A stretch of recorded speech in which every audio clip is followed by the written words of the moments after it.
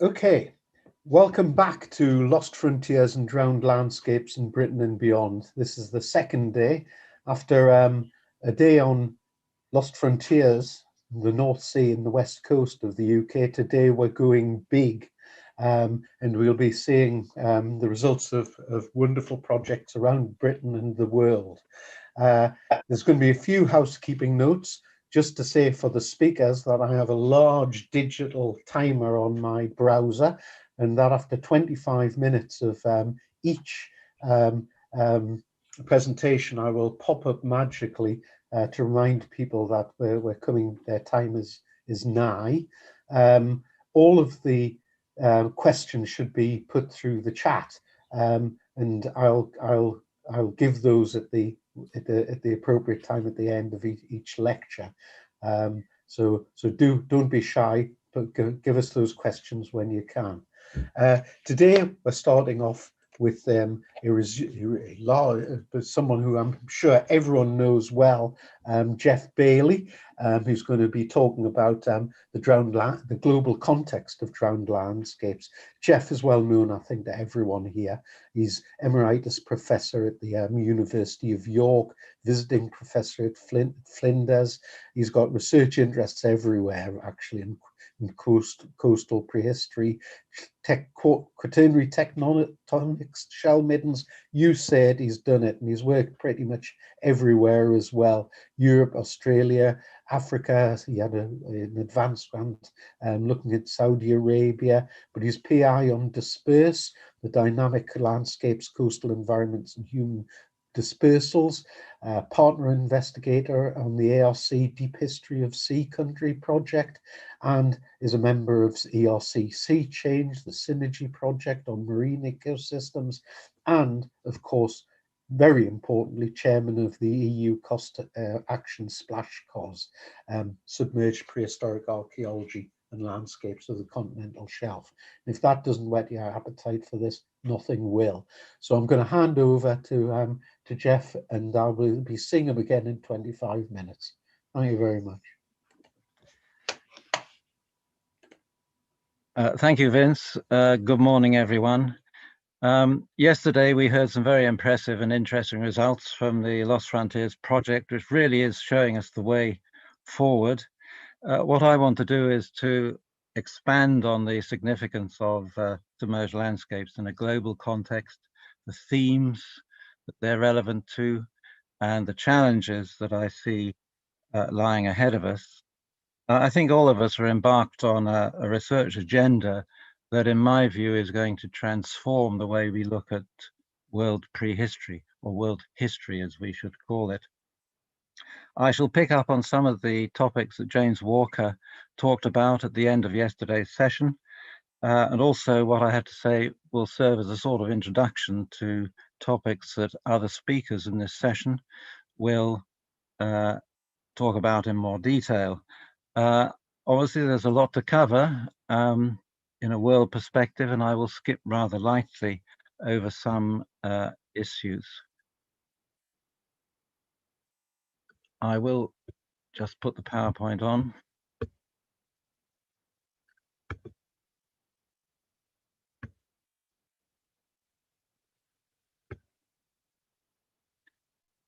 Here we go. Now, I should confess that I am a terrestrial archaeologist. I was trained as a terrestrial archaeologist. I've been practicing terrestrial archaeology for all of my career, and with a particular interest in coastlines and shell middens and the human impact of geologically unstable landscapes. Now, I was aware right from the very beginning, back in 1970, that there was a problem of missing evidence, but like most terrestrial archaeologists, I was very skeptical that anything could be done about it. How would one set about it? What would be left to discover underwater? Would it make any difference? And I think many people still have that feeling.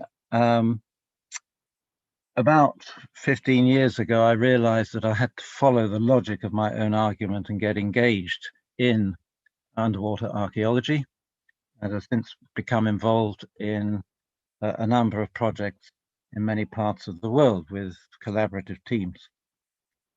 It's clear to me that there is growing momentum and worldwide interest in this problem, and that the archaeological investigation of continental shelves is a worldwide challenge, and there's worldwide interest in how to meet that challenge. I should say that I still practice onshore archaeology, and in an ideal world, one should combine the onshore and the offshore work and try and integrate them. There are two very simple facts that have been staring us terrestrial archaeologists in the face for many decades now. So simple that we've ignored them. Rather like the proverbial elephant in the room, we somehow hoped that we could carry on without recognizing the problem. I don't think we can go on doing that. The first very simple fact, well known, but with huge consequences, and that is that sea level has been lower than the present for most of human history. This is a typical sea level curve, generalized curve over the last 200,000 years. And for 95% of the time, sea levels have been lower than the present. And that means, of course, that if we want to know about the deep history of human interest in coastlines, marine resources, maritime activities, we're missing most of the evidence. It's underwater. There are occasional bursts of coastal archaeology. Obviously, after modern sea level established, we see a vast explosion in numbers of coastal sites, shell mounds, hundreds of thousands all around the world. Back at the last high sea level 125 years ago, there is a spike in the marine signatures of some coastal caves.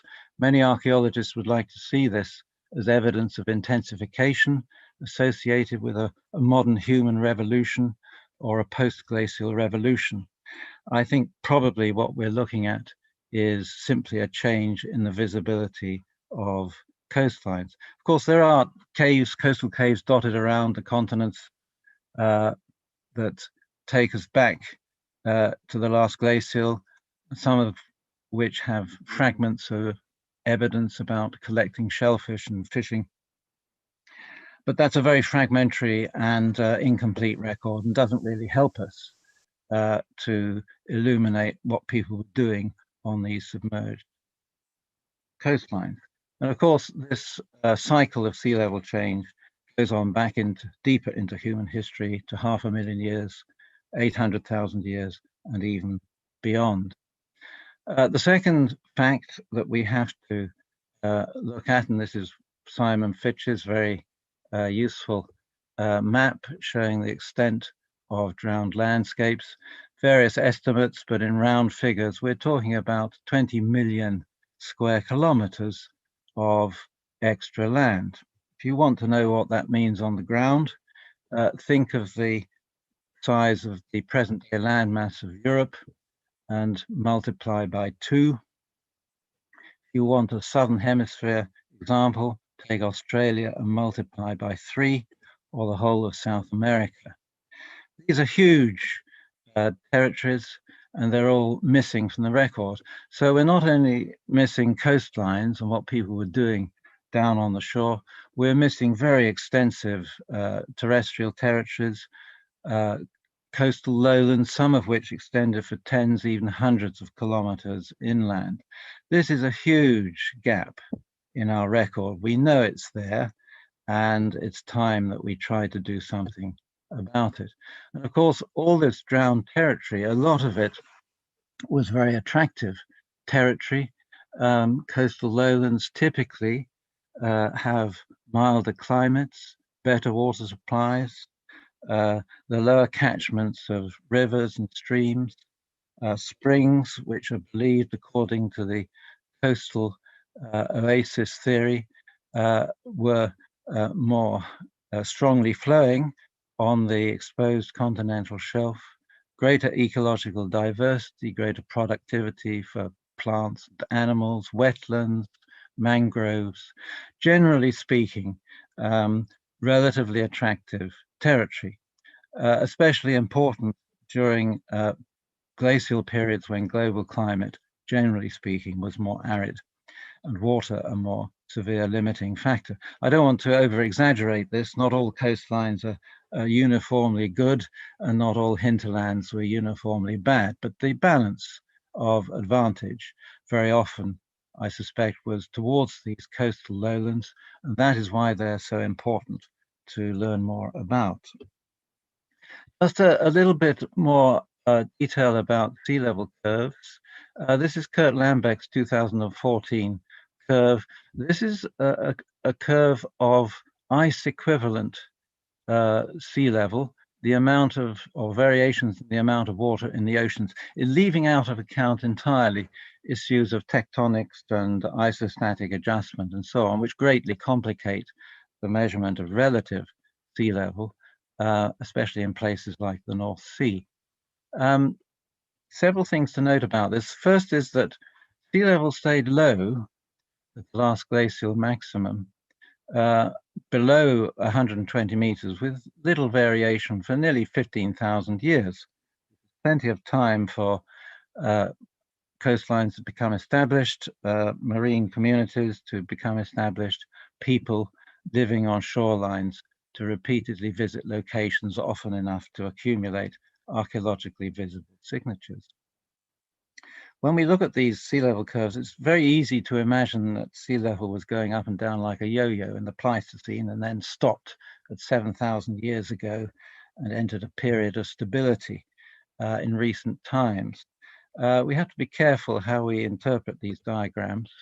Sea level didn't actually stop rising 6,800 years ago. It has continued to rise slowly through about 3 meters to the present day. Also, when we see a steep line like this, it's very easy to over-dramatize the effect of sea level rise. The actual rate of sea level rise, the fastest rate, according to the Lambeck diagram, was about 1 meter, 1.2 meters per 100 years.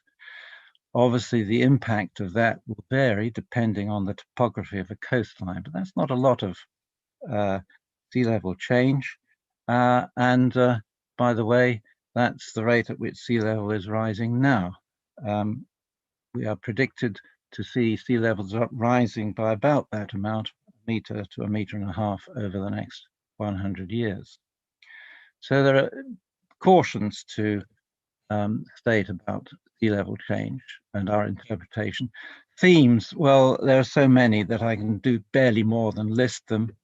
Think about population expansion out of Africa, the significance of land bridges. We know there was a lot of land in the Aegean, the Arabian Peninsula, and the so-called southern dispersal route. Submerged landscapes are significant in that region, and there is a lot of controversy about the significance of those submerged landscapes for dispersal, as opposed to climatic changes that periodically turned the interior of the Arabian Peninsula green. Controversy about this southern coastal route around the Indian Ocean rim. Was it there? Was it not? Well, we won't know answers and resolutions to these controversies until we start investigating those submerged landscapes. They don't look very extensive on a map of this scale, but even a small extra increment of land at lowered sea level could be very significant. Then we get to this huge hole in Southeast Asia, 2 million square kilometers of drowned landscape there alone, and a comparable area in Australia. And those drowned landscapes hold clues to the movement of people into Australia. They were the places that people set off from on their journeys across the sea and these drowned landscapes in Australia were the locations of first landfall. Helen will talk a lot more about that later. It's the same story in North America. There's now intense interest in population movement across the Bering Land Bridge and then around the edge of the ice sheet. We know that sites were present south of the ice sheet, and people must have been going along ice-free corridors in the Northwest Pacific or island hopping. There's a lot of interest in this and a growing number of underwater sites and studies on both the Pacific and the Atlantic coastlines of North America. Intensification of marine resources, development of seafaring was obviously going on during these low sea level periods during the last glacial. Colonization of high latitudes, the North Sea and Scandinavia and Scotland theme, again happening when sea level, globally speaking, was lower than the present. Turning to the Mediterranean, we know that people were crossing to islands in the Aegean at least 12,000 years ago, perhaps much earlier, and that early farmers had a maritime component, as we know from those very interesting submerged sites along the coastline of Israel, and must have been carrying their crops and their domestic animals by boat across sea crossings, and that sort of maritime route was a significant pathway for agricultural expansion into Europe, again when sea levels were much lower than present, and where were the sites and the settlements and the harbours of these early seafarers? Well, many of them are now underwater. Growth of sedentary settlements and coastal environments, they're where you expect bigger settlements and permanent settlements to get established. Probably this is something that was happening very early on. And then the big theme, of course, is how did people react to these sea level changes, not only sea level rising, but sea level falling and exposing new territory to move into. When sea level rises, there's not a lot you can do.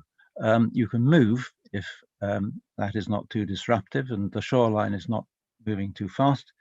You can build defenses, and there's some interesting evidence that this was happening at least 7,000 years ago, again on one of these submerged sites on the Israeli coastline. You can intensify other aspects of your economy. You can pray to your gods. And there is some speculation that the concentration of megalithic monuments and funerary ritual sites on some coastlines may symbolize that sort of response to the loss of ancestral territory by sea level rise. There are a lot of interesting questions here. Sea level change has been endemic in human history, and we should pay attention to it. And it's been a very dynamic factor that must have interacted with the ways people viewed the world and established social and economic networks. Challenges, lines of investigation. Really, I can only sort of in short order describe what they are and say a little bit in more detail about some of them. Mapping of the pre-inundation landscape, that is obviously going on. We heard a lot about that yesterday. There's a whole raft of new technologies, techniques, approaches that are being developed. I've done some of this work in the Red Sea and elsewhere. Other people are doing it. This is really the first step. What was that now submerged landscape like as a landscape of human potential? Where are the animals, the plants, the topography, the rivers, the coastlines, the hills, the valleys, the wetlands, and so on?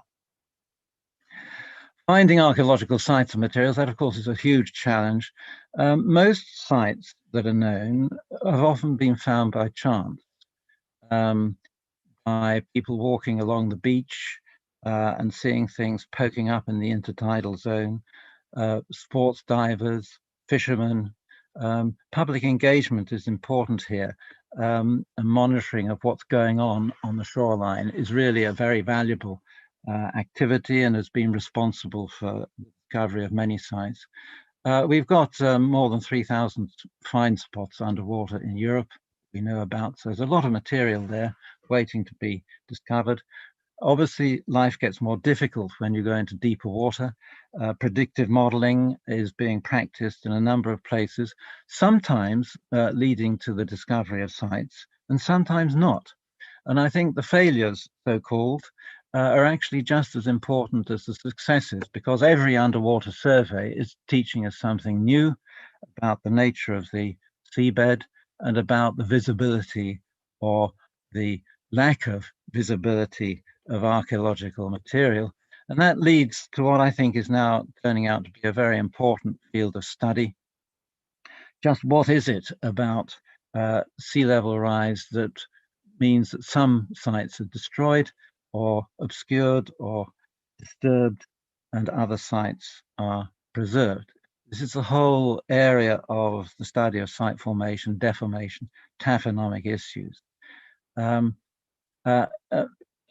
Really, it's difficult to enunciate any sort of general principles here, but rather to try and build up a series of case studies.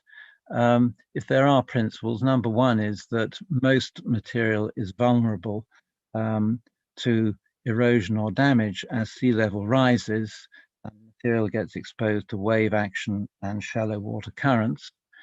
But nevertheless, some material does survive. Why in some places, not in others? Shell middens and caves are natural targets, but in fact, I think many of them have been removed or washed out or deflated in some way, but some haven't. Refuse areas, I will say something about in a moment. Collaboration with offshore industries has produced some spectacular finds, and we'll hear more about that later. Certainly in Western Europe, legislation demands that offshore developers conduct preliminary work, and they often have a lot of money and can give a lot of help. International networking and collaboration, again, I'll say a little bit more in detail about that. There are a number of big networks, Splashcos, well known. The Americans are trying to develop something similar that may or may not be called Aquaterra, Splosh, the Southern Hemisphere, South Africa and Australia, marginal seas and so on. The scale of the work that we're engaged on here and the challenges really do demand large-scale collaboration across disciplines, is the norm in archaeology, but also across national boundaries and collaboration and networks that are worldwide, because there is a big challenge here and a lot of energy and resources need to work in concert to meet those challenges. Something about preservation and taphonomy. The Danish sites are often held out as exemplars of the wonderful preservation of organic material that we get in underwater sites. In fact, it's not quite exactly like that. This is Tubber-in-Vig, which is one of the most famous of the underwater sites. What we're looking at here is actually what the Danes call a refuse area. The site itself was on dry land, but offshore is where a lot of material was abandoned or thrown into the water and sunk into the very soft sediments in that shallow water. And that is how they got preserved and buried in anaerobic sediment. And this was before sea level rose. The actual dry land part of the settlement, the important bit, has largely been eroded away, except for occasional human graves, which of course were already dug into the subsoil and to some extent protected from wave action as sea level rose. But most of what was on the dwelling area of the settlement has gone, or it's just stone tools and the occasional pit, post hole, or other hole dug into the ground. And I think it's quite an interesting analogy here with lake edge sites. Star Carr is a classic example. We'll hear more about that later. The organic stuff gets preserved because it's been thrown into the shallow water, into the sort of swampy zone at the edge of the lake. On dry land, you basically get stone tools and post holes. And that's all that's left. And there is a paradox here that if material is going to be preserved, it's got to be buried under sediment during or before sea level rises, but then it ceases to be visible until something actually starts eroding it, whether it's human action, commercial activity, or submarine channels.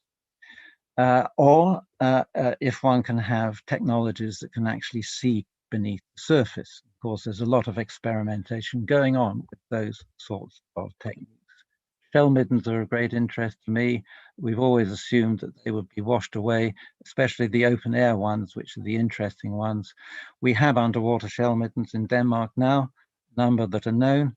Also in the Gulf of Mexico, there's work going on these sites, recently published in these publications just the other day.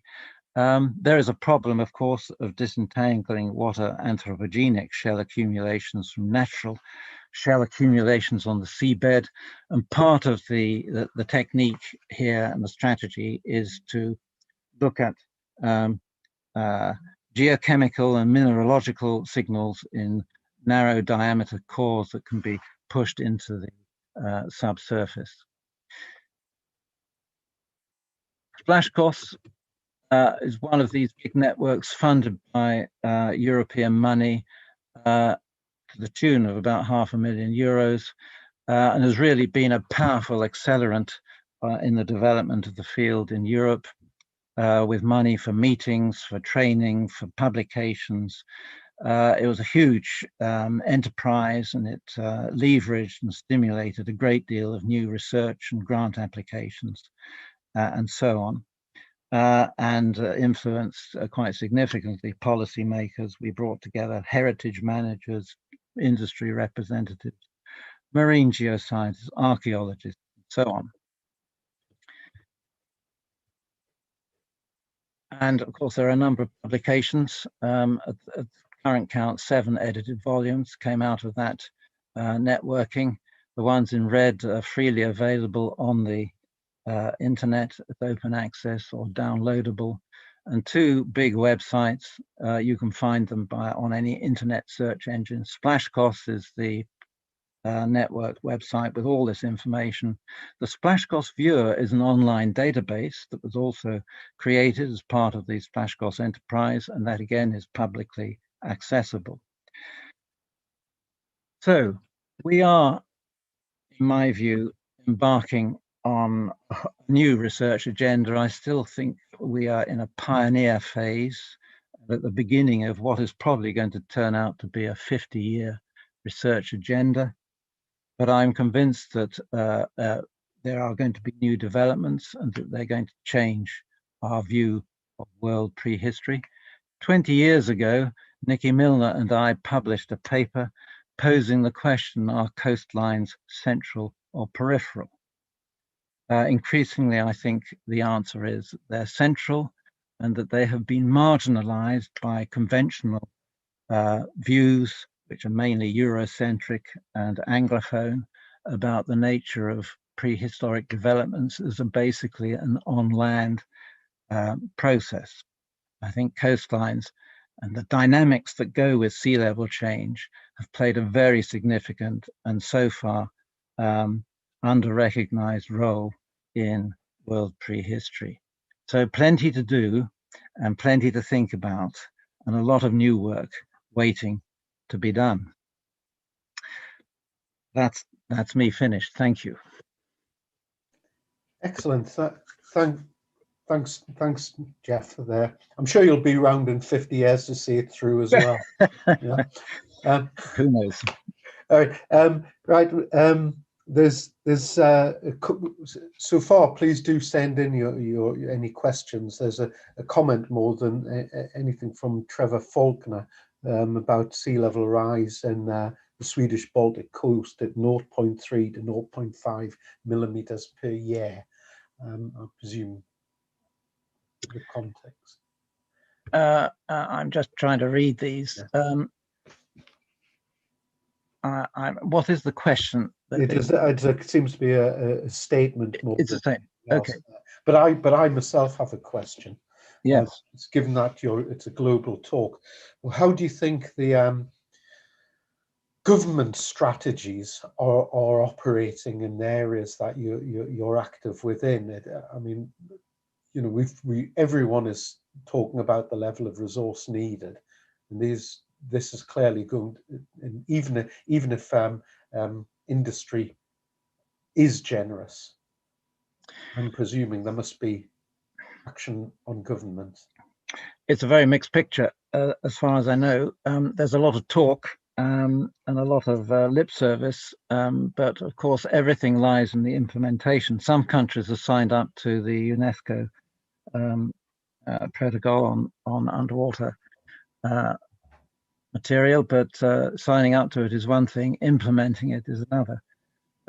There is EU legislation for those countries that are EU members, which has proved very productive.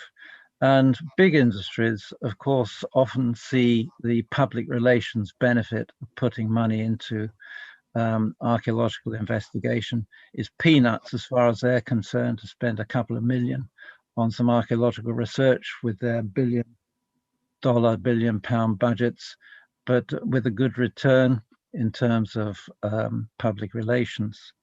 Legislation in Australia doesn't yet cover indigenous archaeology, only historic wrecks and aeroplanes and so on. Saudi Arabia, nothing much there at the moment. There is interest, but inevitably, even if there is government legislation, it all depends on the money. And even with monitoring, there may not be much incentive to spend a lot of money on mitigation work.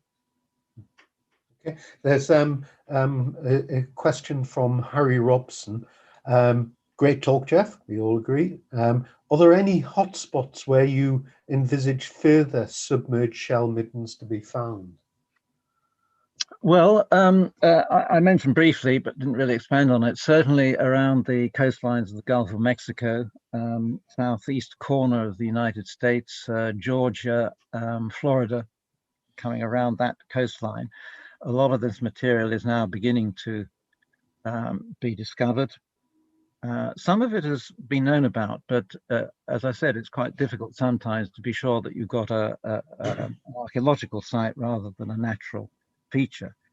I think these shallow coastlines are promising, and of course that's where you would expect to find the extensive mudflats and shell beds that generate the volume of material. I think we're feeling our way here. The big turning point will come, and I think will bring a lot more people on board when we start getting at material at much deeper levels, which of course will be much earlier in date, 20,000, 60,000 years ago. And we don't really know how shell middens or any other sort of material would be preserved at that sort of depth, and how we would discover it. But I think those are challenges that we should envisage and try and meet in the future. Brilliant. Thank you very much. We'll move on to the next talk now, and that will be Carol Cotteril, who's from the British Geological Survey in Columbia University, New York. Carol works for the United States Science Support Program at Lamont Doherty Earth Observatory, which is an honorary research associate with the BGS, where she previously worked for 14 years after a PhD. She spent 11 years researching and modelling ground conditions for offshore wind farm developments, useful at the moment, and also the impact of glacier tectonic information. She's worked as expedition project manager for International Ocean Discovery Programme, and she's linked with developing a science communication plan to try and bring scientific ocean drilling and its amazing discoveries to a wider audience. And I know she's a star of stage and screen because I was with her when we were on with Melvyn Bragg in our time. So I'm sure she's going to be brilliant at that. So please, Carol, if you'd like to start the program, 25 minutes, I will be talking to you again. Okay, thank you very much.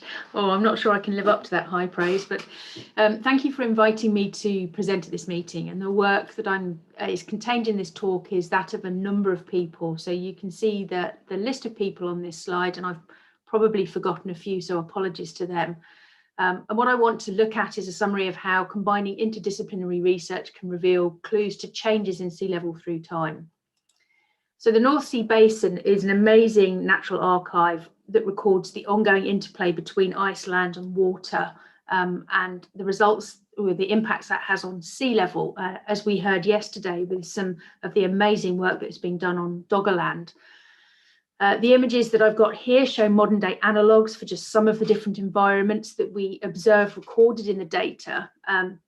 But what are the sources of data?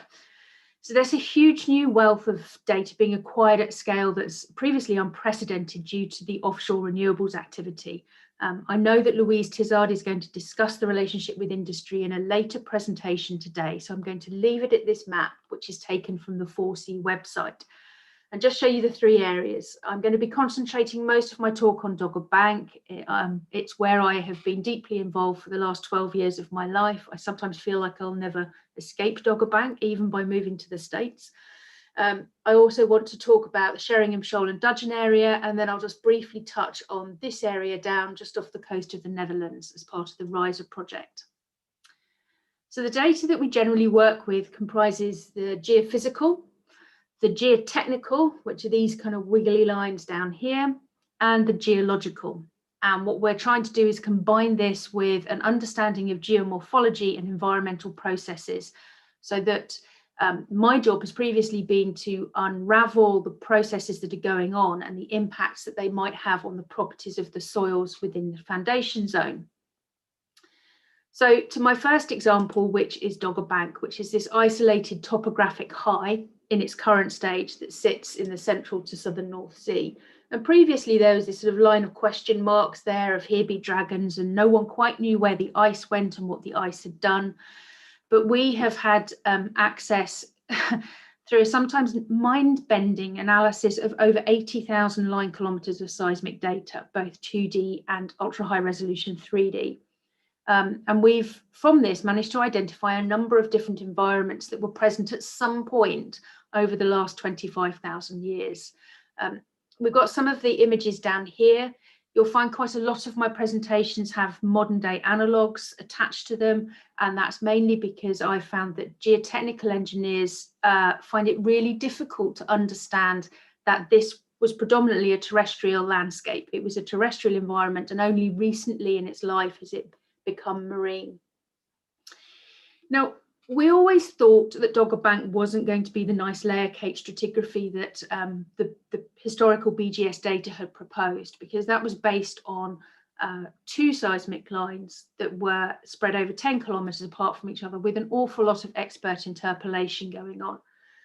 But the geology and the geophysics and the geotechnics indicated some weird and wonderful things were going on. So we have on the left here this seismic anomaly map, which seemed to immediately indicate to us that there was a river system or something very complex going on, but at multiple levels through the data. And then we have the geotechnics, and this graph here plots a worldwide offshore database that the Norwegian Geotechnical Institute have been collecting for over 30 years on the relationship between pre-consolidation stress of a soil and the undrained shear strength. So how strong is it? And this is what has come up, and it shows a nice linear sort of representation. And this is Dogger Bank, and it completely threw all of us, and we didn't know what was really going on. So we started looking at sea level, and this was and I apologize to everybody that works in sea level in far more detail than I do. This was a very rough and ready plot, again done for the benefit of engineers that we were working with who weren't geologists, didn't understand the geophysics. They were very geotechnically minded, very black and white in looking at things. This was to show them roughly what the sea level has done, roughly when ice might have covered the wind farm zone, but where land was specifically. And so you've got this long phase of tundra here. The Dogger Bank starts to build up around this time. This is the pre-Dogger Bank surface, the Eemian surface. And it's not until around here that you actually get this shallow marine coming in. Now, does that have an interplay on the strange geotechnical results that we were seeing? So this is one of the horizons that was taken out of, this is 2D data at 100-meter line spacing. And you can clearly see that there are still a lot of artifacts in here. It was a very quick pick. We had to produce this within 3 months, and this was on about 50,000 line kilometers. So it was quite a quick and dirty first look. But you can see that there's a lot of fluvial channels incising here. And we predict that it might have looked something like this. The sea level has dropped. You have glacial conditions further to the north, so you're entering this tundra kind of system, but you see this clearly braided fluvial system. And then I want to go on to these two little examples here, and I'm just slotting this in now to try and really reinforce the case that this has to be interdisciplinarity going on. So these are both surfaces here. This HO5 that is marked is a desiccation surface, what we think of a desiccation surface, and it bounds the lower Dogger Bank from the upper Dogger Bank. HO3 here is where you move into, we say Holocene deposit, but it was actually, we think, deposited over a longer time span than the last 10,000 years. But we have no terminology yet in our lexicon offshore for deposits that are not glacially related, but are not also truly into the Holocene yet. They're in this transitionary period. And this is that scatter plot that I showed you. And this is what happens when you turn these data points and you divide them by this horizon, this very clear seismic acoustic response here. And you start to get still a lot of scatter in the lower Dogger Bank in this unit, but you start to get something that's resolving itself in this upper unit. But I'm putting this in here to show these are the geotechnical responses at the locations of the blue lines. And you can see our boundary is here, and there's very little response here. This is from, she said, just checking her notes, this is from the cone resistance. But actually you move a few hundred meters away and you do get a kick at this boundary. So by not including everything, you could be missing out on information that tells you something about a change that is environmental but not lithological. So we went into this in more detail. This was a map that was produced by Andy Emery, and I've got more of his work later on. He did some fantastic research into this area of Dogger Bank. But looking at this area here, we mapped out that horizon. We mapped out that HO5 horizon. And what we're seeing is that we've got a glaciated landscapes. You've got these, the dark purple are arcuate moraine systems. You have basinal systems lying in here. And then you have these where we propose meltwater drainage channels could be running. And these were backed up when we went into the seismic investigation of this. But moving to the east of this area, so this is a plot that shows the end of those arcuate moraines coming through. But if you alter the colour so that you're pulling out the detail in this area, you see that actually we've got a lacustrine unit here. We've got quite a big proglacial lake forming, and this area was very swampy. And this is the seismic through some of that, and you see these beautiful laminations, but there is disturbance. So we've got gas moving up through the system. So there's a lot of evidence of organic deposits, far more than we saw over further west. And I want to concentrate on this tributary, this river channel running through here, which you can only just see on this horizon. But this is the work that Andy did and is published in 2020. He's still producing papers on his PhD, and it's some amazing data and analysis that he's done. And what you can see is this inside channel. If you do the interpretations of the seismic, you've got evidence of braid bars building up. You've got shallow marine infill. You can start to see which direction your sediment source is coming in from and how your channel infills are starting to alter and change. And then moving that out across a wider area. So this was the channel that we just looked at.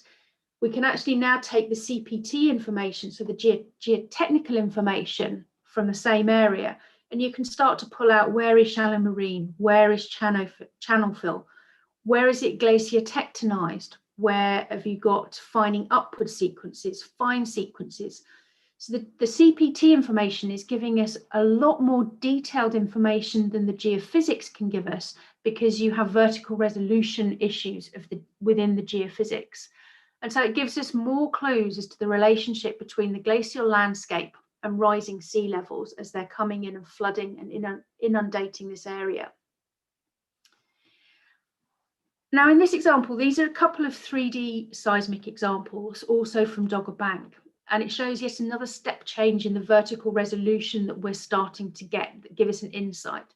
So anything above this yellow line, these are our Holocene deposits, and you see that we're starting to pull out some differences in here. There's starting to be some clear surfaces coming through, but this is what we call fast processed ultra high resolution seismic.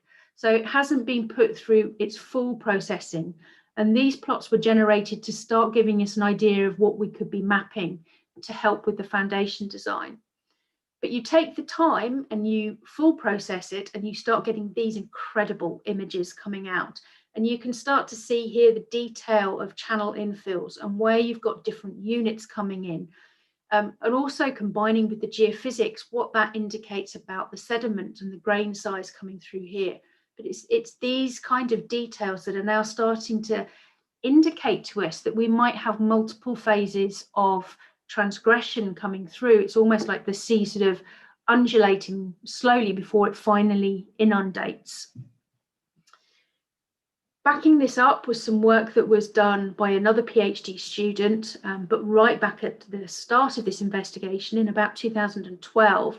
And these are some vibrocores from this area. This is a deeply incised channel that has up to 30-35 meters of sand infill now. But these were just for some BGS vibrocores. And you can start to see that we think there's evidence there for multiple transgressive events before the sea level finally flooded over Dogger Bank. This was another BGS vibrocore, and I will go into why a lot of my core data comes from BGS vibrocores at the end, because it's the one sort of bugbear that I have with this whole working with industry, although we get access to multi-million-pound surveys. These sea level points, or these indicators that are used, are from Shannon et al.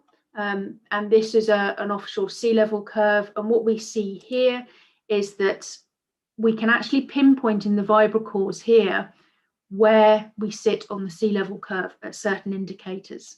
And taking this one stage further, this was some work that was done for the Four-Wing Consortium by Wessex Archaeology, that showed again where some of our dates were plotting on the sea level curve.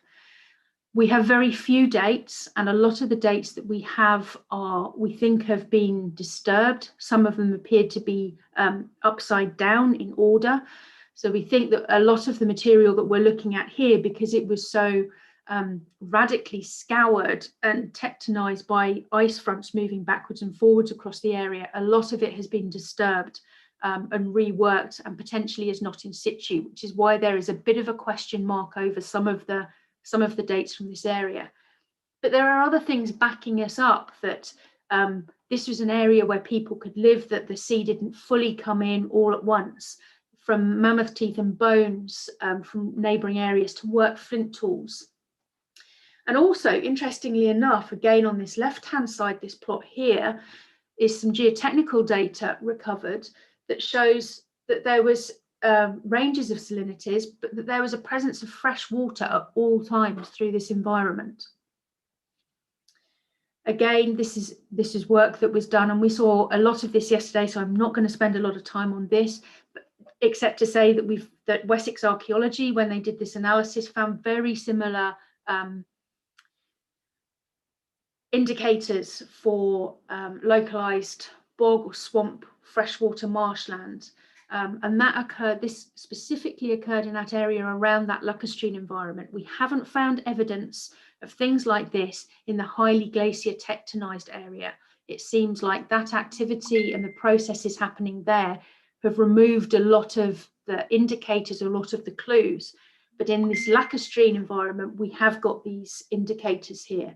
And again, going back to this vibrocore, you can see here a clear transition from foraminifera through to pollens, and indicators of these kind of plants being located in Dogger Bank in certain parts, specifically around the sort of channel edges. So I just want to quickly step to Sheringham Shoal and Dudgeon now, hopefully to try and prove that Dogger Bank isn't an anomaly and that we can plot these same things all the way through.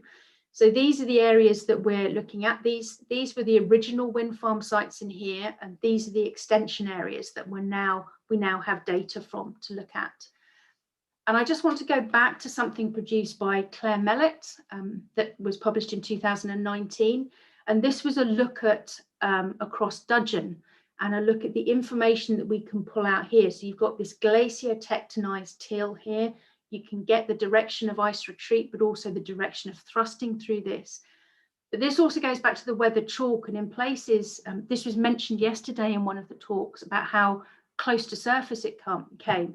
And in some places we have this weathered chalk coming right up to surface. So a lot of our information about the more recent environments has actually been scoured away by these ice sheets. But moving slightly north up into the Humber REC area, and again, this was a lot of work that was done by Dayton Dove at BGS in association with Vince and other people. And we can pull out these kind of broad overviews. I mean, for us as geologists, they're incredibly detailed. But for people looking at sea level rise, these aren't detailed enough. You don't get the resolution, but you start to get an idea of now where you're getting channeling, the extent of the channeling, and also how little, in many cases, Holocene materials are still left to investigate. And this is the seismic example through this area. You can see that there are indications of things going on up in the surface, but not enough detail. So this is what we have been used to, the Innomar data, to show us channel generation, to show us sands beneath Holocene deposits, to show us the detail within the Holocene deposits. And unfortunately, I think I've been spoiled by looking at the Dogger Bank data sets and the 3D data, in that I now look at this and I throw my hands up in horror and go, I can't possibly interpret so much detail in this. But this is a lot of what we're getting. There are not that many at the moment offshore developers who are prepared to go to the expense of 3D data to satisfy the geologists, unfortunately.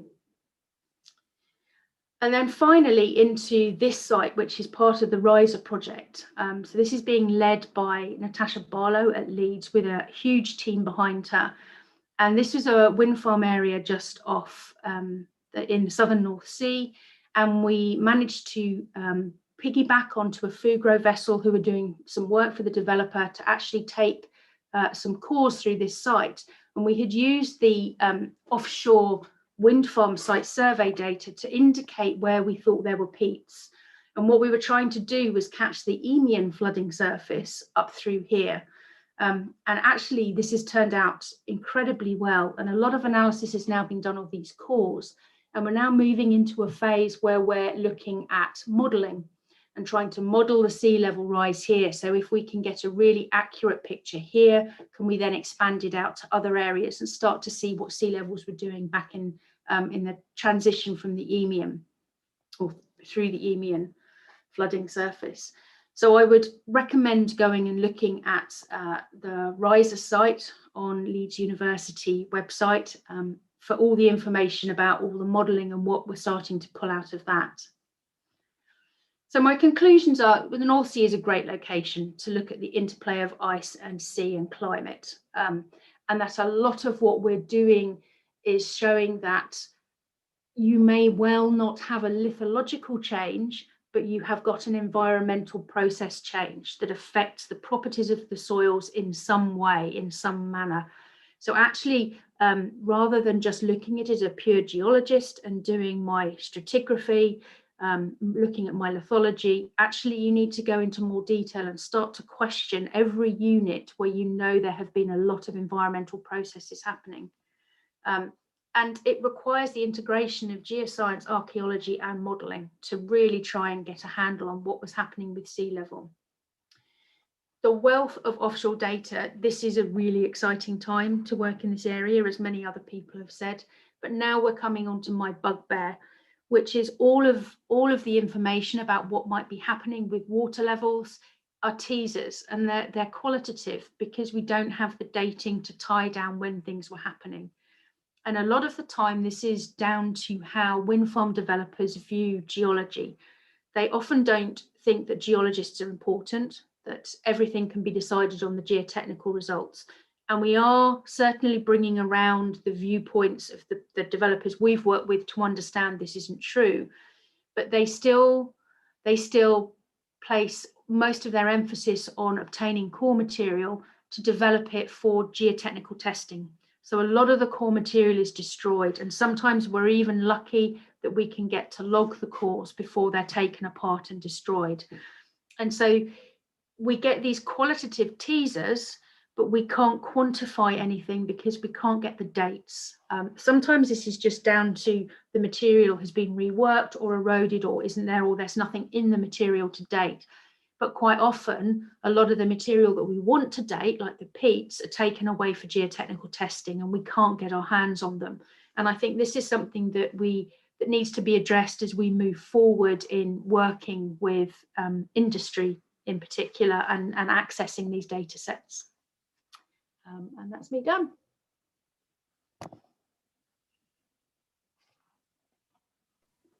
Carol, thank you very much. Dead the time. You spoil us.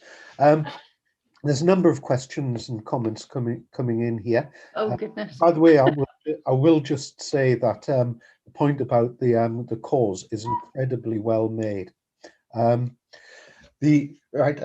Claire Mellett, there's huge volumes of sand on Dogger Bank that may bury archaeology. Where did this sand come from, and why is there so much there when compared to other parts of the North Sea? Wow, and that is something that I really wish we knew the answer to. And Claire, if you've got any ideas on this, we don't know. I mean, it has to with the direction of the ice movement. We know that we've got over Dogger Bank, we've got this meeting of both the Fennoscandian ice at Claire's just saying no idea. We've got the meeting these two ice sheets. We've got the Fennoscandian ice coming in, and we can tell that had a very big impact towards the early phases of Dogger Bank being developed. But then you have the British and Irish ice sheet coming in as well, and you have this confluence zone, and we think we've picked up where we have some of this. So we've got ice coming from two directions, but they are predominantly northerly directions, northwest through to northeast. So if you imagine that ice is decaying and you've got your ice front retreating and you've got the meltwater coming with it that's bringing this sand into the system, it has to be coming from the north. But there are no obvious points in the north that we have seen in bathymetry or other investigations where you have got that amount of sand missing, as it were, where it could have been eroded up and then brought down with the meltwater. So actually, that's still something that's very much a bit of a mystery to us, I'm afraid. Thanks very much. From Richard Bates, he asks whether you can use the higher resolution data to look at regional tectonic patterns of differential uplift. Again, yes, I think we could.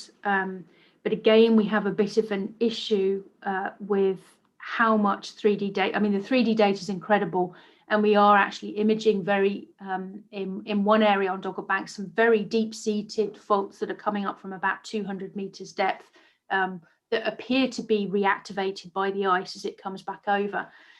But the corridors that we're working with they generally tend to shoot the 3D seismic over the corridors where the turbines will be placed. So I have very long corridors, kilometers long corridors, but they're 150 meters wide. So you really need the good 2D seismic grid underneath to then start extrapolating out the detail that you're finding in the 3D seismic. Again, this is the problem with predominantly being, most of my time was paid for by industry, so I had to provide what the client wanted. The client is happy for us to do as much science as we want using the data afterwards, but it's then finding the time to fund doing that science that has been problematic. But it's something that I think you could do, yes, with some carefully planned seismic surveys, 3D surveys.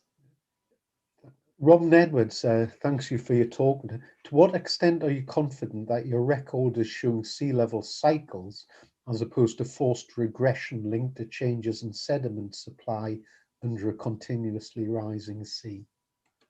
I'm not at all confident, to be honest. And again, a lot of that goes down to what we were looking at to try and pull some work, some initial interpretations out. So the vibrocores that we have used are useful, but they are old. They have maybe not been stored in the optimum environment, and so have themselves undergone a level of degradation. So that immediately puts a higher band of unconfidence. Unconfidence, that's not a word. It reduces the confidence levels that we have in what we're pulling out. Again, if we could have got to the cores from that same area that were taken in the first survey on Dogger Bank and actually done a really detailed core logging exercise, I think we might have been able to verify what we were actually seeing, but we didn't get in time for that.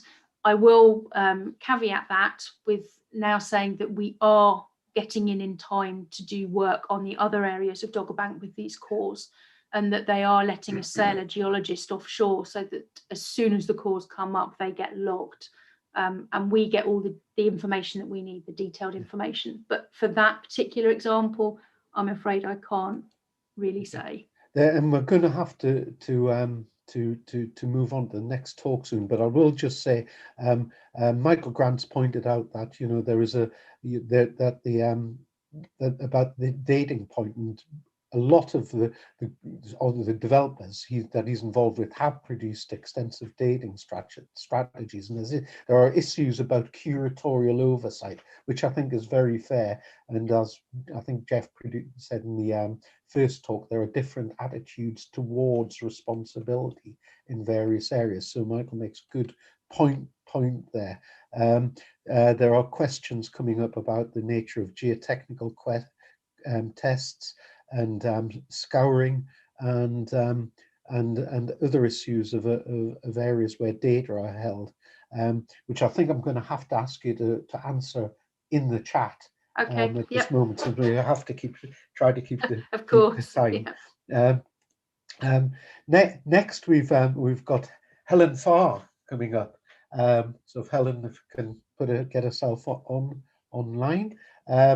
She's an associate professor in maritime archaeology at the University of Southampton, and with a specialist interest in early seafaring and submerged landscapes.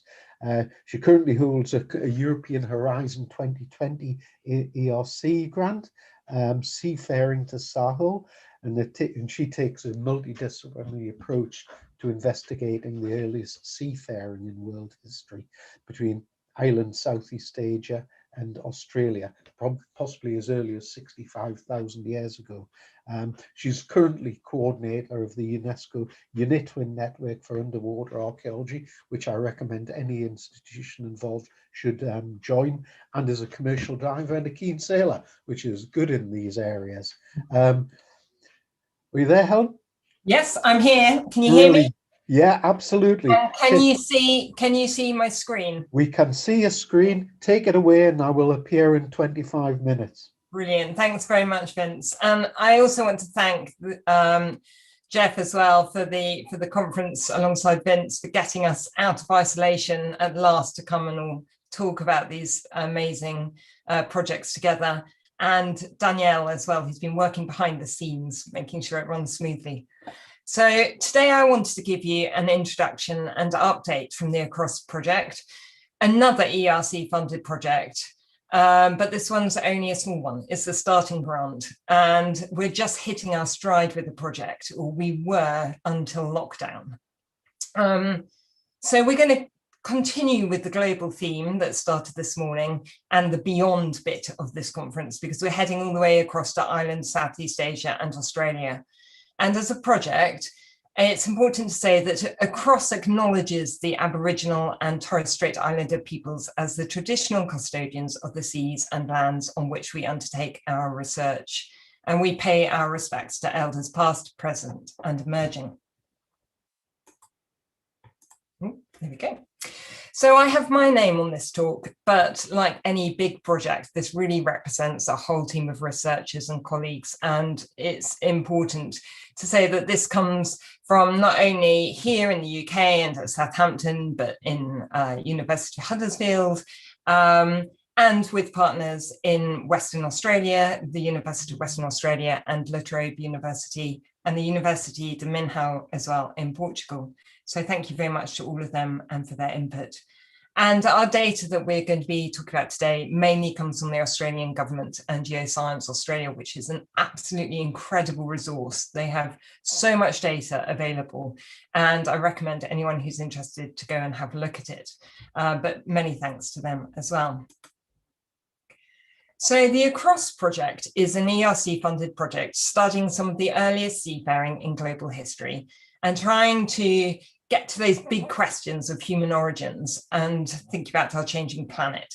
So we're studying seafaring from Sunda, Island, Southeast Asia, to Sahul, which is modern day Australia and New Guinea, and we're looking in deep time.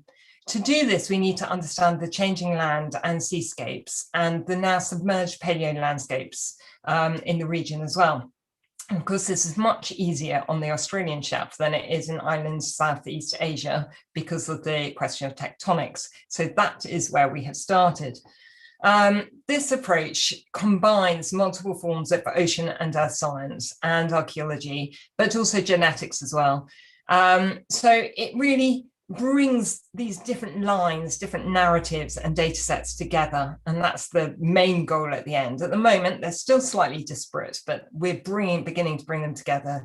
And it also recognises the importance of Indigenous history and knowledge. And it's really important to say right from the offset that I'm an outsider, being a European researcher. I come from a Western scientific understanding of the world. And so for me, this research question includes the notion of trying to understand seafaring within a framework of global human migration. But I also accept, respect and acknowledge different ontologies, including many people's belief that they've always been on country. So whilst the chronology and the notion of arrival of people in Sahul is debated, the earliest date ranges from archaeological sites, suggests people were in Sahul by around 50,000 years ago, and maybe as early as 65,000 years ago or earlier. Now, different forms of knowledge and different ontologies can be difficult to bring together, to coalesce, but doing so brings this richness to the narratives that we can tell, both about early seafaring and coastal activities and coastal change, specifically for this project, but also more generally for ocean and earth science, sustainability, and think about the human past. And it's worth saying that with the onset of the United Nations Decade of Ocean Science for Sustainable Development, running from 2021 to 2030, getting a quick plug in there, we highlight the need for the inclusion of these integrated interdisciplinary approaches to understanding human relationships with the sea and the importance of maritime and underwater cultural heritage, which we know can be and is preserved within these submerged Palaeolandscapes on the continental shelf. And such Palaeolandscape research on the submerged shelf talks to multiple identified sustainable development goals, or SDGs, of the decade. So we have much work to do and potential as archaeologists to contribute greatly to this period. So what have we been doing so far as a project? Well, we've been researching changing landscapes and seascapes to understand both seafaring and life on the coast in deep time, running powerful ocean circulation models like NEMO, which are essential to global climate models, and understanding climate change through the glacial cycles from marine isotope stage 6 to about 2, really. That's the period that we've been looking at. Alongside these ocean circulation models, we're mapping the paleotides with changing sea levels using Mike 21 and the changing geomorphology of the paleo coast, putting that together to help inform us of the changing coastal environment and the changing ecozones, but also of available resources and potential lived habitats.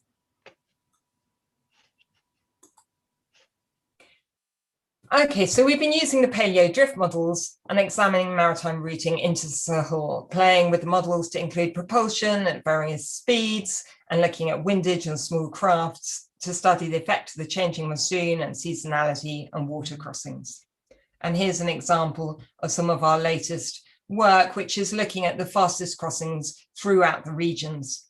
Now, what I'm going to do now is focus on this area here, because this is one of the ones of most interest, looking between Timor and the Australian shelf. So this is one of Birdsall's original routes, southern routes into Australia.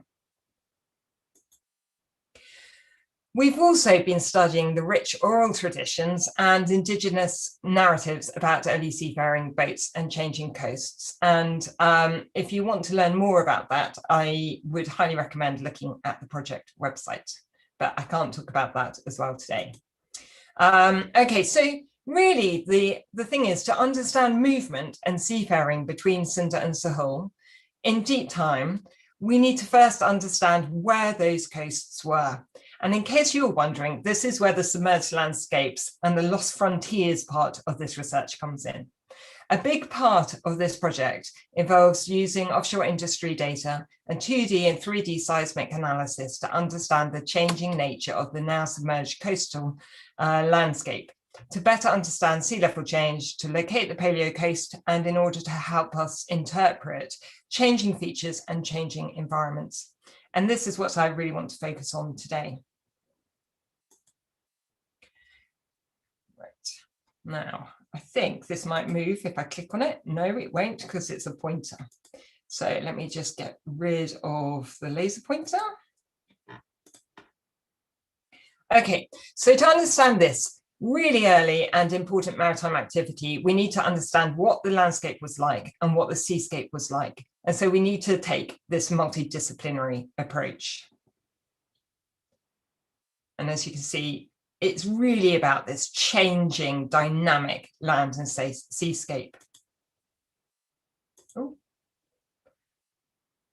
So we're nearing halfway on this project, and I'm going to show you just a few of the data sets we've been working on. We initially started concentrating on the Bouldnor Gulf, which is this region here. You can see it on the tiny inset. It looks like a small kind of gulf, but it's absolutely huge.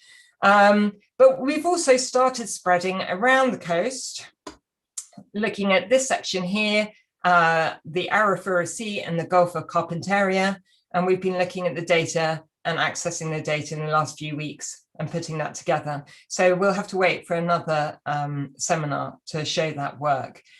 But the Bouldnor Gulf is perhaps the first place to start. It's absolutely full of data, so it's a great place to start looking. And you know, the thing is that I'm particularly interested in around the time frame of 71 to 59,000 years ago. So marine isotope stage 4, which coincides with the earliest dated archaeology potentially as old as 65,000 ago, which is Madja Baby, which you can read about in the Clarkson et al. 2019 paper. But why start with Bouldnor Gulf? Okay, so it's probably as close as possible to that earliest site, but also because it's, if you're interested in the Birdsall's routes, which I showed you a second ago into Sahul, this is one of the most important routes as part of a crossing from Timor or Rote on the Sunda Shelf into Sahul itself. But my interest in this region from a Palaeolandscape perspective was also formed after discussions with Nick Fleming about the Sirius expedition at a Splashcos conference in Brisbane many years ago now. where, and I hope he won't mind me retelling this, because he'll probably do it much better at another point, but he said to me that Rhys-Jones commented that if Nick could remove the water, he'd find him an early site.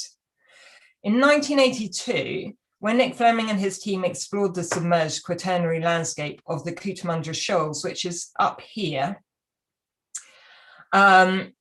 just northwest of Darwin, 240 kilometres northwest of Darwin.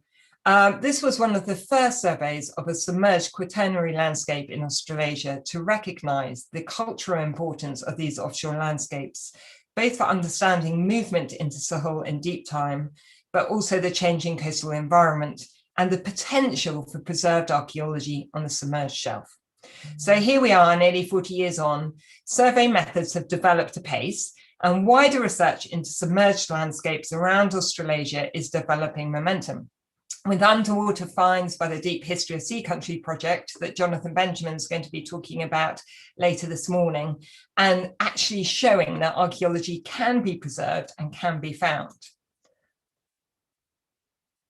And the available data is somewhat different from the early 80s. Another reason for choosing this region, and luckily for us, there's been lots and lots of offshore industry in this region.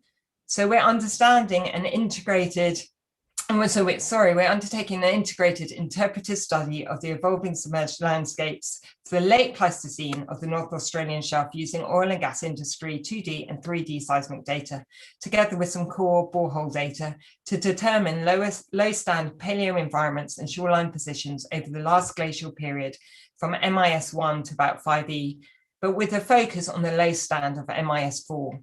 These are the data sets we've analysed so far in this region, with thanks to Geoscience Australia and Anthony Fogg and Justin Dix.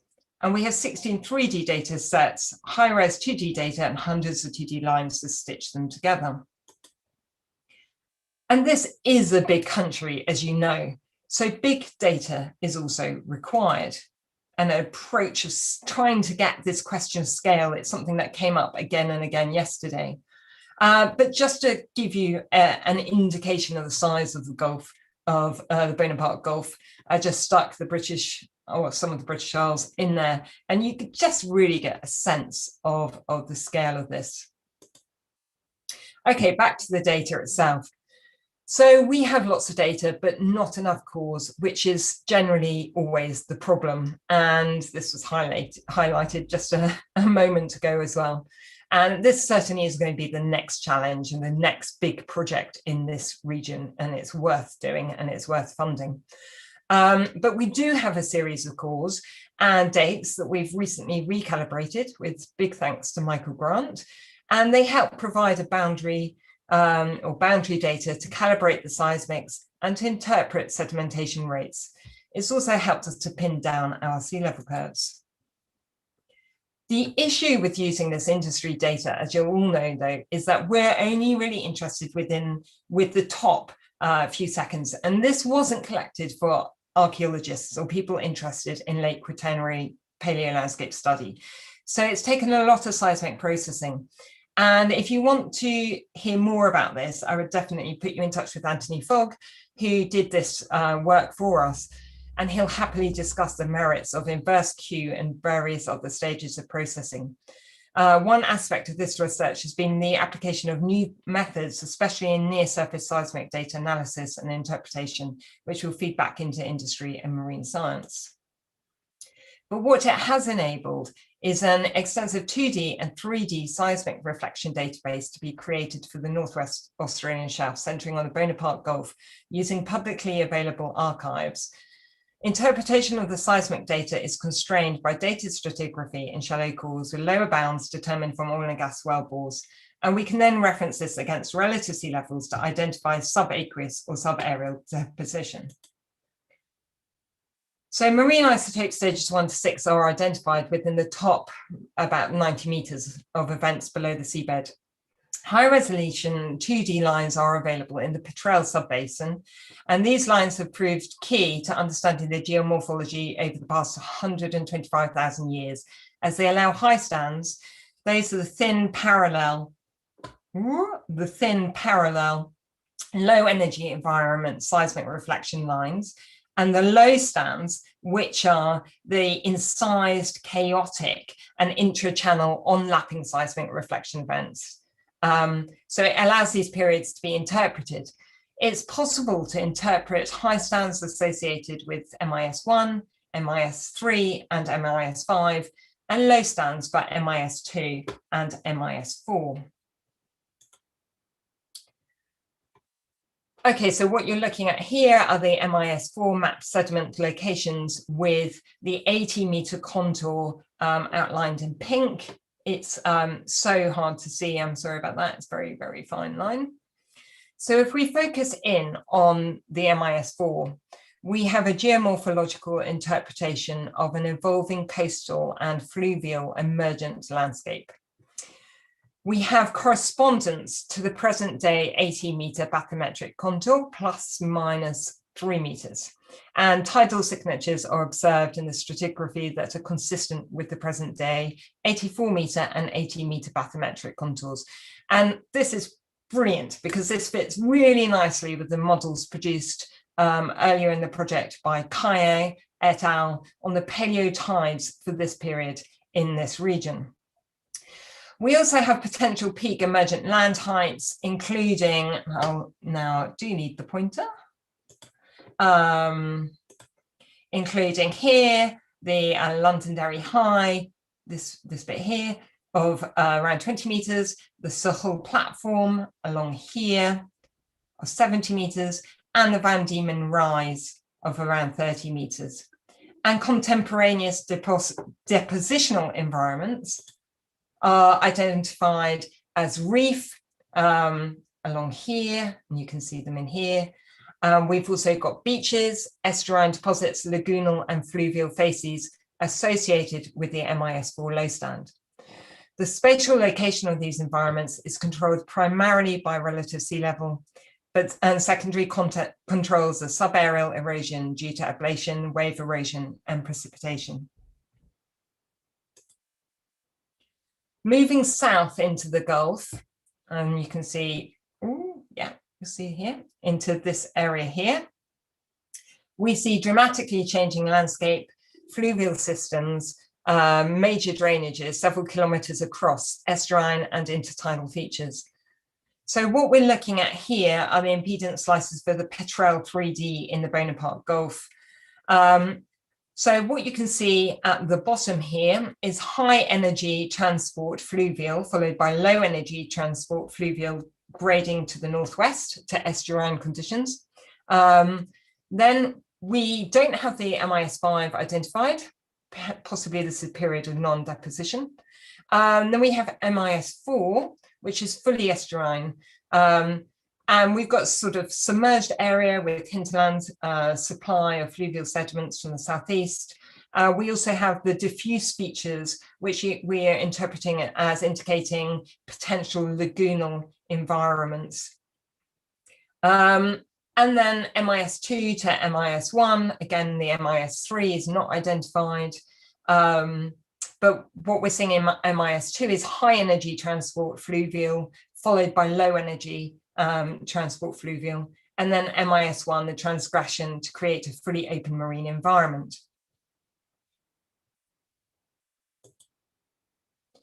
So where does this lead us? Well, as archaeologists, we're really interested in what this means in terms of the paleo landscape and potential areas for preservation and understanding coastal activity, for example, seafaring, and also coastal ecology. But quaternary seismic specialists are often very wary about doing this sort of image, this sort of reconstruction. So I stress that this very much is an interpretation to give us some idea of what is going on. It's depicting a proposed schematic representation of the MIS4 landscape for the Greater Bonaparte Gulf, associated with the peak or dominant low stand of around 80 meters plus minus 3 meters relative sea level that has been interpreted in the present study. broad barrier to the northwest formed by the subaerially exposed Sahul platform forms an extensive region of islands, inlets and channels, which border a lagoon to the southeast of around approximately 40,000 kilometres square. The lagoon is connected to the broader shelf and open sea by numerous seaways and a significant deep channel called the Melita Graben to the north. There is potential for the development of extensive saltwater or brackish marsh area to the southwest and southeast of the lagoon, and microtidal estuary is present on the eastern paleo coastline, where fluvial channels provide clastic input. The margins of the lagoon are shallow enough for the development of isolated pinnacle carbonate reefs flanked by estuary sediments. On exposed carbonate surfaces, classification has developed associated with wave-cut platforms and higher ground. And it's really interesting thinking about that in terms of perhaps active landscapes. Moving further inland from the estuary, the landscape changes from brackish to freshwater marsh, and where the land is more elevated or surface drainage is improved, this grades to open grassland with possible shrub and tree development. Beyond the lagoon, there is a broad fringing shelf bordered by an archipelago of islands from the southwest to the northeast beyond the shelf edge. Isolated reef carbonate growth associated with the regeneration of the older platforms that were once there may be observed. To the west of the area of Londonderry High, which is this area here, forms a we see a disconnected peninsula with occasional beaches forming in coves on the southern aspect down here. Development of tidal mudflats is observed on the northern aspects of a headland to the south of the Londonderry High, just here. And the deep water currents in this area are evidenced by the development of current modified bedforms and contorites, which we're seeing in here as well. So think about present day analogues, much like Carol earlier. It's one way to help visualize and understand these environments. So think about how they might have been today. And this is just a first step in understanding the changing nature of the coastal environment. We can see where the sediments are preserved across the Gulf.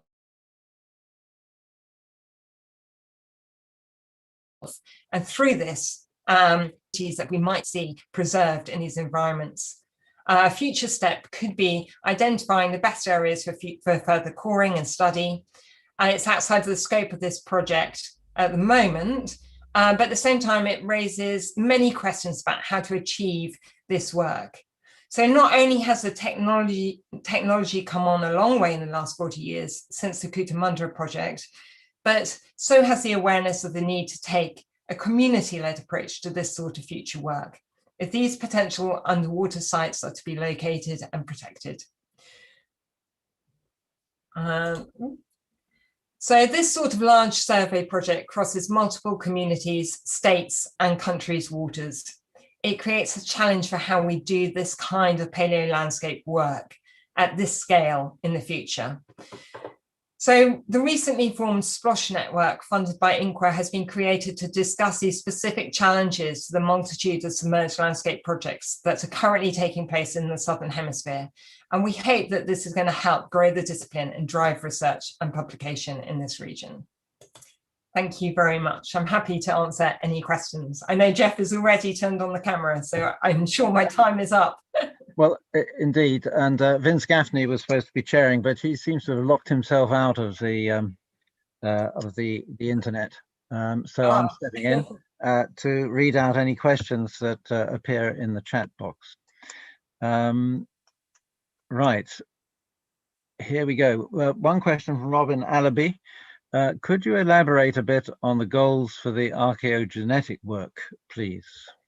Absolutely, I can. Yes. So I didn't talk about it today partly because of the themes of what we were talking about as the main conference. But the idea is that we're looking at modern communities, and we're looking at movement through the islands and through mtDNA and Y chromosome, and also whole genome as well. And that's to look at the distribution of different lines and to try and see if there is a geographic pattern within that might say something about where people travel to and from. And of course, so I'm not an archaeogeneticist. This is one of the working groups on the project, which is led by Professor Martin Richards at University of Huddersfield. So it's ongoing at the moment. And yeah, you'll see there's lots and lots of work at the moment looking at population genetics. Of course, it's one of those areas which is constantly tied to thinking about distribution of people and looking at movement through paleogeography. So it's yet another data strand that we're using to start thinking about movement in the region. Okay, thank you, Helen. It doesn't look as if we've got any more questions at the moment. We are hitting the break, so I think we'll draw a line there. Just let me thank you, Helen, also Carol, for your excellent talks. I won't thank myself for mine. And we will resume in half an hour. Thank you, Geoff.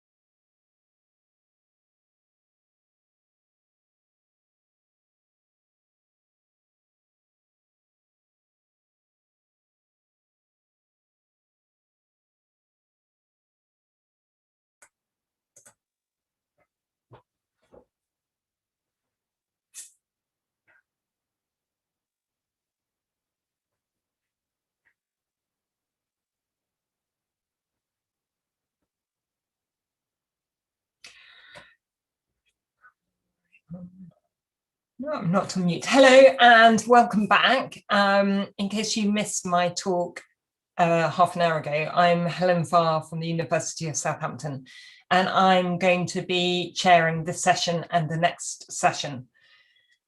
So we'll just wait for, there we go, fantastic. So we have, the next speaker is going to be Jonathan Benjamin. And then we've got Caroline Barrie-Smith from the Museum of London Archaeology, and then Garry Momber from the Maritime Archaeological Trust in Southampton. And just a little bit of admin very quickly, just to start off, the same as every session, but I have also now got a giant timer in front of me. And so if I could ask the presenters to keep to 25 minutes of the paper, and then at with 3 minutes to go, I'll turn my camera on, and so you can see that it's about time. And then as your time ends, I'll also turn my volume on as well. So it should be a good indication your time is up. People are very welcome to ask questions. Please put them in the chat. And what I'll do is at the end of each speaker, I will go through the questions and put them to the speaker for you. Okay, so it's with great pleasure that I introduce Jonathan Benjamin from Flinders University, Australia, to carry on this Australian theme this morning. Dr. Jonathan Benjamin is a specialist in the archaeology of submerged landscapes, Pleistocene Holocene transitions, and applied methods in maritime and underwater archaeology, especially diver-based photographic and photogrammatic recording of underwater archaeological sites. He's worked on prehistoric, classical and historical periods in Britain, Slovenia, Croatia, Cyprus, Israel, and Denmark, as well as pre- and post-contact sites in North America and Australia. He was a postdoctoral fellow at the University of Edinburgh, and he's worked for Wessex Archaeology, Coastal and Marine, based in Scotland before joining Flinders University in 2014. He also served as the co-chair of the UNESCO UniTwin Network for Underwater Archaeology before us from 2015 to 2018. And he's the lead CI for the ARC-funded Deep History and Sea Country project. Over to you, Jonathan. I'll turn my video on in a bit. I'm hopeful. I'll do the share the screen now.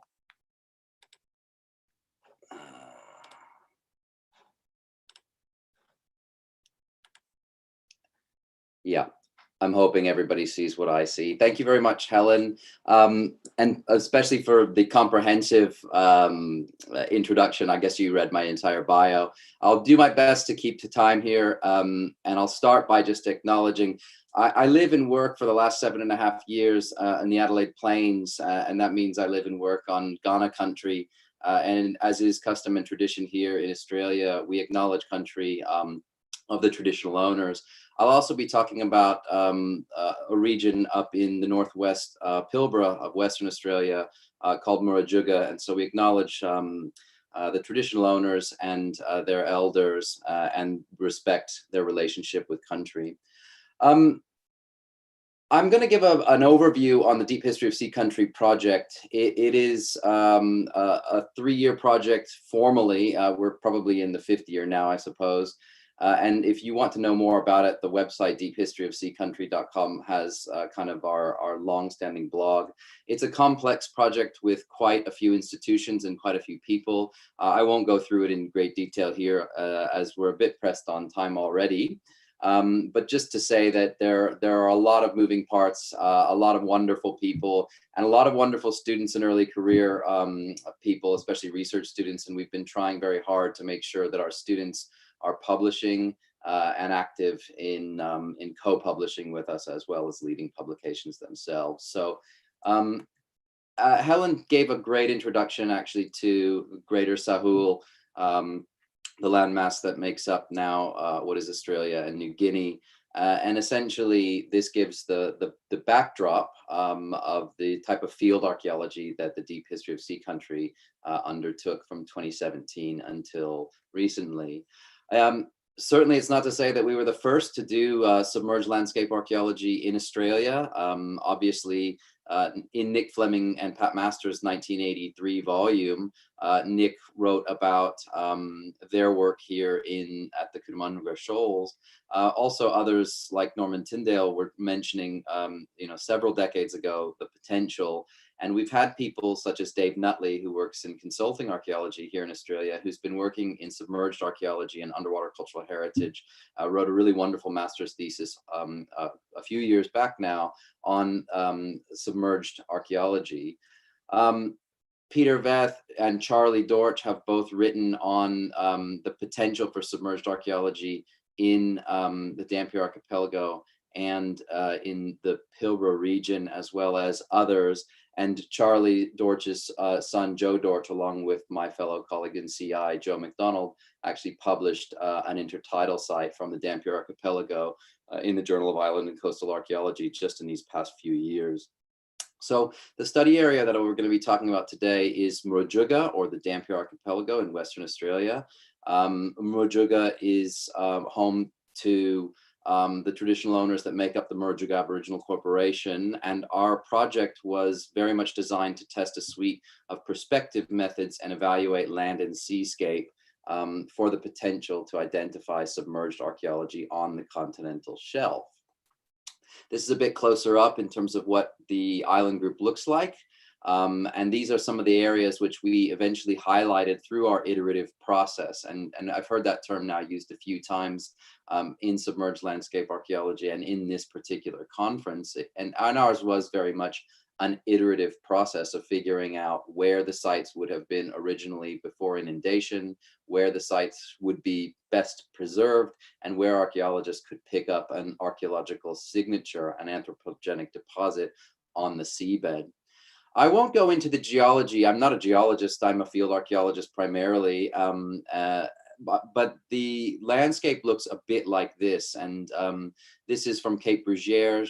This is an east-facing shot from the drone, which we flew all around the archipelago.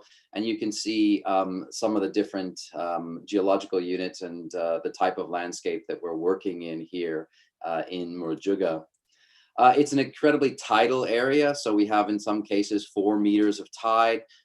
Any diver who's tuning in here knows that that can be quite challenging for diving operations or snorkeling operations. You can get pulled through these little channels very easily. And it also has an impact on site location, site preservation, and so forth. So it's just a function of being aware of what we're working with in this tropical environment. The types of archaeology that you get in this area, this is a crystalline rock called granifier. It breaks in a fairly reliable way. It's not as nice as flint or chert, but it can produce a good cutting edge. And again, it can be fairly predictable. There's tons of rock art up in Murujuga, and my colleague Joe McDonald from UWA is the rock art specialist from that area. There are literally millions of individual pieces of rock art in that landscape, and it is a highly significant archaeological landscape that has been occupied for at least 28,000 years. The oldest Pleistocene site in that archipelago is from Murujuga Rock Shelter with a date of 28,000 BP. We also get these anthropogenic signatures in stone arrangements or site furniture, if you will, in some cases. We don't know what these stone circles are in particular here, but we have these types of sites. So we started out through the iterative process by just mapping the seabed in any way that we could. It was a project funded by the Australian Research Council to the tune of just under 600,000 Australian dollars. So that's about 300,000 Great British pounds. So it gives you a bit of an idea of the type of money that we had. It's not insignificant, but also not the kind of money that you can use to go out and hire large-scale marine survey vessels for days or for weeks on end. But we were fortunate enough to be working with some wonderful people here at Flinders University and the Airborne Research Australia group, who flew the small survey plane with both a red and a green LiDAR. So if anyone's ever done any airborne topobathymetric or airborne-based LiDAR. They know that this is highly technical. There are good days and bad days, like any remote sensing techniques. But we were very fortunate that we had a good outcome with Jorg and Shakti, who flew in that tiny little plane all around the archipelago. And over the span of, I think it was 10 days and 2 trips of flying, they collected several hundred line kilometers of both red topographic and green bathymetric LiDAR. And this is kind of what you're looking at. Here's an image of Rosemary Island, where the red is terrestrial, the lighter peach colors, and the yellows are intertidal. Some of the coral deposits you can see there, and actually, and the blue is bathymetric. We got down to about 10 or 11 meters really cleanly, and you can see some of the sand waves and some of the identifiable features in kind of the lighter colors there. Those are fully submerged. Here is a nice, what we affectionately call the causeway between Enderby Island and Goodwood Island. Obviously 2 totally distinct islands, but when you pick it up in the Bathy LiDAR, you see that they were very well connected and actually had a nice sheltered bay. So this was one of our dive sites when we started eventually diving, because we thought this would be a highly prospective place that would have been sheltered during one of the post-LGM inundation phases. In addition to the Bathy LiDAR, we went out with our graduate students, and there's Professor Geoff Bailey in the corner there. That's Dr. Paul Bagley of Wessex Archaeology, who is a wonderful colleague of ours and also an adjunct lecturer in maritime archaeology here at Flinders. So Paul comes out under normal years and normal circumstances every year and does a bit of teaching and a bit of research with us. Here we are with an EdgeTech high resolution compact side scan, EdgeTech 4125, and we effectively went out and mapped some of the areas on the seabed that we thought would be useful to see if there were any targets for further investigation through diver-based means. And here's a couple of examples. Here's that causeway on the nautical chart and what it looked like on the side scan. In the corner there, that's Dr. Mick O'Leary from UWA, and Mick was the principal geomorphologist and geologist on this project. I have to say, Mick and I spent a lot of time in the field, and we got to know each other pretty well. And I don't think I ever want to do a project on submerged landscapes without an in-house geomorphologist, because Mick was such a fantastic asset to the team and very much the co-director of the project and the field work. And here we are at Rolly Rock, which is just a rocky reef out in the outer islands, looking to see if there were any types of sites that potential sites where we might find quarrying or lithic deposits or potentially even rock art. Basically put the drop cam down to see where there was sand, where there was stone, and so forth. So we had an idea of, again, where we could narrow down through the iterative process targets. We also took the opportunity while we were out there to do intertidal surveys around the island, around the archipelago, I should say. And here is one of the first quarry sites we found in the intertidal zone in 2018. And this was just while Mick and I were out there. We thought we saw something interesting from the boat. We pulled up and just had a little walk around, recorded everything with a GPS and a tape that we happened to have available to us. But you can see at the bottom very clearly there, these are quarried stones, and this is that granifier material. Interestingly, it's red because of the desert winds and the dust when it's completely dry, but the same rock is actually this color, gray, in the intertidal zone where it's washed repeatedly. So you get the same type of stone, but it's just a different color based on where it is on the landscape. So this is very clearly a quarry site. We don't know the age of these intertidal sites because, of course, they could be quarried at low tide, in the last 50 years, really. But there's also good likelihood that they're much older. So, to be determined. And here we are later, we came back in the following year in 2019 to actually look more carefully at that intertidal quarry. And there we are with Dr. Maddie Fowler in the corner, who's a postdoc of Helen's up at Southampton these days. And on the right, you can see one of these stone tools, very clear platform, very clear fracturing and scarring, bulbar percussion, and so forth. So you can see the number of intertidal lithics that we recorded there. Again, we don't know the age of this. This is very much within the intertidal zone, and it does dry out entirely at the low tide. We got in. I am an underwater archaeologist, or I'm an archaeologist who does employ diving and snorkeling techniques in my field work. Here we are with the drone and with some of our students and some of our colleagues doing a bit of snorkeling in the channel there. We actually went and looked at some of the rock shelters that were intertidal to see if we could find any archaeology in the rock shelters themselves. But this rock shelter on Goodwin Island was quite scoured. We did get a sea level index point though out of those oysters, which was quite useful in the end to confirm the regional models were actually accurate. So here we are sending our students, our happy students, into these rock shelters. Safety first, so always wear a helmet when entering a rock shelter via snorkeling. We did do some diving around the archipelago, which didn't turn up any archaeology. And I think anyone who's actually gone looking for site scale underwater archaeology on submerged landscapes will tell you that, you know, we're looking for the haystacks. I think Geoff Bailey has said this in a recent interview, not just the needle, but we're looking for the haystacks.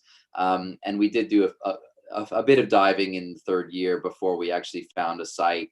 But this was the first site here at Cape Rougier that produced confirmed subtidal archaeology. And what we have here is a beach rock terrace, and in between Cape Rougier or Rougier Island and North Gidley Island, we have a channel that is just below the mean low water mark, and it never dries out. So we took some sea level measurement points while we were there as well. And this is what the Cape Rougier Channel site looks like at high tide. And we targeted this area in part because we thought it would be highly prospective and good for preservation. Obviously, preservation conditions are really critical at the site scale. The divers who were sent down initially were John McCarthy and Chelsea Wiseman, two PhD candidates at the time at Flinders University. And there they are actually doing the initial diving on in Cape Rougier Channel. And John actually found and recorded the very first subtidal archaeology on the seabed there at Cape Rougier Channel. And so if you look at the top left, the material is all covered in a fine sediment that is basically the same color as the seabed. So as an underwater archaeologist, you're looking for shapes. You're looking for something that stands out. And so once you see something that is slightly different, or you get your eye in, so to speak, you dust it off, you clean it off and see what it is. Is it a piece of coral? Is it stone? Can it potentially be a worked stone tool? And this is what we were training our students with, this technique as we were going. And we did actually end up, the first year of the project, we did actually take a group of PhD and MA students over to Denmark to work with the Mosgaard Museum and our wonderful colleagues, Mads Holst and Peter Mo Astra, as well as the late Klaus Skriver, who helped us to train our early career and PhD and MA students in underwater working and identification of materials. So that was of a huge value to us, and we very much learned from the splash cost community. And because of that, and in part because of that, we were able to identify submerged sites here during the DHSC project.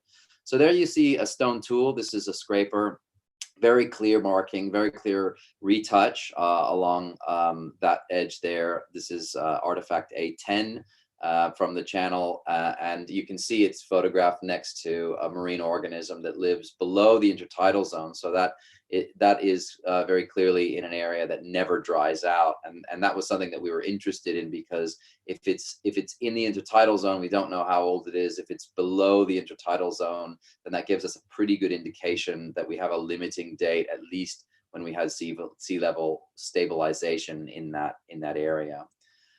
So we actually recorded almost 300 artifacts, mostly in the subtidal part of Cape Rougier Channel, a few in the intertidal zone as well, which does dry out because we have those 4 meter tidal swings.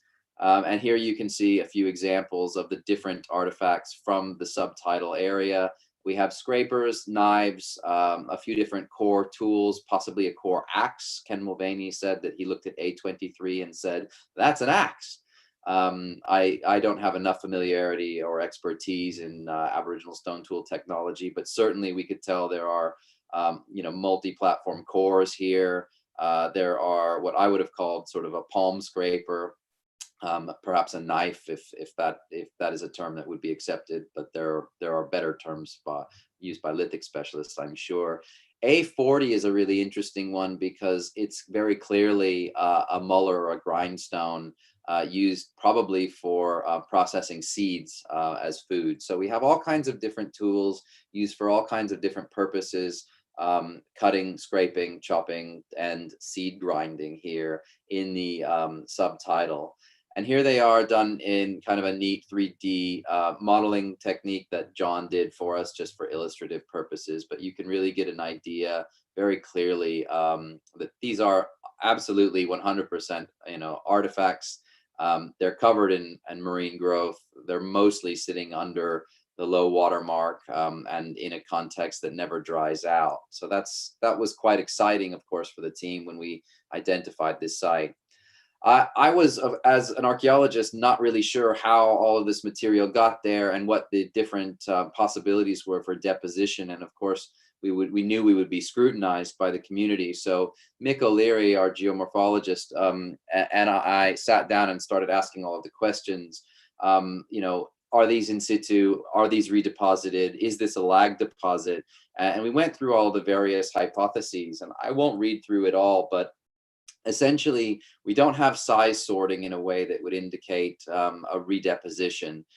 We have even distribution over a large area, varying depths with no real patterning consistent of the action of tidal current or waves. We don't have rolling. So if you see A20, A23, A29, A11, they all have sharp edges. Whereas the Goodwin Cave artifact that we found, well, we're calling it an artifact here, I suppose, but it's really only a potential artifact.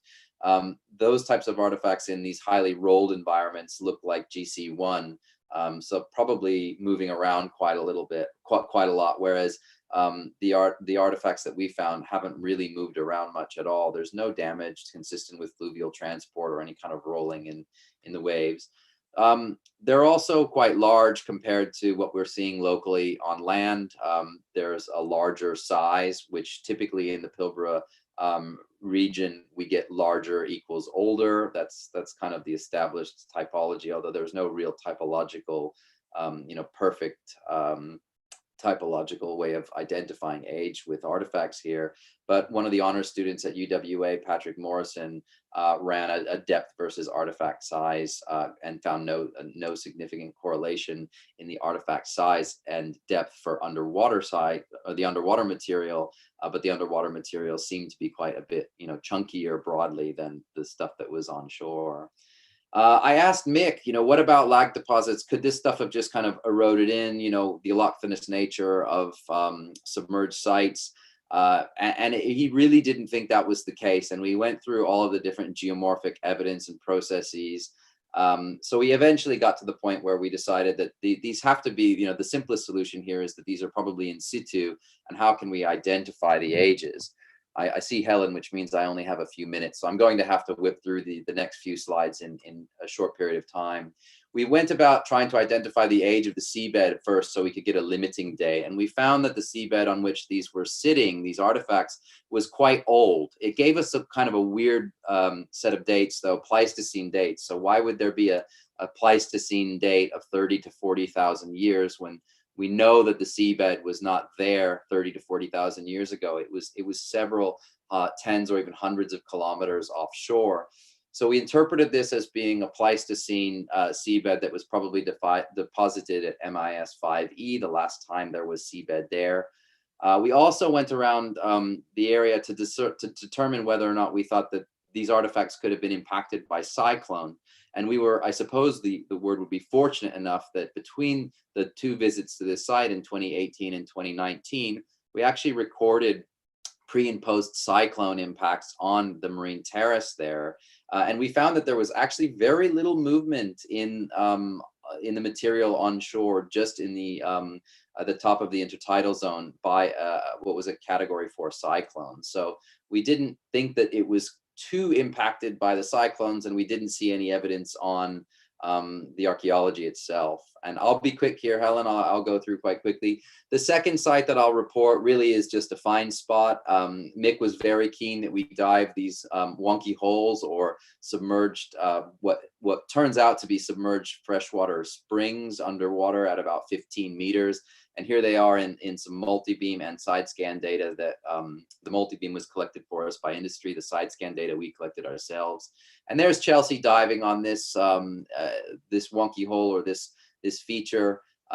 There is my MA student Jerem, who eventually found one really nice retouched blade. And so we're calling this a site that would have been inundated about 8,500 years ago. So whereas we think that the site at Cape Brugères was inundated about 7,000 years ago, the Brugères site must be at least 7,000. We don't have a better age for that. We don't have a better age for the Flying Foam Passage site than 8,500. These are both limiting dates, but you know, they were still very, very happy in Murujuga. We worked with traditional owners. We liaised with and collaborated with the traditional owners every step of the way, and we were very much in touch with them every single time we went out into the field, and they were absolutely delighted. Which, if Helen says that, you know, the community approach is the necessary approach and is the right approach, we completely agree with that. And we were working hand in hand with the Murujuga Aboriginal Corporation, who were absolutely thrilled to be able to announce, you know, artifacts that date back to over, or at least 8,500 years on the seabed. It hit the news, and some of you may have seen some of this, that it was in a few different papers around the world, but we estimate about 5 million people would have seen this. And it's also had an impact on what people are going to consider now here in terms of offshore development, and what they're calling, what Reuters called a new Indigenous underwater cultural heritage test. This is, I think, my last slide, Helen. So what do we need here in Australia? Well, we're establishing a subdiscipline within a subdiscipline, essentially.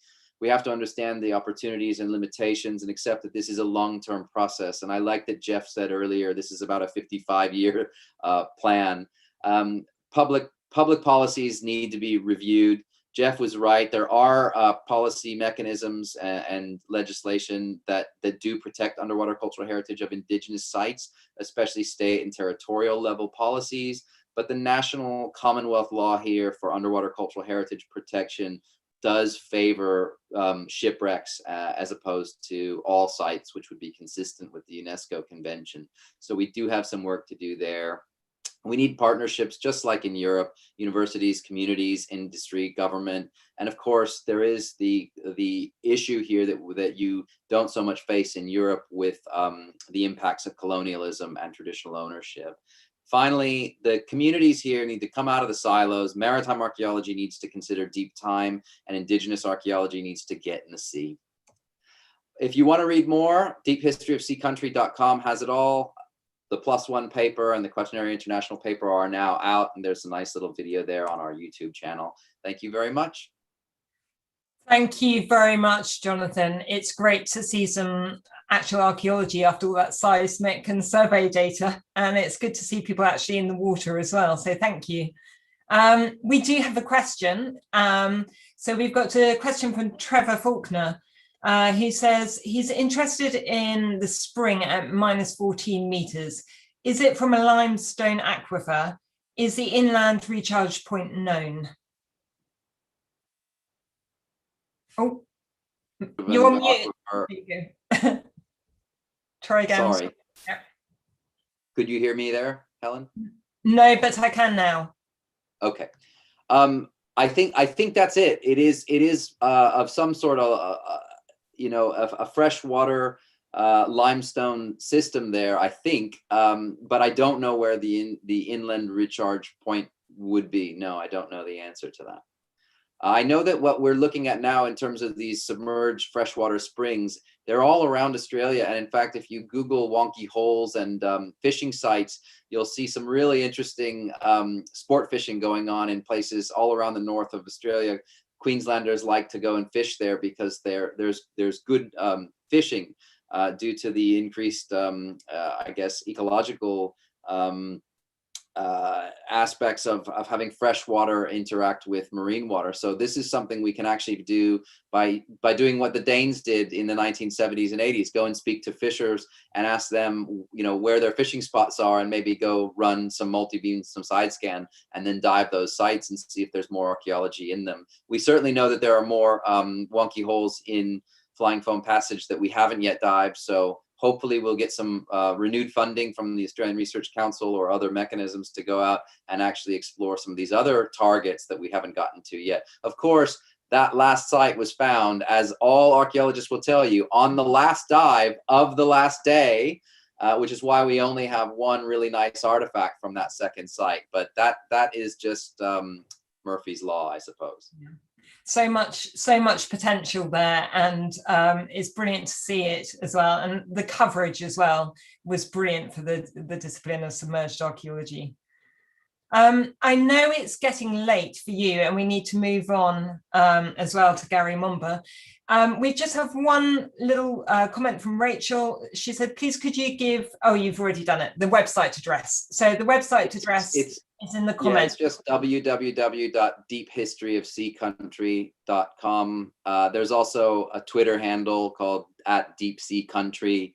And if you really can't find it, just Google my name and Flinders, and you'll eventually get there, or you can send me an email and I'll be happy to share that with Danielle and the Society. Thank you, Jonathan. Thanks everyone for listening and for having me. Thank you, Helen. Thank you for coming at such a late time. Okay, so we're going to move on now. We are coming back to the UK with Garry Momber, who is the director of the Maritime Archaeological Trust and a research associate at the University of York. And of course, you will, I'm sure, be familiar with Garry's work at Bouldnor Cliff, which is just around the corner from me here. And I think that's what we're going to be listening to about today. But of course, as well as his work in the English Channel and in the Solent, Garry has worked in the Atlantic for SARS, in the Mediterranean, the Red Sea, and the Arabian Gulf. He has over 50 publications and given hundreds of presentations, an expert at this. And he's also represented UNESCO as a maritime archaeological expert in Europe, North Africa, and the Middle East. So over to you, Garry. Okay, thank you very much, Helen, and thank you very much for inviting me to quite a salubrious occasion. I'll just share my screen now, and hopefully it's all happening. Yes, thank you very much for the introduction, Helen. Can you see that screen? Is that all okay? I'll assume yes. Yes, that's fine, Garry. Thank you. Thanks so much.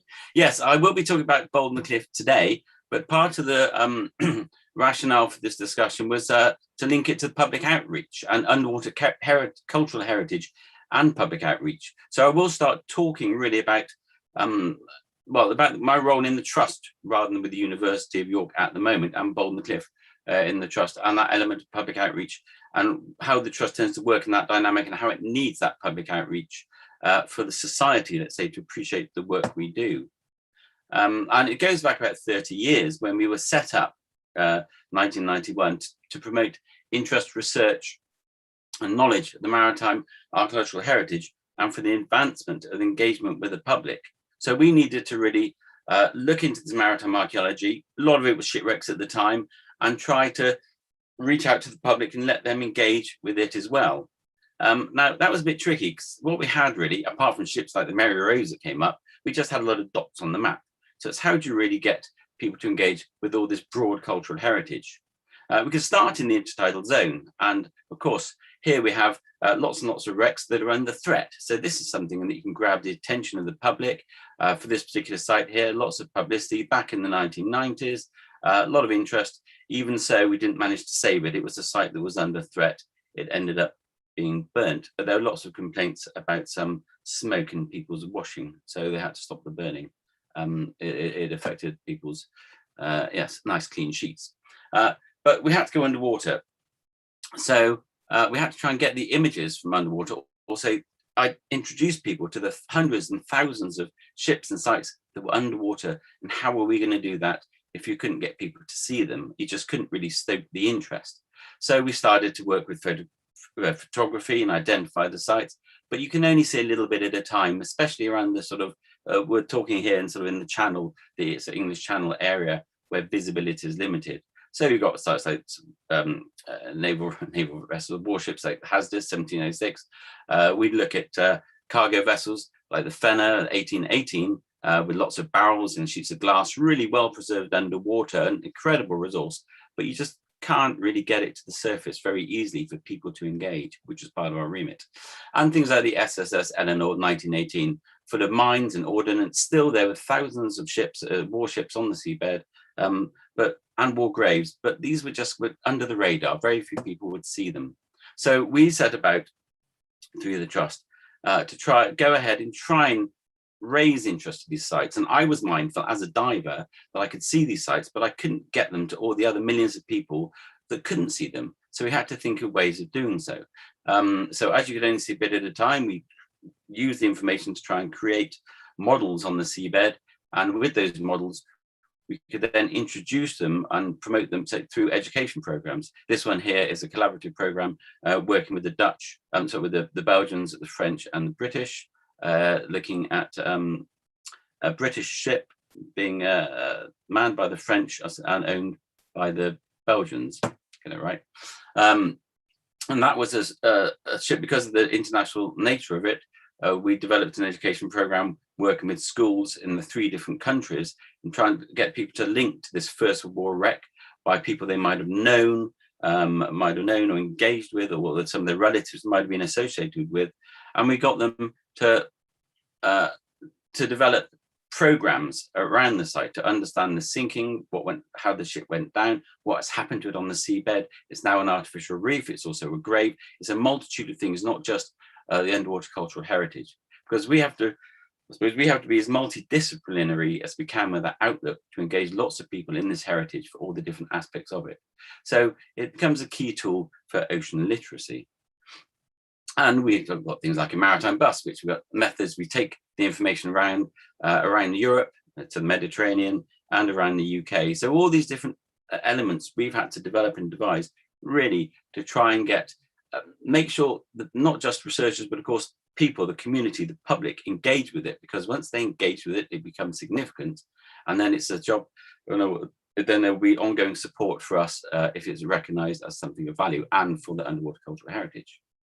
The next step, of course, is to start looking at more technology. So 10 years ago, all this World Wide Web stuff and drones and Google Earth came to play. So we started using it to see if we could tell the story of the underwater cultural heritage. And of course, here we can start with the intertidal cultural heritage, to try and tell that story, to get it out to as wide an audience as possible, using 3D models. Jonathan showed some wonderful ones just now, same sort of technology, to try and give people sort of access to these sites.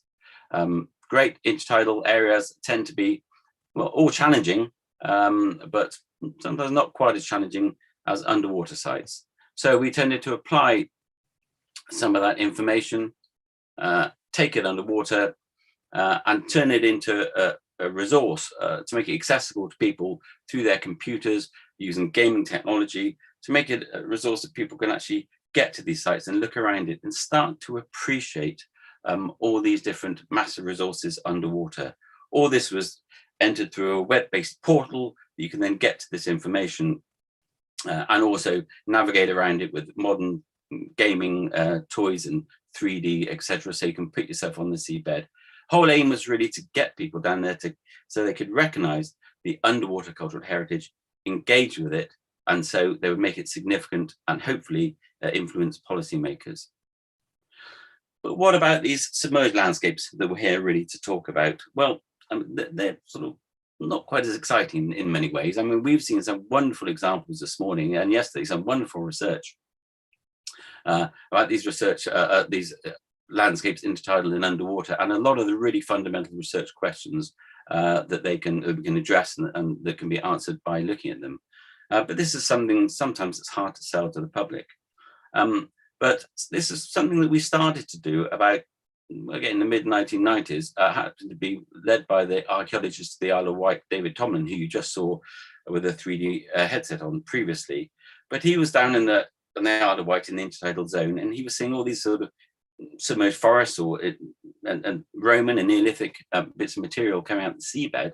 And he recognized they were, well, some just being revealed, but also they were very interesting to help understand climate change, cultural change, or sea level rise through time. It could be used for index points, etc. And this is something that we're discovering more and more. The more we look, the more we tend to find.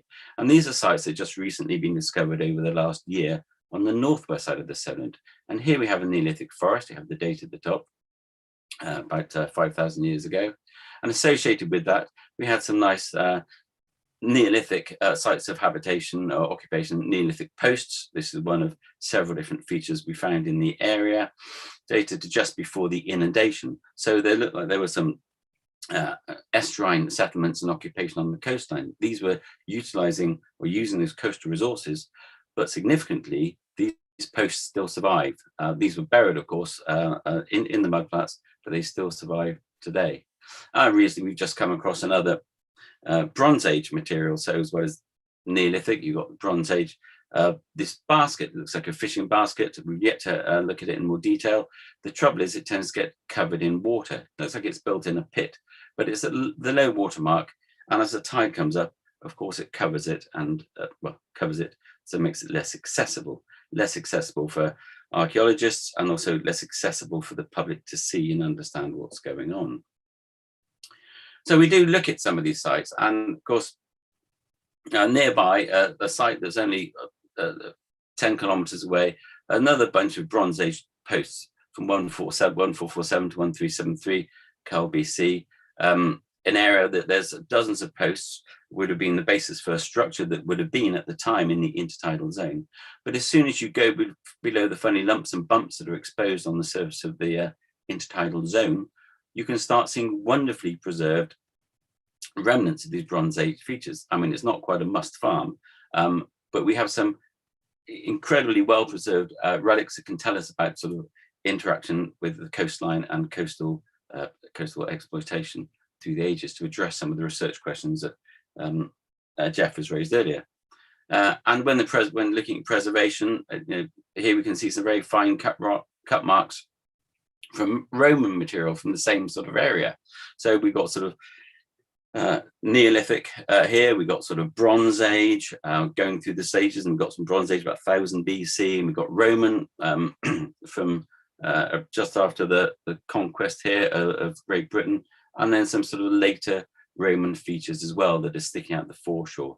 So we have a massive resource in this intertidal zone, which is great, but the reason we've got it and the reason we can see it is because all the protective sediments that were once there are now gone, making it accessible. They're gone or they're going. And you can see that if you have a look at this aerial shot of the region. This is in the northwest Solent of Hampshire, between Hampshire and the Isle of Wight. This was an area that was once covered in mudflats by Calshot, but now looking down towards the west, we can see the whole area has been stripped. And if we put the water back, of course, that's great. You can't see it so well, but now all those exposed bits of timber are being eroded away pretty quickly, particularly by the marine boring organisms. So all that resource is steadily being lost. So what we want to find nice areas like this, which is another part of the Solent, and I will show you a map in a second to give you a better idea where it all is. Then the other part of the Solent, where we do have these mudflats still remaining, and it's underneath these mudflats that we can find the material. And this has been alluded to by a lot of the work in Dogger Bank or in the North Sea, where you have these thick deposits of Holocene sediments below which we know the land surfaces do remain. What we have in the Solent is an area where these land surfaces do remain and we can actually get to them. I've just been showing you the sort of material that we can find on the shores of the Solent, and shortly I will go underwater to Bouldnor Cliff. And so Bouldnor Cliff is marked here with the big arrow, and this is on the south side of the Solent. And just now I was showing you, oops, there. And just now I was showing you images from just up area here off Coleshot, looking down to the west. And all these areas here were once covered, or literally decades ago, 100 decades ago, and going back for a few hundred years, were covered in mudflats all the way to the extent down here. In fact, this channel has only been formed about 3,000 years ago, before which it was an estuarine basin, not dissimilar to some of these harbours over here, Portsmouth Harbour, Langston Harbour. But of course, this is the UK at the bottom here, and the Isle of Wight is right at the south of the UK, for those that aren't familiar with it.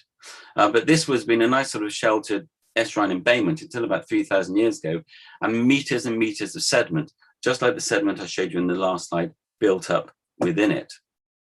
And you can still see some of that sediment that remains underwater. I should say the bottom of the area here, the sea level came in about sort of 8,200 years ago and started flooding this basin. And from about 8,200 years ago onwards, the sediment built up until 3,000 years ago, when a new channel came through and took that sediment away. And looking at Bouldnor Cliff itself, you can see the top of those sediments, that's the top of a mudflat deposit, an alluvial deposit that was built up from 8,000 BC onwards. And there's an edge here, and at that edge, there's a cliff. And going underwater, this top pink area here is the top of that cliff. Well, that's the top of that sort of covering alluvial sediment here, and it drops for 7 meters. Drops for 7 meters down this cliff here. It's vertical, 7 meters, and this is all that soft alluvial sediment that is a bit like cream cheese when you put your hand in it. And at the bottom, there's a more robust strip here that's sticking out, because the erosion has come from this way in, and it's a long section that stretches for a kilometre, but at the base of it, you've got this nice, pretty flat surface. It's a peat deposit embedded with trees and woodlands and streams. As well as that, we discovered archaeological features. Looking in section at the site, there's a section cutting across that cliff. You've got the top here, 4 meters of water, drops down to about 11 meters down here. This platform, 12 meters right at the very base. This is below a British ordnance datum rather than chart datum. And within it, you've got this sort of marine brackish clay, and then you've got these seams of peat and a basal deposit at the bottom. Very murky in the sediment, very green. But this little bench here, this woodland bench with trees, is sort of being defended by tree stumps, which are then eroding away as the sediment moves towards it to get rid of it. But as well as the sea eroding, we also have marine life digging holes in it.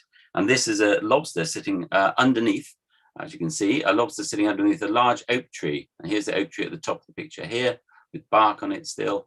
That's tubbled, it's got underneath in some soft sandy silt, and it's excavated lots and lots of flints. And it was these flints that we discovered back in 1998, 99, which led us, we excavated the back of the lobster burrow, and it led us to a site, a stratified site, where we found in situ lithics embedded within a sort of peat horizon, and lots of archaeological material, and dated, as you can see here, 6,000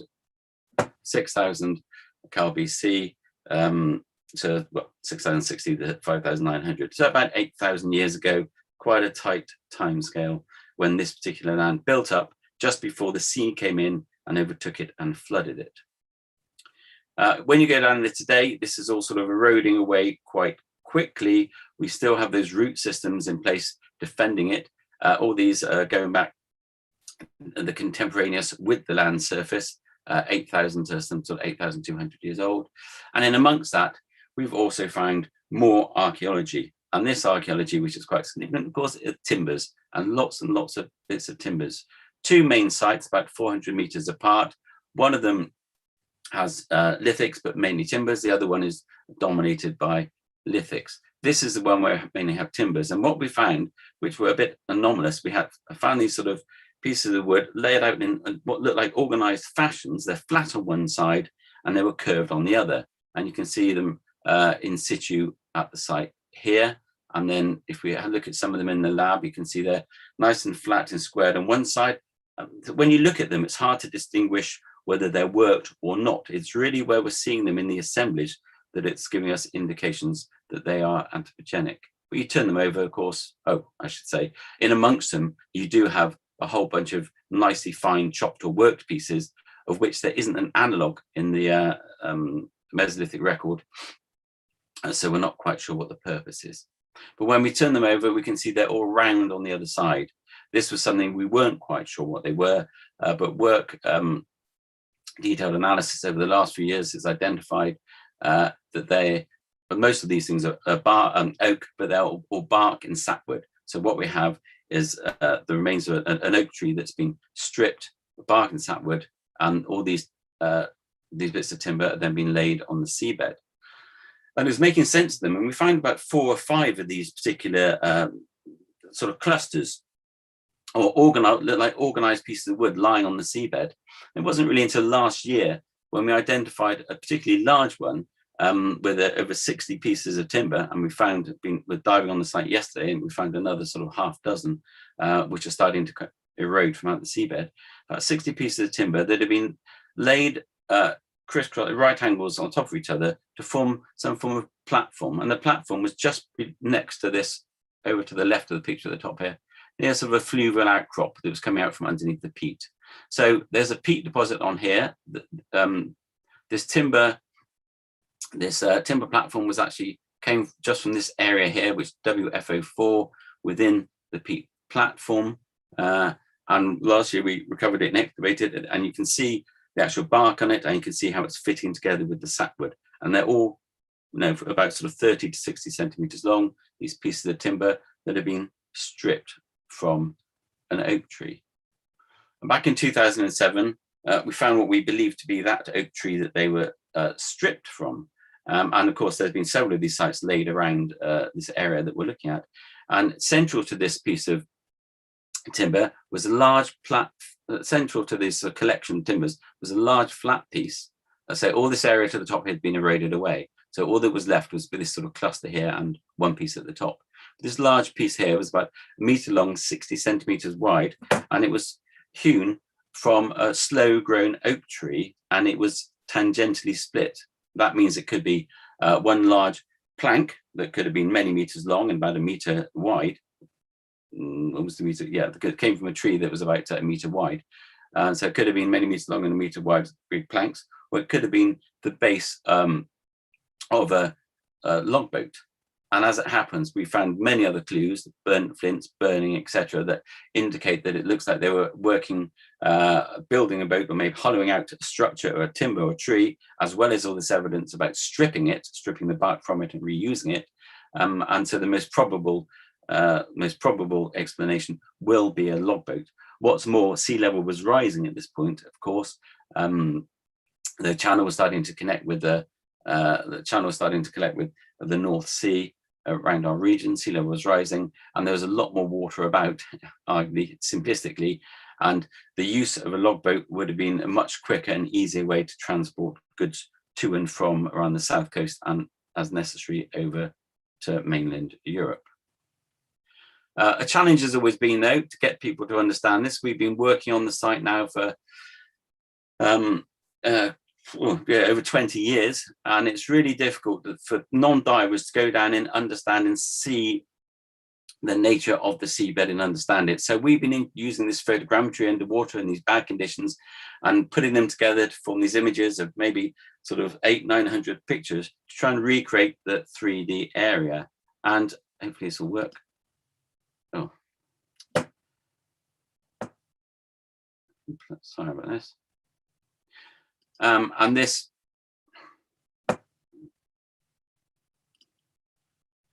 and so we're building up with many pictures when the visibility allows us better images of this subterranean or submerged land surface.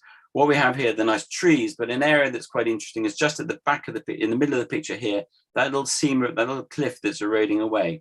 And it's just below that on a little plateau of sort of humic material that we're finding lots and lots of more of these pieces of timber eroding out the cliff.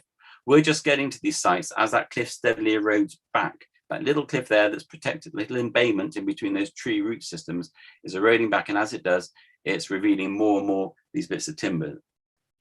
And we're down on the site yesterday, and you can see the sort of timbers that are coming out. These couple of bits here coming up at an angle, but they're flat on one side and they're sort of round and trimmed on the other. Two of those sort of comparable bits of timber that we've seen all around the region that will be associated with that sort of stripping of that tree in the middle of the site. There's also those sort of ubiquitous flint tools on the sites, and we're having tranche axes or adzes, as well as tools, bladelets and scrapers finding across the site, and in particular we're finding them at this location 400 meters away, where they're falling out of a sand deposit near number 8. You can just sort of make out an 8 and 9, there's sort of sand in amongst lumps of clay. That's a Holocene clay deposit on top, breaking up, falling down, and it's sitting on top of what used to be a point bar system 8,000 years ago that people lived in on. And as that clay breaks down, the sand is pouring out from underneath it. And when you go down and have a look at the site, you can see the sand that's coming out from underneath the clay, and as it comes out is bringing out these lithics with it. And this is another adze that we picked up, discovered that had come out the site. At the moment we're looking at the distribution of these adzes to really look at the concentration of material to identify the area that's got the main center for the occupation area on top of that, the dune system. But that was an area that we looked at last, despite the COVID. We got out to the site last November, and while there we came up with about 30, 40 more lithics, flakes and blades and tools that had been sort of eroded from the environment. We were just out there yesterday. Oh, and there's a collection. So there's various tools, scrapers, adzes, the heads of tranche axes at the back there that have been broken off, a myriad of different tools. And out there yesterday, and in the same location, more flints just being rolled down on top of that sand deposit. And a quick shot last night I thought I'd include to give you an idea. Little bladelets, core up there on the left, and a little bladelet with a scraper on the end at the bottom in the center. In addition to all this sort of wood and all these flints, we found things like string and we found bone. This particular auroch bone was interesting. That came from the site where the flints came from, because that married in with some of the analysis of cedar DNA that was conducted with Vince Gaffney and with work, Robin Alby at Warwick University, and identifying a whole range of evidence for a whole range of life, be it aurochs, dogs, duck, rodents, etc., etc. But included in that was wheat, which of course is rather significant. So when we're trying to push back our understanding of how people moved and linked through time, in many ways we need to look at these sort of underwater archaeological sites, which, as Geoff pointed out right at the beginning, cover such large tracts of land around the continental shelf that were occupied, and all of which is largely overlooked, that we need to look at some of these areas to see if we can draw some more information, more understanding about human dispersal, cultural human dispersal, and understanding the various different cultures. So we're coming back to this need, I suppose, for disseminating the information as widely as possible. We can do that with pictures, with videos. We're trying to do that with 3D models and, of course, paintings. But it's a long time ago, and the artifacts aren't quite as dramatic as shipwrecks. But here we have a reconstruction of the site. Logboat being built on the right there, of course, auroch in the background, dogs. A lot of this elements of this image are built up on the pollen and all the cedar DNA evidence.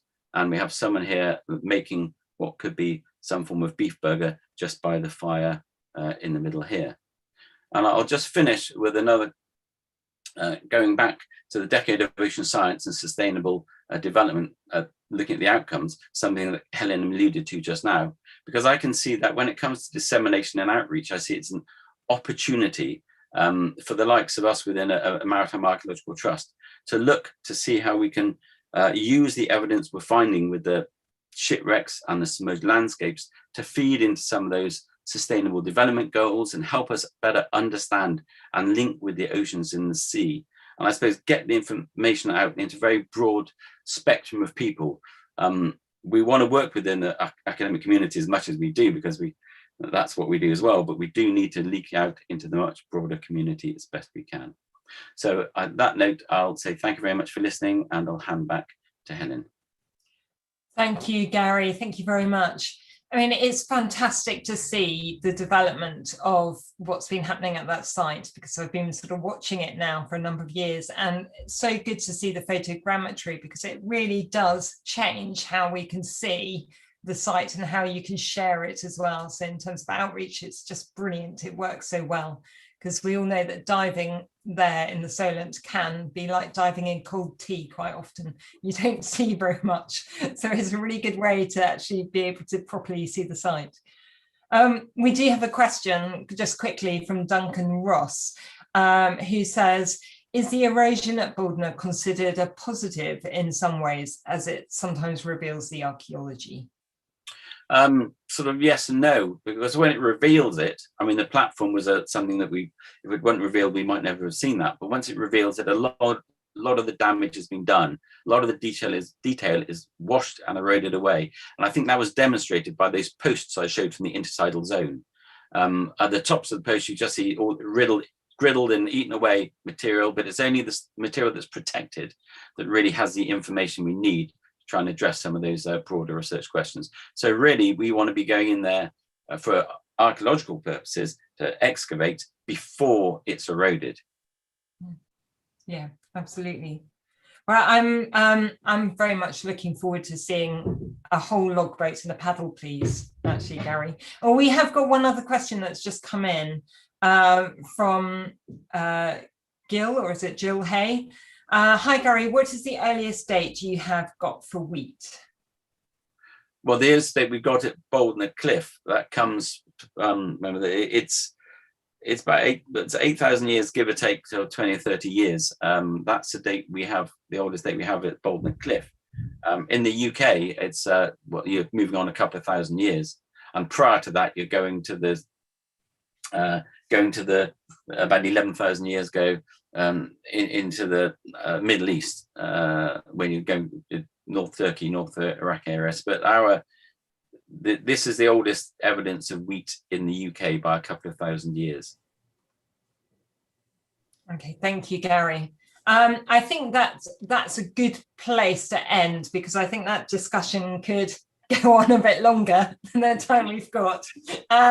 So I'm going to thank you very much and move on to the next speaker.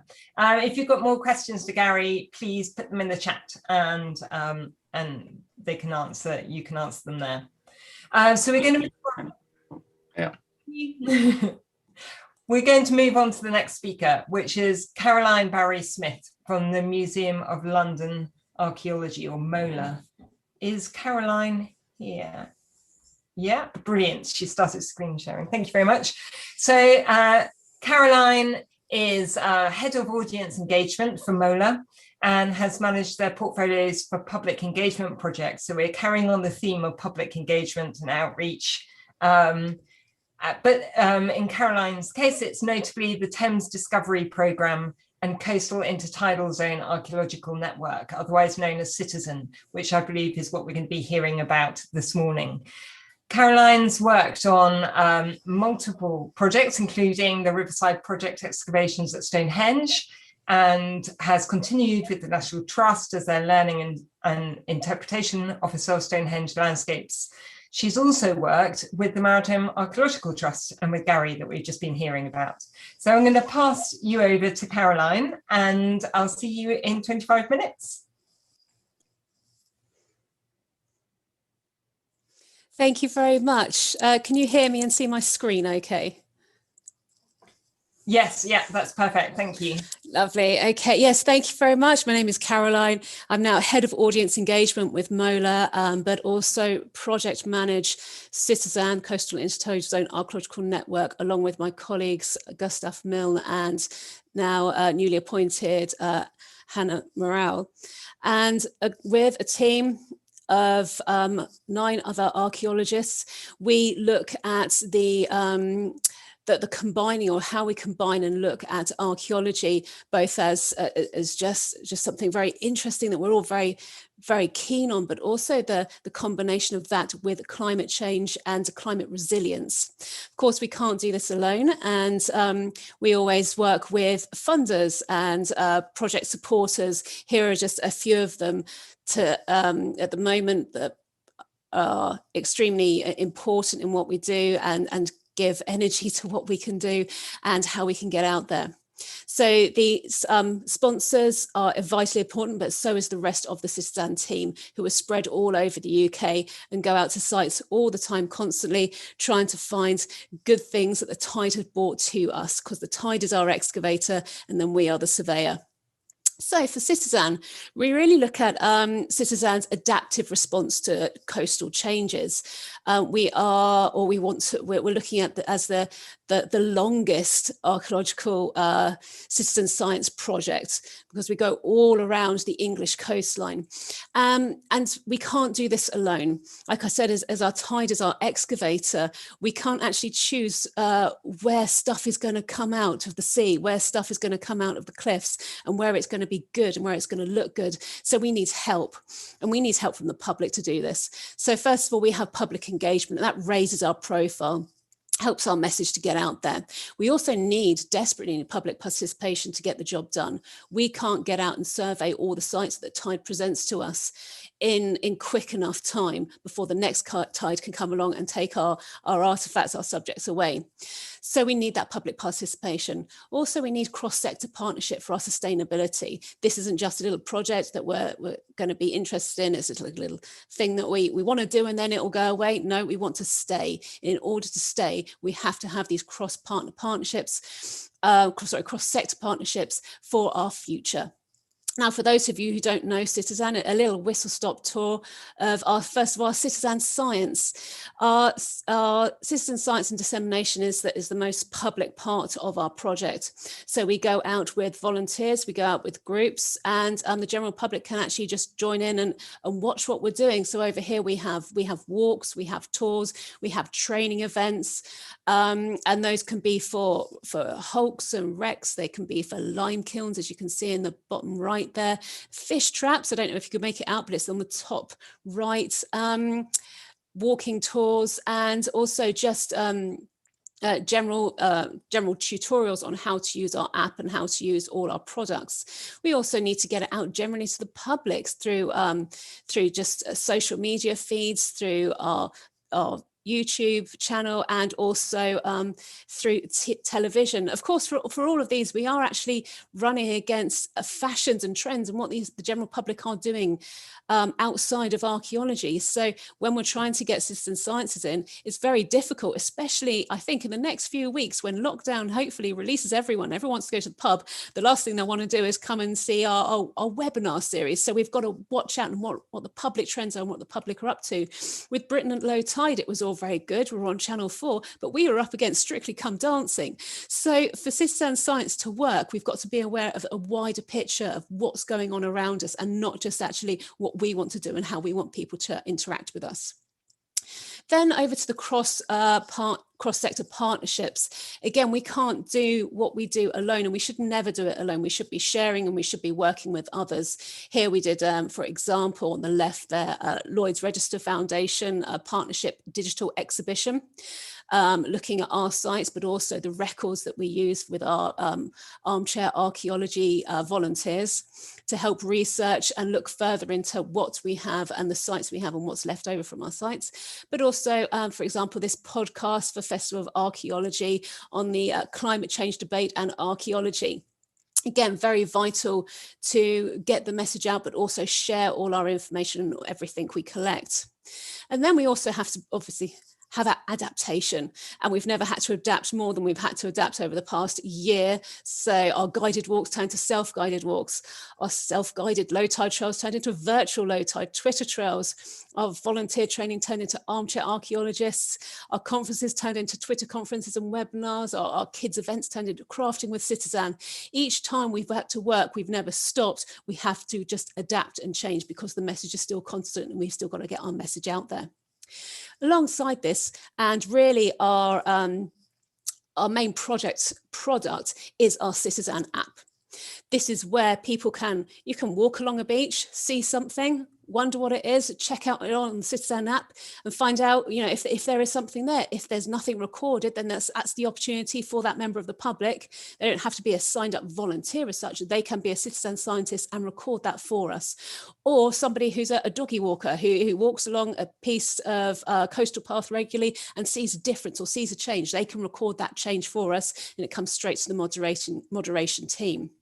So this is in a nutshell what CITiZAN is doing. We're recording, we're looking, we're finding whatever the tide excavates for us. And this comes with lovely, work makes good prizes, and we are award winning. So here, Gustav Milne, my predecessor, Steph Ostrich, receiving their British Archaeological Awards for Best Community Engagement Projects for 2018, and also the Charity Awards for 2018, the Arts, Culture and Heritage category for mapping Britain's coastal heritage. So we do all right, we do quite well. But what is our biggest problem and the hardest thing to tackle is where archaeology and climate change meet. And where do they meet in the bigger picture beyond CITiZAN? We are all reaching to the converted with our own team, but how do we get the message out further? Now, as a small, very bored lockdown exercise in the depths of winter, I actually went through all my copies of British Archaeology magazine from 2004 to 2018. And I cut out every single article that was related to climate change and archaeology. And in all those publications, there are other archaeological magazines available, but for British Archaeology magazine, this is it. This is all there is. I hope you can see that. There's about 5 millimeters worth of articles related to specifically climate change and archaeology.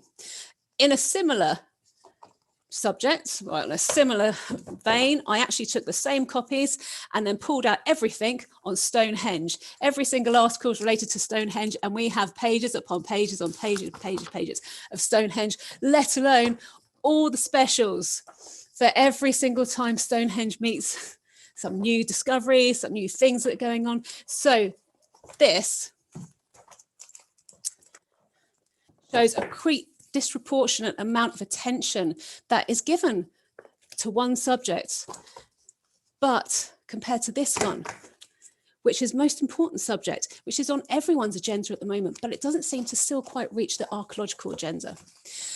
Now, generally, if we look wider, we look at the wider issues of climate change and the climate crisis, you can see here climate change projections.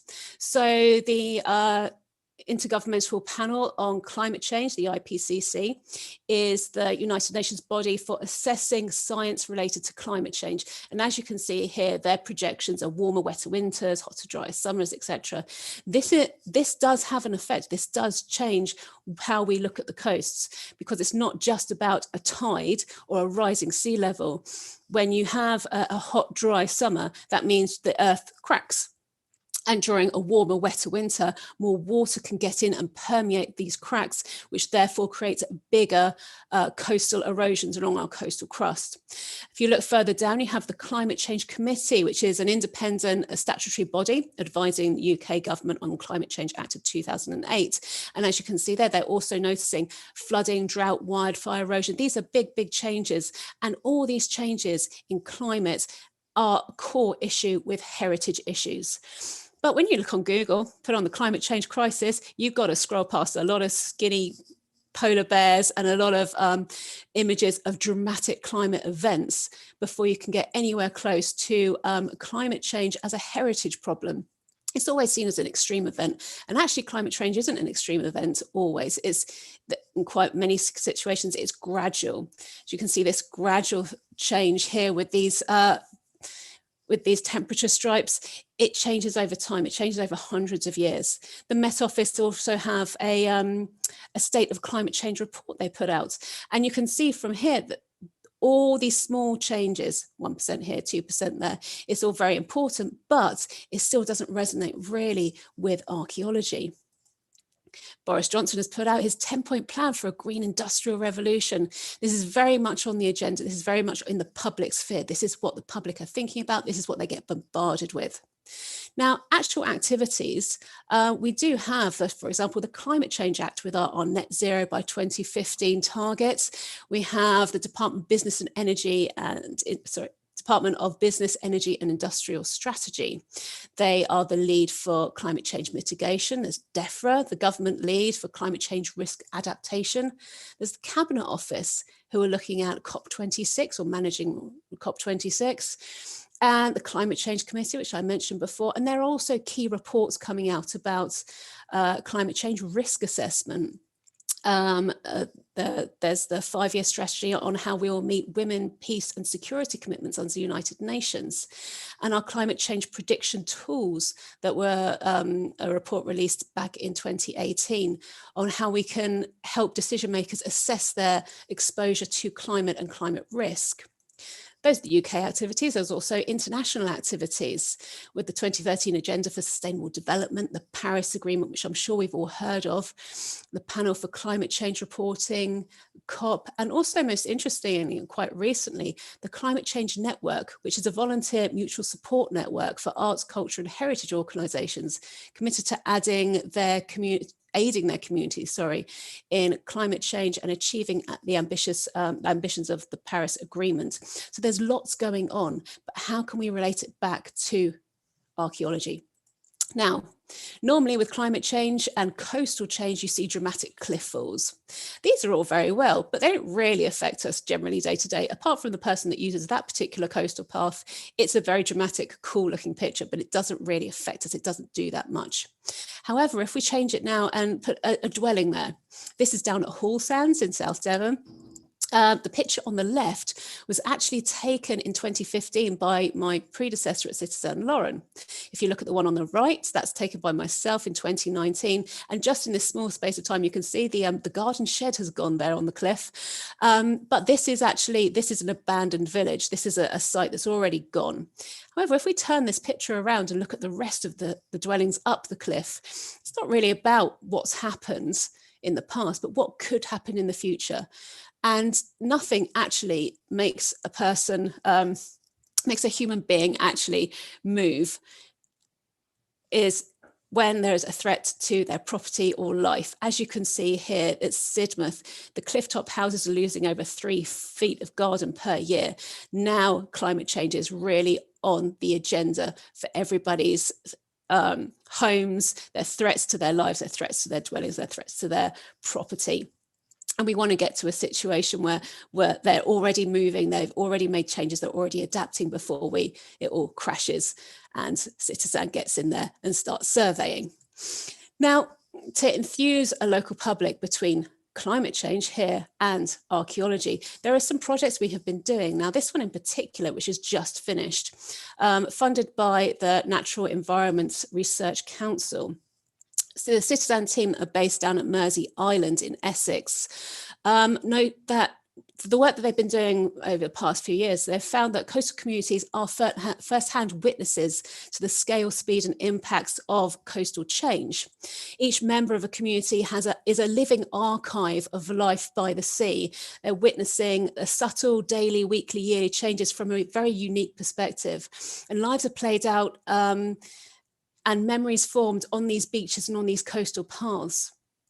2 areas were chosen on Mersey Island to start this study of how we can look at surveying and recording archaeology, but in a more public-friendly way. And do we get anything different out of it? So rather than just doing the core samples and getting our RTK out, etc., instead, we asked the public and did a call out for postcards, images, and oral archive. And on the basis of those, the team of Danielle Newman, Oliver Hutchinson and Lawrence Northall started to form information on particular sites, and they put this information on maps and looked at the progression of a coastal change and a coastal use and a sense of place onto these maps. And they have come up now with a set of 20-year periods over 100 years and on how these places have changed and how they have affected this island community and this feeling of place.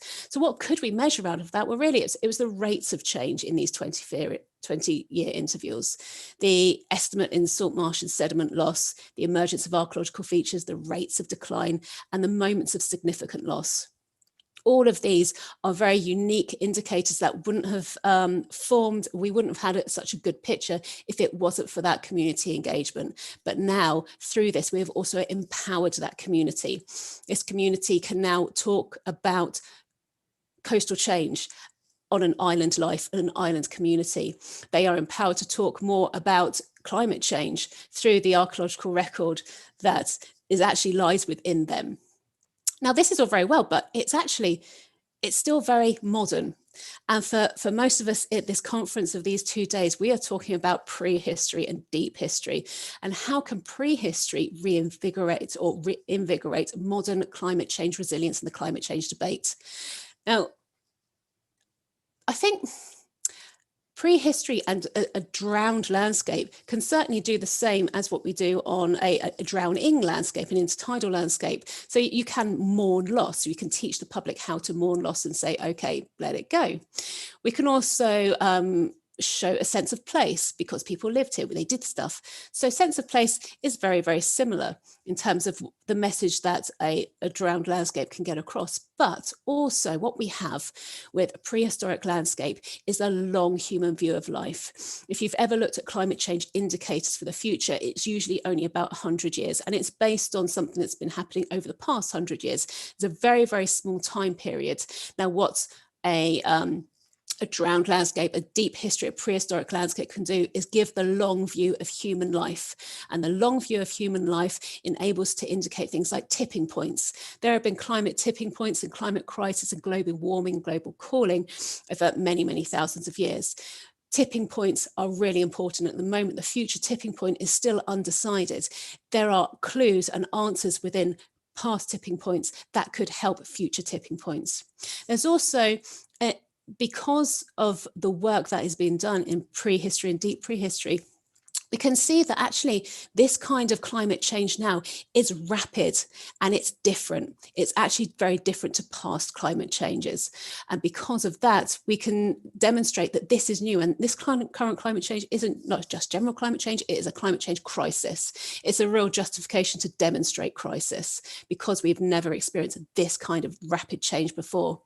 But more importantly, human long views, the long views of the past can demonstrate survival of the adaptable and a spirit of the adaptable that we can't do with modern climate change or something when we look past 100 years. Climate change tends to be, and when we work with archaeology, it tends to be something that has destroyed, died, been tumbled down a cliff, and it's very negative. It's very doom and gloom. However, this long human view really demonstrates the survival of the adaptable. But in a drowned landscape, as Gary's already said, it's extremely difficult to get that point across. How do you give a indication of the spirit of the survival of the adaptable and the fact that we can move on and there is something really, really good and significant in looking at past or deep history without being able to get to it? Now, one of the important things is it doesn't matter how small your artifacts are, we need something that the public can kick. If they can kick it, then they get it, then they get a thing, that they get that something's there. And I noticed yesterday some people were apologizing for their pollen charts. It's like you never apologize for the pollen charts because the pollen is something brilliant. It's something you can kick. It doesn't matter how small it is there, and the public can understand, general public can absolutely understand that. With this, I've just used some very bubbly, lovely, cuddly plantomic foraminifera Tiny things, but great for the public. They're interesting, they are intriguing, they can give a landscape, they can describe a landscape, they can do a lot. And all you need to do is just work out, do we blow it up? Do you make it 3D? I remember with Maritime Archaeology Trust, we turned these in with a pair of 3D glasses into 3D posters, so they really pop out. Gareth and I also had this idea, I think Gareth and I had this idea of, we were going to make them into sculptures, a bit like the ones that were going around cities about 15 years ago. There were sculptures of, I think, rhinoceroses in Southampton, and I think it was lions in Bournemouth and so on. We did actually ask the council, could we put 4 foraminifera, massive ones, all around Southampton? Never went forward with the project, but I think I really should have, because it would have been a fabulous way to really get Bouldnor Cliff in people's minds, and the tiniest things, and showing that the tiniest things can make a beautiful landscape. And help us sort of translate it for general public consumption. So can you kick it? It's got to be something you can kick. You've got to have artifacts that they can kick. And then secondly, can it be counted? Once it can be counted, people can say, and people can understand the scale of your landscape, the scale of what you're looking at. If you can kick it, and you can count it, if you've got a site you can kick and count, then you have a citizen science project. Now, I've taken this concept from Alistair McIntosh, who wrote Hell on High Water, Climate Change, Hope and the Human Condition. And basically it says that if you can't give something to someone to count or kick, then it's really difficult to get across a scientific concept. But once you've got that counting, kicking ability, then not only do you have the public on board, but you will have a bunch of willing, happy citizen science volunteers who will help you gather the greater data, the larger data that you need to get for your work and for your science work to continue.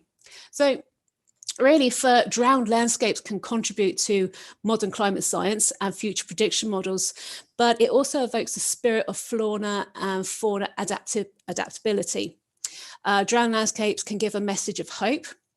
And when you have something you can kick and count, drowned landscapes can empower citizen scientists and reinvigorate that climate change resilience. Thank you very much. Thank you very much, Caroline. I love the idea of the positive ending there, and a positive, raised, upbeat ending to thinking about coastal change and erosion. Does anybody have any questions? Just a reminder to put them into the chat. Yes, we have one that's come through from Bjorn Nilsson from Lund. If we would like to deploy a similar project in Sweden, are some of your apps open source? So our app, first of all, you are very welcome to come and have a play with it and download it and use it. It is currently restricted to the CITiZAN project and the funding that we're in for just the English coastline, but we're certainly happy to share as much as we can with you. And if we can get CITiZAN running internationally, that would be phenomenal. Fantastic, thank you. Oh, we have another question from Rachel, maybe it's a comment. She says, I can testify to the success of your public engagement through Thames Discovery Programme. A few years ago, I attended an event, then volunteered and have now been trained to run public foreshore events here in West London. TDP is the, oh, it's shifted, is the only maritime landscape opportunity for public engagement in this area. Can you comment on its future, as I understand it is under threat? So about 3 weeks ago, I changed roles to become head of audience engagement, and TDP will be coming under my wing. And it's like with any project, once the funding has come to an end, we've got to apply for more. TDP, we have applied for more funding from the, I think it's a Heritage Lottery Fund funding this time, to do more work. If the money comes through, I don't want to jinx it, but if the money comes through and it all turns out well, then absolutely it's not under threat. At the moment, we're just waiting. But I certainly wouldn't want to close that project. The project has a most amazing legacy, and it's the reason for CITiZAN in the first place. CITiZAN wouldn't be here without SCAPE and TDP projects. So in that on that note, I have no intention of losing Thames Discovery Programme, and we will be actively always sourcing more funding to keep it going. Thank you. Well, fingers crossed. It's so important. And I think that, you know, it's clear today from this session as much as anything, the importance of community archaeology in submerged paleolandscapes, submerged archaeology, coastal archaeology. It's just really an important strand for surveying, for monitoring, and for understanding those oral traditions and oral histories, whether you're talking about the deep time or whether you're looking at more recent, like your postcard project. So yeah, and certainly deep prehistory has an absolute place at the climate change and modern climate change debate table. Yeah, absolutely. Thank you. Well, unless there are any other questions, and if there are, then maybe you can answer them in the chat box. But in which case, we're going to break for lunch. And the website stays on, the Zoom meeting stays on, but it will have the holding screen, and we'll reconvene at 2 o'clock after an hour lunch break. And I'll be chairing the next session at 2 o'clock. So I'll see you then. And that's going to be, who's speaking first? Oh, sorry, I should have had that organized. Oh, it's Caroline Wickham-Jones and Martin Bates and Richard Bates at 2 o'clock. So I'll see you then.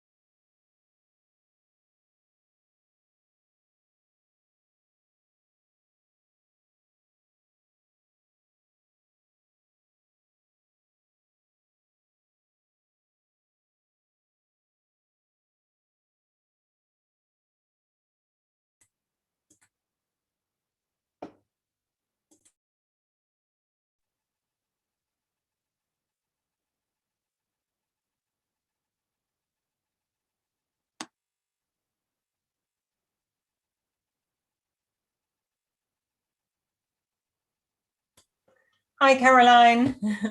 Hello there. I just thought Go on. just thought I'd wait till 2 o'clock before we start again. Perfect. Yeah, I just thought I'd check my video and all that was working. Yeah. Oh, good. Yeah, good idea. I like your background. Yeah, brought my pet mammoth for luck. Saves me having to tidy shelves or anything behind me. Yeah, I know that. Okay, so I'll start with a little bit of admin, I guess. Well, first of all, just coming in to time. So welcome to everybody back to the Lost Frontiers conference and the after lunch session. This is the first session this afternoon. And we have Caroline Wickham-Jones, followed by Nicky Milner in this post-lunch session. So we're heading to Northern Britain, and we're going to start off with Caroline. A quick admin that, again, we'll have 25 minutes for the presenters, and people can ask questions at the end. Just a note for the presenters that I'll turn on my camera with 2 or 3 minutes to go, and then turn on my sound as an indication that we really need to wind it up when the time has finished. So I'd like to introduce our first speaker, which is a paper presented by Caroline Wickham-Jones, Martin Bates and Richard Bates. Now, this is a paper that's going to be looking at Orkney, which, lucky for her, Caroline is very privileged to live on at the moment. I'm very jealous. She is, of course, the author of Landscape Beneath the Waves, and she's a visiting research fellow at the Institute of Northern Studies, UHI, and an honorary research associate at the University of Aberdeen. Thank you very much, Caroline. I'll pass it over to you. Thank you. Well, I hope everybody's partaken of a convivial, if solitary, conference lunch, and welcome back. What we want to do is move ourselves slightly north from the focus of many previous papers. I think for me, one of the personal things that I've found interesting has been all the talk of new models and resolving of kind of hints of data and things to do with the northern North Sea. And it'll be good to kind of push that back a bit further, particularly for those of us interested in the early peopling of Scotland. But it's also interesting that obviously we're very much here driven by the ELF project. A lot of the focus of work has been further south. So what's going on in the north? What's the potential of the north? Well, there's certainly, even if we're talking about earlier coastlines being closer in to the present shore, there is potential in Scotland. Unlike the sort of memories that many of us may have of fantastic pictures of raised beaches in old school geography books and things, much of Scotland is in fact a submerging landscape, or perhaps more accurately, it's a very complex picture of both submergence and emergence, as you can see from the ISO-based model on screen just now. So what's going on here? Why do we hear less about it? Well, yes, I think that's it's true to say that it's partly an artifact of research. Perhaps we haven't had the big projects. Things like the Aggregates Levy Fund was never really available for work in Scottish waters. Work is ongoing just now, and we can perhaps think about two areas in particular. There's been a lot of work done, particularly on the intertidal zone in the west of Scotland, both on western coastlines, but right out across the islands, out to the coastline of the Long Island, for example, Lewis, Harris, down to Barra. But what I want to do, as Helen said in our paper, is I'm going to look at work in the archipelago of Orkney, which we've been undertaking for several years just now. And here I'm talking about the work of the Rising Tide project, which has been active in Orkney since 2005. And as you can see from the screen, really we've been crossing the boundary. We've been working both drawing data on land, in the intertidal zone and underwater. And we've several published papers now and more kind of lurking in the pipeline. So happy to pass on references and things to people if you're interested in that. The project is really driven by landscape change, by the changing shape of the archipelago in Orkney, through the period of human settlement here, right from earliest times. And it's a picture of landscape change that's very much driven by changes in relative sea level. It is a slowly submerging landscape. As you can see here, there's extensive areas of submerged landscape. And indeed, the very earliest archaeological record is somewhat fragmentary up here. So perhaps for me as an archaeologist, one of the big questions has been how much is the fragmentary nature of the archaeology due to sites being on a now seabed landscape, and how much is it related to other things? Obviously, in order to understand the communities who've lived in Orkney in the past, we have to know what the islands look like. And we also have to understand the dynamic landscape within which they lived, the way in which change was a part of their lifestyle. So to start, perhaps one of the first things we did really was try to build a sea level curve for Orkney. And you can see here data points.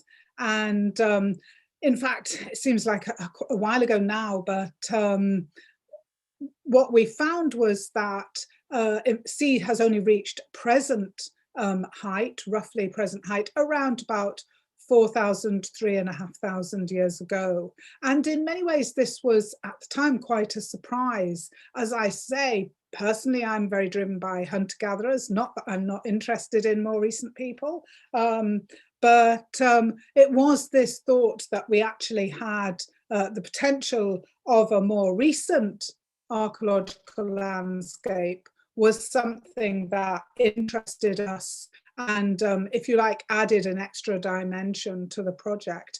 And indeed, one of the interesting things about this was the fact that, of course, the hunter-gatherer footprint is notoriously elusive. It's elusive on land, never mind underwater. But when we're talking about some of the more recent archaeology of Orkney, in particular, the Neolithic archaeology, the first farmers, you're talking about a fantastic stone-built record. And so was there the possibility that we had stone-built monuments, stone-built remains in the underwater landscape? That was something that kind of was added into the mix, excitingly. And that's really, in a way, what I'd like to talk a bit more about now. Well, obviously, Orkney is a very small archipelago, but in fact, what we very quickly realized was that despite the small size of the archipelago, the sort of generalized models of sea level change that one might work with, even where you're building your own sea level curves and things, that these models remain very general when you're trying to talk about the impact of landscape change on a particular community or on the area around a specific site. And so one of the things that we've been working on is trying to take very particular topographic units, if you like, and build more detailed models that are more meaningful in a community sense. And so that's one of the things that we've been working on. And here you can see one of our main focuses of interest, the Bay of Firth. and some of the results that have come from work in and around the Bay of Firth. Now, we had several reasons for moving to the Bay of Firth. It's a nice sheltered bay right at the heart of the archipelago. But it's got a very good archaeological record, both around it, on the shores around the bay, and also on the islands, which you can see in the centre of the bay there. But one of the interesting things about the Bay of Firth is that there's a very strong tradition of oral history relating both to places. There's a lot of stories about people doing things out on areas of land that are now underwater. So there's stories of funeral processions being washed away, trying to get out to the island of Damsey. Let me bring up my laser pointer. Yeah, this is the island of Damsey here. And there's stories about people crossing over to Damsey and being washed away and things. And there's also a strong tradition of divers. It's a rich area for both oysters, scallops, lobsters and things.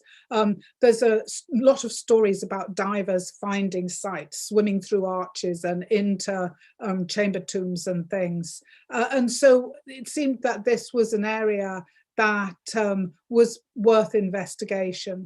And you can see here some of the very detailed models that we've managed to draw up, looking at the way in which the nature of the bay has changed through time.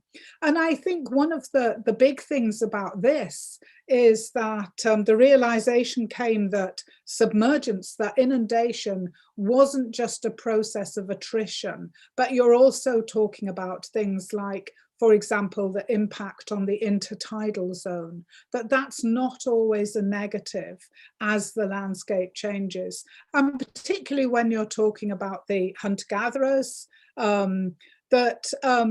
in Scotland, we tend to assume that our hunter-gatherer communities, that many of them are very much coastal specialists.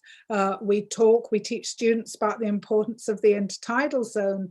And here we are with a much greater intertidal zone in the past than we actually have in the present. You can see how the reduction in intertidal zone only really takes place as we approach the present day, which was an interesting thing. So we can build these models for specific parts of Orkney. We can look at the relationship with existing terrestrial sites. We can begin to think about the potential impacts of inundation on the communities living on these sites. But what about the sites underwater?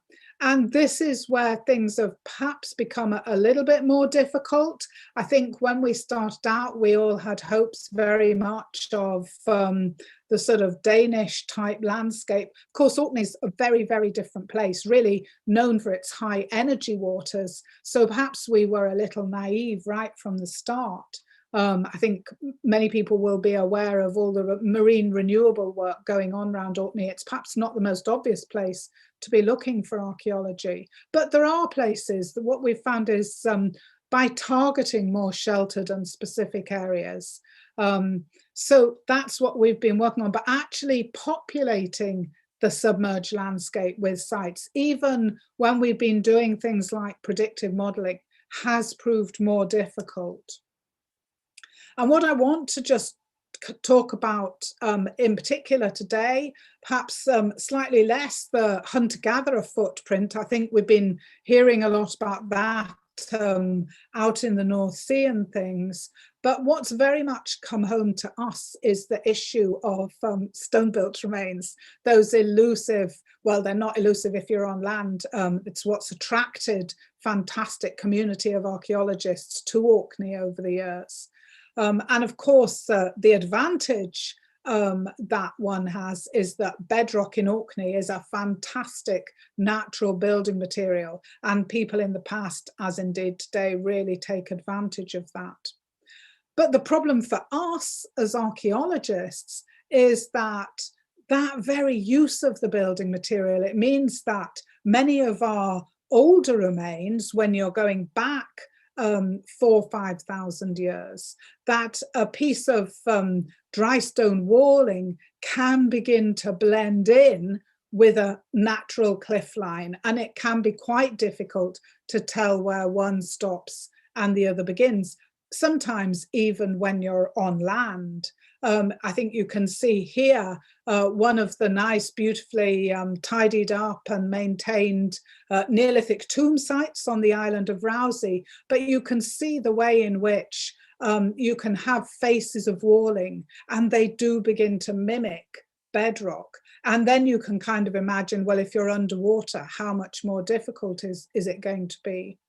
So we had to kind of try and think, okay, and I think other people have taken this approach. We've heard one or two people talk about it. Well, what is left of your, what do your prehistoric sites comprise? And really just very kind of grossly dividing it into small and large and thinking about smaller scale features. Well, perhaps these are related more to some of the older sites, Mesolithic, Paleolithic sites. You might be talking about discolorations of sediment, post holes, pits, hearths, collections of finds, things like that. Moving slightly forward in time, obviously coming into the Neolithic, you're going to get larger scale features, walling, settings, ditches, sort of positive and negative features all added into the mix. But what you've got to do then when you're working with a submerged landscape is to consider, well, what are these sites going to look like underwater? How do they degrade? What materials do they accumulate? You have to look at local issues, the context, wave energy, topography, shelter, things like that. It's a complex picture. Really what it boils down to is, and believe me, there's enough ballast dumps on the seabed of Orkney. When is a pile of stones on the seabed just a pile of stones on the seabed, particularly when it's covered by dense growths of seaweed? And we have seaweeds up here that some people get very excited about. So you can't just rip it all off or anything. Nevertheless, we do have stone features on the seabed. The problem has been validating them, if you like, as anthropogenic. And you can see here, again, two very kind of gross divisions, but we have vertical stones and indeed occasionally settings of vertical stones. We have horizontal stones. These are nice, particularly clean ones, not covered with seaweed, but I think you can see that it can be very difficult. There's no nice welcoming little historic Scotland markers or collections of skulls or even timbers lying around to suggest that something else might be going on here. And so we have to think a bit more broadly, and in many ways the technique, the kind of thought processes that we're adopting, they're very similar to the way that you work on land. I mean, essentially, we're looking at the context of the features. We're looking at their position in the landscape, at any patterning we might be able to see. Have we got individual features? Have we got linear arrangements? Things that might not occur naturally, geometric, symmetry, that sort of thing. And moving to a slightly more sort of broader scale, are we getting layered stonework? Are we getting scattered stonework forming patterns? What's the background matrix like? Are we getting stones marking out in a softer sediment? That sort of thing. But of course, the problem that you have is when you're standing on a hillside looking at a pile of stones in the corner of the field, one thing you'll do instinctively is raise your eye and look around you to get the overall context. You might try and step back a bit to see where are other sites and things. If you're underwater and you do that sort of thing, here in Orkney anyway, you just lose sight of the feature you're looking at. So it's not always as easy as just eyeballing something. We have to deploy other techniques. And you can just see here some of the sorts of things that we're beginning to come up with. This is an isolated feature just to the north of the island of Damsey in the Bay of Firth that we came up with very early on. It looks really exciting. I think this also brings out another of the issues that we have underwater. I've mentioned the abundant weed growth and things, but I think one of the things that we have to be very aware of is that the eye will interpret things in terms of what it thinks it wants to see, what it thinks you want to see. So it's very, very easy to make this out to be something. It would be lovely to see it as some sort of portal or table tomb or something like that. Unfortunately, the reality isn't quite as nice as perhaps the photograph might lead us to believe.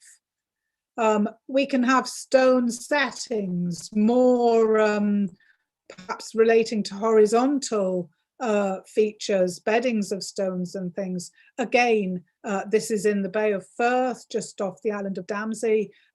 Very difficult to validate whether this sort of thing is actually anthropogenic or not. There are other features, these little settings. You've seen one earlier of vertical stones. There's an area just to the north of Damsey where we've got quite a lot of these. And interestingly, in this case, it relates to, or they're very close to, an early Christian church site, chapel site, which is eroding into the sea. And we're pretty certain that they probably relate to the lost graveyard from the chapel site. It's one of the few early Christian sites in Orkney that doesn't have a graveyard, even though there are actually plenty of stories relating to people being buried there. Obviously, in this case, it would be a fairly recent inundation, probably related to some sort of barrier breach. The island is degrading due to barrier breaches even in the present day. And you can see here similar vertical stones in a graveyard elsewhere in Orkney on the island of Bursey. And then we have more large, we have bigger features, and we've really divided these into two, into topographic features and kind of piles of stone. This is a feature that we found very early on. We've called it the main mound. It's one that's been particularly interesting to us. Obviously a very nice circular shape. Sitting here, you can see in its topographical context. You can dive down on it. There's some lovely stonework on the top until you remember that, of course, Orkney stone breaks naturally into these sort of slabs. So we can't ever be 100% certain that they're actually laying. What we can do is look around the whole site, look at the different angles of dip and bedding and things. You can see it's much steeper around the edge. It flattens off in the middle. We can start to get some overall information. We looked at when the site would have been inundated. It's likely to have submerged by around about 6,500 years ago. So not an obvious contender for a Neolithic site. At the moment, we're tending to think this site is most likely to be natural, but it is very difficult to come up with either natural or anthropogenic explanations for the site. It's something we're still working on. And then for the kind of pile of stones, if you like, moving over to the west, where we've been working in the Loch of Stennis, partly to give context to the World Heritage sites and the site at Nessebrogga, which all lie along the isthmus there. We've produced a model of, in fact, of the site in the early Neolithic, around about the time that the Nessebrogga work there would have been starting. But for the point of view of this lecture, just we're interested in a mound site over on the other side of the loch. Here you can see it showing up, and here with the bathymetry showing up very, very nicely. And in this case, the stonework sits more on top of the bedrock. And we're still, sadly, we were going to do some diving on that. It got a bit caught up in COVID and things, so that's still got to be done. But one of the things that's interesting about this site is that it's very similar in size and also in shape to some of the very earliest Neolithic tombs in Orkney, many of which sit down at present day sea level. And here you can just see a nice reconstruction, sketch fab reconstruction of the one on Rousey. And so that's something we're tending to verge to think more towards anthropogenic, although we need to verify that still. So just to sum up, we definitely have sites. Interpreting them, verifying them, much more difficult. What we've found is that we've got our results by focusing in targeting very specific areas, particularly shallow protected waters. But that has shown us that even in a high energy environment, you can get results, that it's not totally devoid of archaeology, if you like. And that really means, of course, that local topography, you really have to understand the local topography. You have to be able to look at things like offshore barriers and so on, that these are highly significant in the way in which both inundation will play out and in which survival of sites will play out. We found, in fact, that diving, we've perhaps done less than we might have done, thought we would do with divers. It's very useful, but it doesn't always provide all the answers. And really, we've worked in by going through a reconstruction of the landscape. And just because I'm an archaeologist, I kind of like to bring everything back to the people. I think one of the things, well, we have to kind of make sure we're not just running with all our assumptions. We want to constantly question our assumptions. Is this focus on the coast? Is it really there? Is local sea level rise a threat? I think one thing we have to remember is that sea level rise is a big threat to us today because we've lived through centuries, millennia of stability. But for the people who are living in Orkney in early prehistory, sea level rise is just the way of the world. It's the way things were. They didn't know it was going to stop. We've got hindsight, but they didn't. And I think we forget that quite often. So how do they subsume this kind of changing world into their mindset, into the way they live, into their scientific knowledge? How does it influence behavior, stories, that sort of thing? I'm just going to leave you with those questions. Absolutely no answers. And just turn to the last slide to thank everybody, to thank you for listening, and to say that thankfully I've got Richard and Martin here to answer all the difficult questions. Thank you. Thank you very much, Caroline. What a fantastic presentation. It's just great to see these those images of Orkney and the work that you've done so far. Are there any questions from anyone in the chat? I can't see anything in the chat, so I'm just wondering whether there are any questions. We've got a little bit of time before our next speaker. Here we go. We do have one. Oh, they're coming in now. So the first one is from Trevor Faulkner. Oh, they're all coming in now. And they ask, Shetland, or they say Shetland is also in a fall bulge area and has been falling relative to sea level in the Holocene, opposite to the inland Scotland mainland. Is submarine archaeology being searched for there? We've done a little bit of work in Shetland around Lerwick, where there's some nice submerged forest remains and rather nice Neolithic axe. But yes, Shetland's very interesting because, of course, it's even more deeply bedded, if you like, the submerged landscape than Orkney. But as far as I know, and people might know a different some work going on, but I don't think there's any submerged landscape work being done there. In fact, when I've been at a couple of seminars in Shetland, awareness wasn't high that there was a submerged landscape. So one university had students searching the present coastline for material relating to things that was rather interesting when you pointed out that the coastline at the time they were interested wouldn't have been at present day height. So it does show, in fact, going back to, in many ways, what Geoff has always talked about, that we still have to get information out there that submerged landscapes even exist. Yeah, absolutely. That's so important. We have another question from Bjorn Nielsen, who asks, what about faunal remains and wood? So far, nothing. I think that's right, is it, Martin? Yeah, no faunal remains that have come up in any of our work.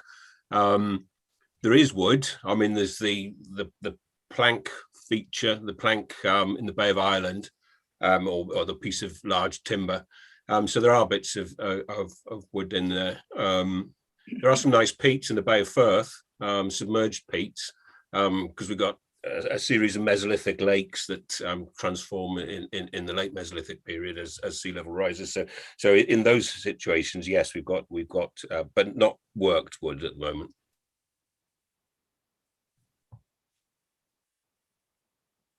Okay, one last question from Peter. Yeah, Peter Alexander. Sorry, it keeps moving. Rowley Conway has asked, is there any indication that red deer or large ungulates were introduced in the Mesolithic? The $1 million question. I think Jackie published a paper on that, didn't she, about the Neolithic? I think when they looked at the Neolithic red deer population, they're getting, am I right, 2 strands, one of which they think was introduced at some point. But although there are antlers from peat bogs, they've all been more recent. They've all been Bronze Age. So at the moment, I don't think we have any red deer or faunal material going back to Mesolithic Orkney, which isn't to say it's not here. It may just be that people haven't really looked for it. Yeah. Well, thank you, Caroline. I think because we're bang on time, so this is perfect, I'm going to say thank you very much. That was absolutely brilliant, and it's so good to see. And we're going to move on now to Nicky Milner. And I think she's here. Yeah. Oh, yes, brilliant. Hi, Nicky. Hi. So Professor Nicky Milner is Head of Archaeology at the University of York and specialises in Mesolithic and field archaeology. She's currently working on the Sea Change project, looking at major cultural transitions on marine ecosystem functioning and biodiversity. And she's also involved in the Leverhulme Centre for Anthropocene Biodiversity, in which she's looking at the relationship between humanity and the natural world and how that's changing, and we may be able to develop a sustainable Earth. So Nicky today is going to be talking about star Carr, and I'm going to pass you over and see you in 25 minutes. Thanks, Helen. And I guess you can see my slides, can you? Yes, absolutely. Right. Okay, thank you. Okay, well, thank you. When Geoff asked me to talk about star Carr at this conference, I did point out that it wasn't actually submerged under the North Sea. But as you can see from this map, it is very close to the North Sea. And albeit not underwater, the site is submerged under a thick bed of peat. And by removing this peat, we reveal a buried landscape, which has informed us hugely about how people were living 11,000 years ago. And indeed, the site has been used on several television programmes about Doggerland to illustrate what life might have been like at this time. So in this talk, I'm going to take you through some of our more significant discoveries, and also think about the site within the wider context, all of which might help us think about what we might find beneath the North Sea in terms of the archaeology. So there's been a punctuated history of research at the site, starting with the discovery by local amateur archaeologist John Moore, the famous excavations by Graham Clark, further work by the Vale of Pickering Research Trust, and finally, over 10 years of excavation work by me and my co-directors, Chantal Canella and Barry Taylor. The excavations by Clark can be seen here, a number of long trenches with extraordinary preservation. Here, students are cleaning wood within the peat, and this one sort of also shows the depth of the peat, as does this one. And if you look at the right-hand corner, you can just see a cow right at the top of the trench, which helps for scale a bit on this one. A wealth of wonderful and rare objects were uncovered during these excavations, which undoubtedly made the site famous. in the archaeological world. 21 of the antler frontlets were found. These are the only ones known in Britain, and 191 barbed points, which is well over 90% of all barbed points known in Britain as well. All of these finds and more were concentrated in the main part of the excavated area. And this is a plan of the flints by square yard, showing the concentrations dramatically decreasing towards the edges. And this is basically why Clark thought he'd excavated the whole site. Several decades later, the Vale of Pickering Research Trust excavated a trench to conduct paleoenvironmental analysis. The trench was about 25 metres from Clark's trench, placed far away to avoid the archaeology. However, of course, as you might have guessed, there's plenty of archaeology in this trench, including flint, bone, antler, and most intriguingly, this wood right at the far end of the trench, which had been split and hewn and was thought to be the earliest evidence of systematic carpentry in Europe. However, no further work was carried out, and it was unclear whether this was maybe some sort of platform or perhaps a trackway. From 2004, Chantal, Barry and I directed further excavations at the site. And in the first phase, we conducted field walking, test pitting, and dug a large trench on the dry land, which is, hopefully you can see my cursor here, but this one in red, SC23. And this is Clark's trench just to the side of it, which shows the scale here. The whole, the area where we've got the hashed area is, or the field walking and the test pitting that was done, which shows the extent of the site. And basically what we can see here is that overall we've dug less than 5% of the site. And just to give you a sense of scale of this area, if you take this peninsular area here with all these test pits down it, this is what it looks like actually in the field. So it's a very large field full of Mesolithic archaeology. In the second phase of our fieldwork, we received Historic England and ERC funding for the post-glacial project to conduct a large-scale excavation at Carr and also other investigations around the lake. So SC23 is our dryland trench, which we excavated previously in 2007, 2008. And the excavations in 2013 to 15 basically filled in this area between Clark's trench and this dryland trench. And also we have the trench VP85A, this one right down here, which is the trench from the 1980s. So the idea behind this was to get a better understanding of occupation and activity areas across one area.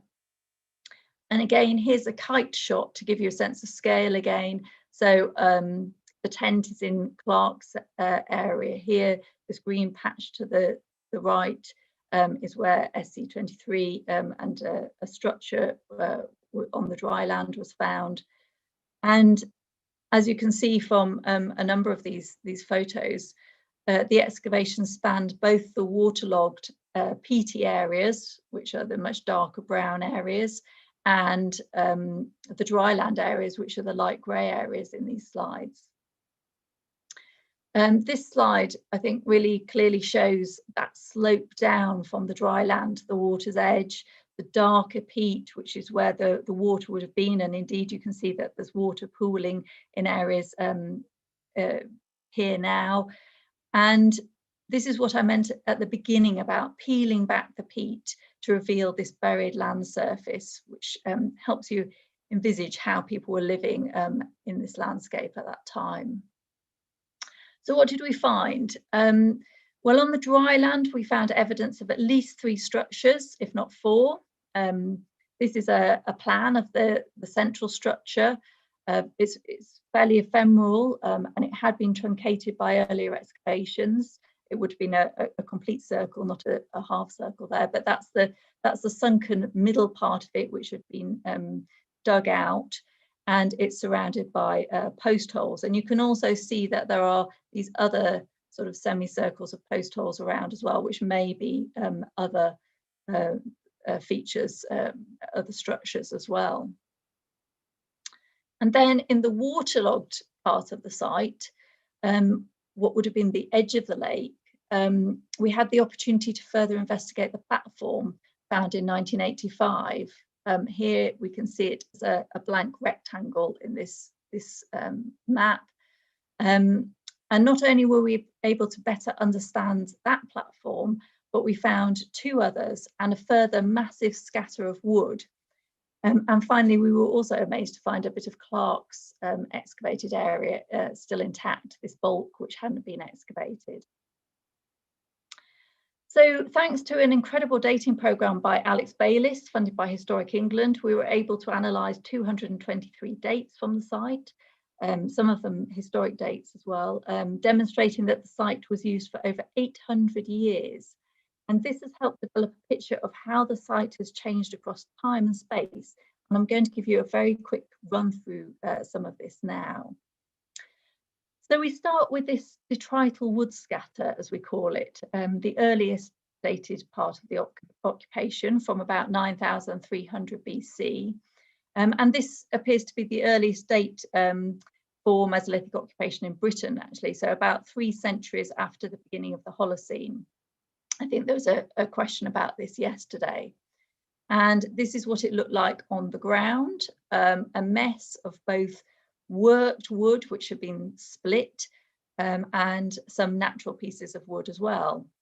There was some animal bone within it, but not a huge amount. But what was really intriguing was this particular grouping here.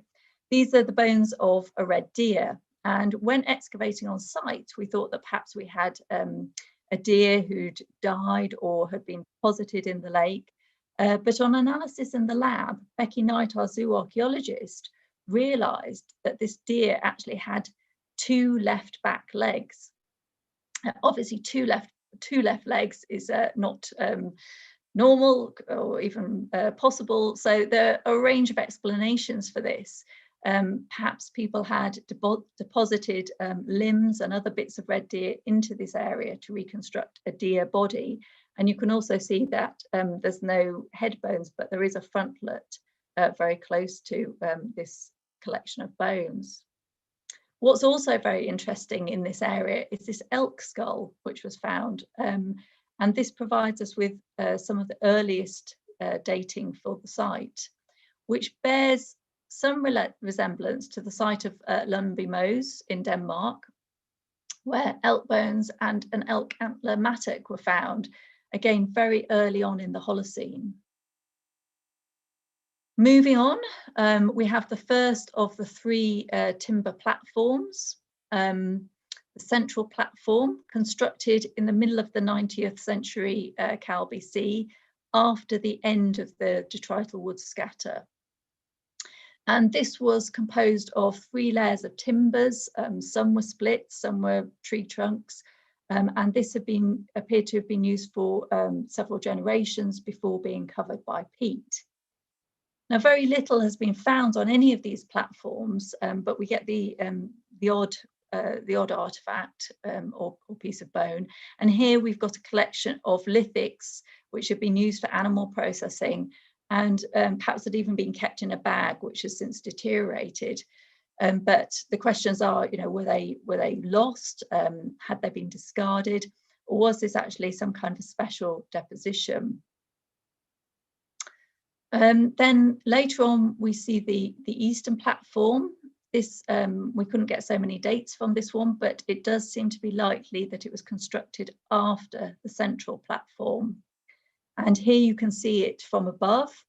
You can see the scale of it.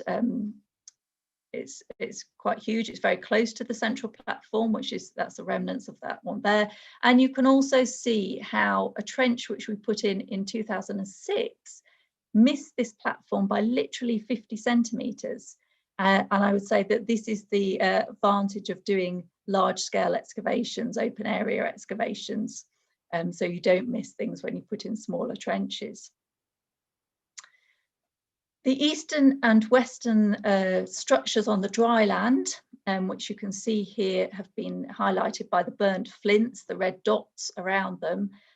These appear to date to around 8,800 BC, although there is a possibility that they could date earlier. And at a similar point in time, we were able to excavate the Clark's platform, Clark's area, which dates to about that same period. So here it is, just in plan, and you can see just how densely packed this was with finds. This is a close-up showing the incredible richness and just the way in which it's jam-packed with wood, bone, antler, and so on. Now, very interesting from the dates again, it looks like this is, as I say, this is contemporary with the dryland structures, but it also could have been accumulated in anything as short as perhaps just 1 year, although it might have been longer, it might have been a generation or so. And here's another photo of the incredible richness and density of that material. We haven't found anything else like this on this site, or indeed others in the area. And within that, we found a number more frontlets. Altogether, on our excavations, we found 12 more antler frontlets. Slightly further to the south of this area, we found this incredible pendant, only the size of a guitar plectrum. I mean, very small, very thin, very fragile, and engraved with these mysterious lines. And then in terms of wooden artifacts in this area, we also found a bow, a number of digging sticks, and a sort of wooden platter. It's quite difficult to know what it is, but it looks like just a large wooden carved piece. And finally, we moved to the western platform, which is very close by Clark's area, which was built two or three generations after the eastern platform. And after this, there are some further evidence of occupation, but it is very ephemeral, and it's not long before the site really appears to go out of use. And here is the that western platform as well, again, just so you get a sense of that. It's incredible to think that the site was used in this way for 800 years. And from macrofossil data, Barry Taylor was also able to construct the environmental picture, which shows a change in the local environment from fairly open water in zone 1 here to more ferns and fen plants and a encroaching of reeds around the lake edge in zone 2 to in zone 3 much reduced open water and much more of a fen landscape.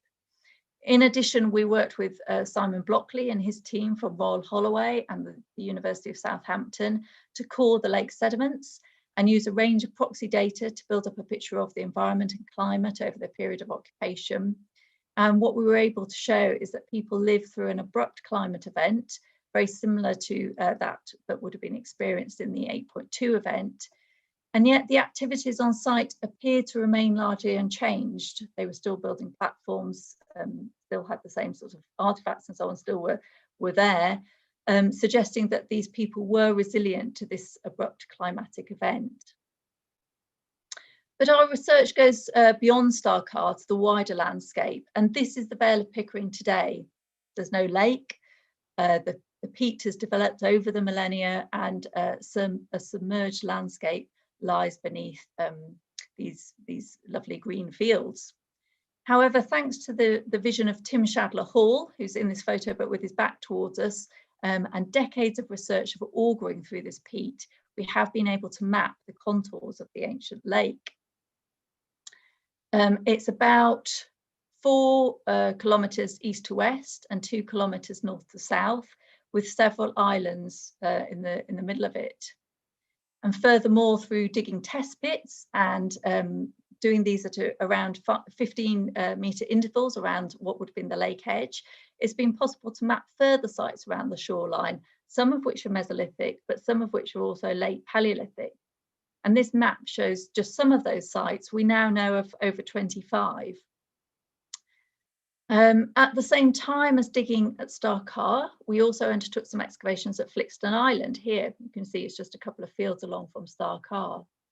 And this was another site that was originally found by John Moore, the local amateur archaeologist who discovered Carr.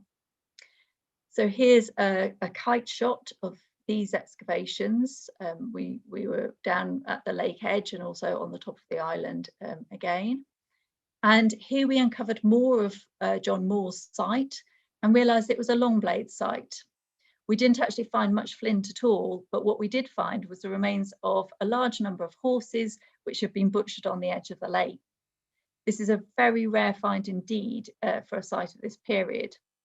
And we're currently working on the dating with Alex Bayliss and hope to be able to resolve whether this site actually dates to the very start of the Holocene or whether it's a bit earlier. What was also very nice about this site was that it also produced a large number of horse hoof prints in the lake muds. So overall, this is a really rich landscape, archaeological landscape, telling a story of activities from the late Paleolithic through to the Mesolithic. It's remarkable how people use this landscape and some sites for centuries, and how they appear to be relatively settled at the number of these locations. But although we feel we know a lot more about it, as ever, the archaeology has thrown up many more questions, and there is still so much to learn from this landscape, and indeed the one under the North Sea, which is very nearby. And if we return briefly to the North Sea and think about Carr in that context, we can reflect on how many of the things that we found at Carr have clear parallels with other countries in Northwest Europe. For instance, we've got that elk which was deposited in the lake, just as the elk deposited in Denmark. We've also got the pendant, and we have an amber pendant that was found by Clark, with clear parallels to amber pendants and the kind of geometric artwork found in Denmark. And of course, we've got the antler frontlets with clear parallels to a number of sites in Germany. The exciting research on Doggerland that we've all heard about over the last couple of days has enabled us to begin to think about how this fits together and how connections across Doggerland might have happened. I'm going to actually just end with a short film made by Marcus Abbott, which hopefully takes you back in time to what things might have looked like more than 11,000 years ago.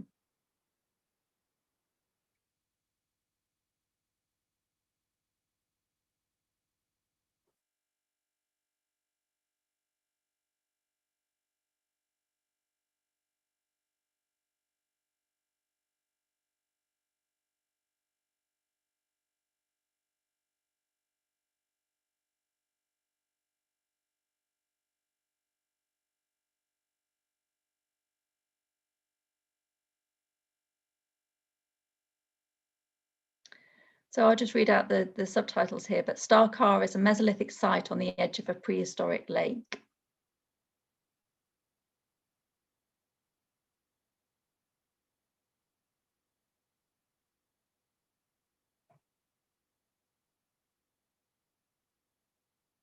The people at Carr placed timbers in the shallow water.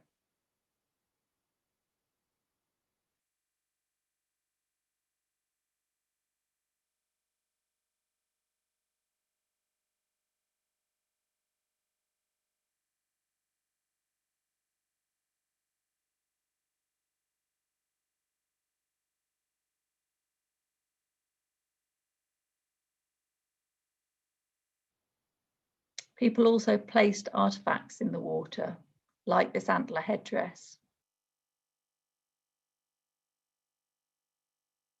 In one area of the site, there was an extraordinary accumulation of artifacts. This consisted of thousands of pieces of bone, flint, antler, and beads, and included many more headdresses.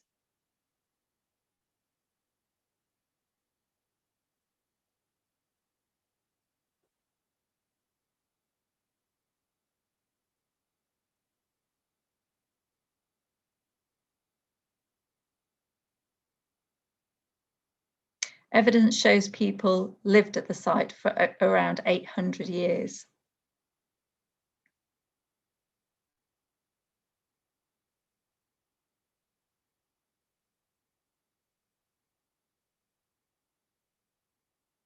Over the generations, people built platforms by the lake edge.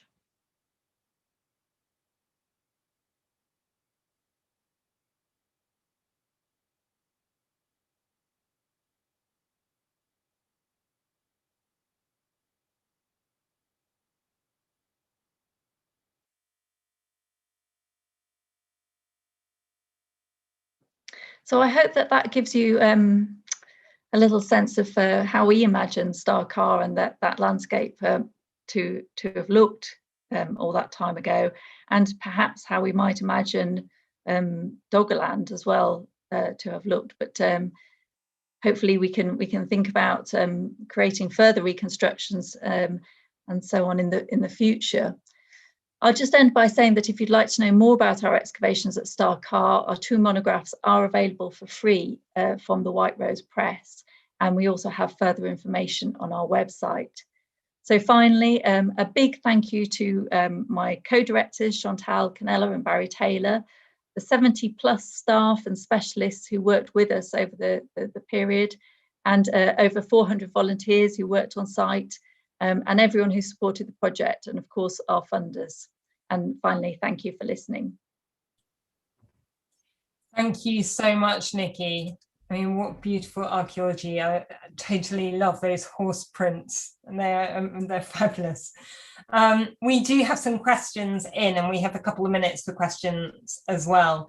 So, well, they're coming in thick and fast. That means they're moving.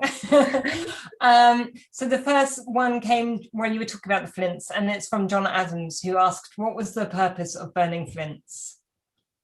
I think, well, Chantal Canella, who's our flint expert, can probably talk more about this than I can. But I mean, I think some of the flint is accidentally burnt, which is why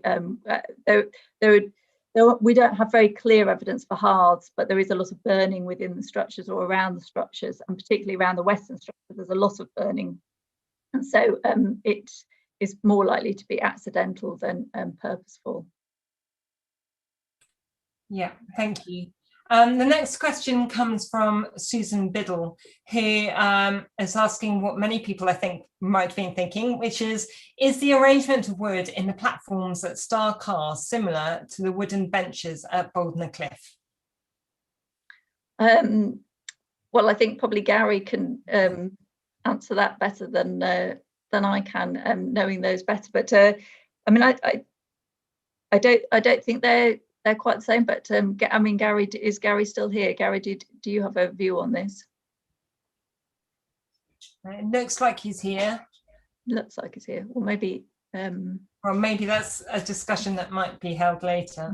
But, I think, I mean, the advantage for us is that we were able to clear them very clearly, and I think that I mean, each of the platforms are slightly different, particularly the central platform, which has these 3 layers on top of each other. Whereas the other 2 are just single layers. So even though we've got 3 platforms, they're not actually very similar to each other. There's and it was the same with the structures on the dry land. There was a lot of differences between those. So we tend to expect these sorts of things to be the same, and they're quite often not. The next question comes from Bjorn Nielsen, who asks, says, thanks, Nicky. And did you succeed in doing dendrochronology of the wooden remains despite compression and decay? Hi, Bjorn. No, sadly, we didn't. We did try. The big birch tree that Clark actually found in the trenches, we re-excavated that trench, and it was still there. And Alex did take a section of that to try dendrodating, but sadly, it wasn't possible. Okay, and there are a couple more, if that's right. We're okay for time. So from Maggie Fleming, I think it is, was there any evidence of fishing from example the platforms? And they say, I believe there are platforms in Lake Garda in northern Italy, but I guess we use it that way. Thanks. So I mean, we know they were fishing there because we have evidence of fishing from some fish bones. For many years, there was a paper in Journal of Archaeological Science about why were there no fish found at Star Carr, but we have found some fish bones from Star Carr. We've also found evidence of processing fish from some of the flint tools that have where we've done use wear. Whether they were using the platforms for fishing is really hard to say. I mean, I think the platforms were probably used for stabilizing the muds on the lake edge, and maybe it was possible to fish from them, but there's no evidence really for what the platforms were used for, which is very frustrating. That's one of the questions that's been raised from our excavations. So that covered a few of the questions. Actually, there were quite a few questions about the platforms. One's just come in as well, which is anonymous, which says something, asks whether the platforms were definitely submerged rather than being at the surface, and thinking about their potential use and visibility at the time. Well, I mean, we did a lot of thinking about this. It's possible that we think that they were very close to the surface. They may have been exposed seasonally, perhaps, but if they had been exposed all the time, they obviously would have rotted away. So and it's very difficult to measure the amount of water that would have been over the top of them. But we think that they were probably very close to the surface, though. Yeah, hard to be certain, or hard to really assess the seasonal changes in that. Yeah. And one last question, if that's all right, that's coming from Ulla Rajala, who's asked, were the flint objects in the bag used? Yes, I think yes, I think they were used for animal processing animal flesh. But there's useware from around the site, and different kinds of useware, and with a number of these caches, the flint has been used before it's been cached as well, interestingly. Yes, so Chantal says yes, almost all for processing animal remains, even very unpromising ones. Thanks, Chantal. Thanks, Chantal. Thank you very much, Nicky. So that ends our post-lunch session, and I believe we have half an hour before we join again after tea break, and Geoff will be chairing the next session. So thank you to all the speakers from this morning and this afternoon, and I believe that you're going to be moving from horse hoof prints to Haysborough footprints with Rachel Bynoe. So enjoy your tea break.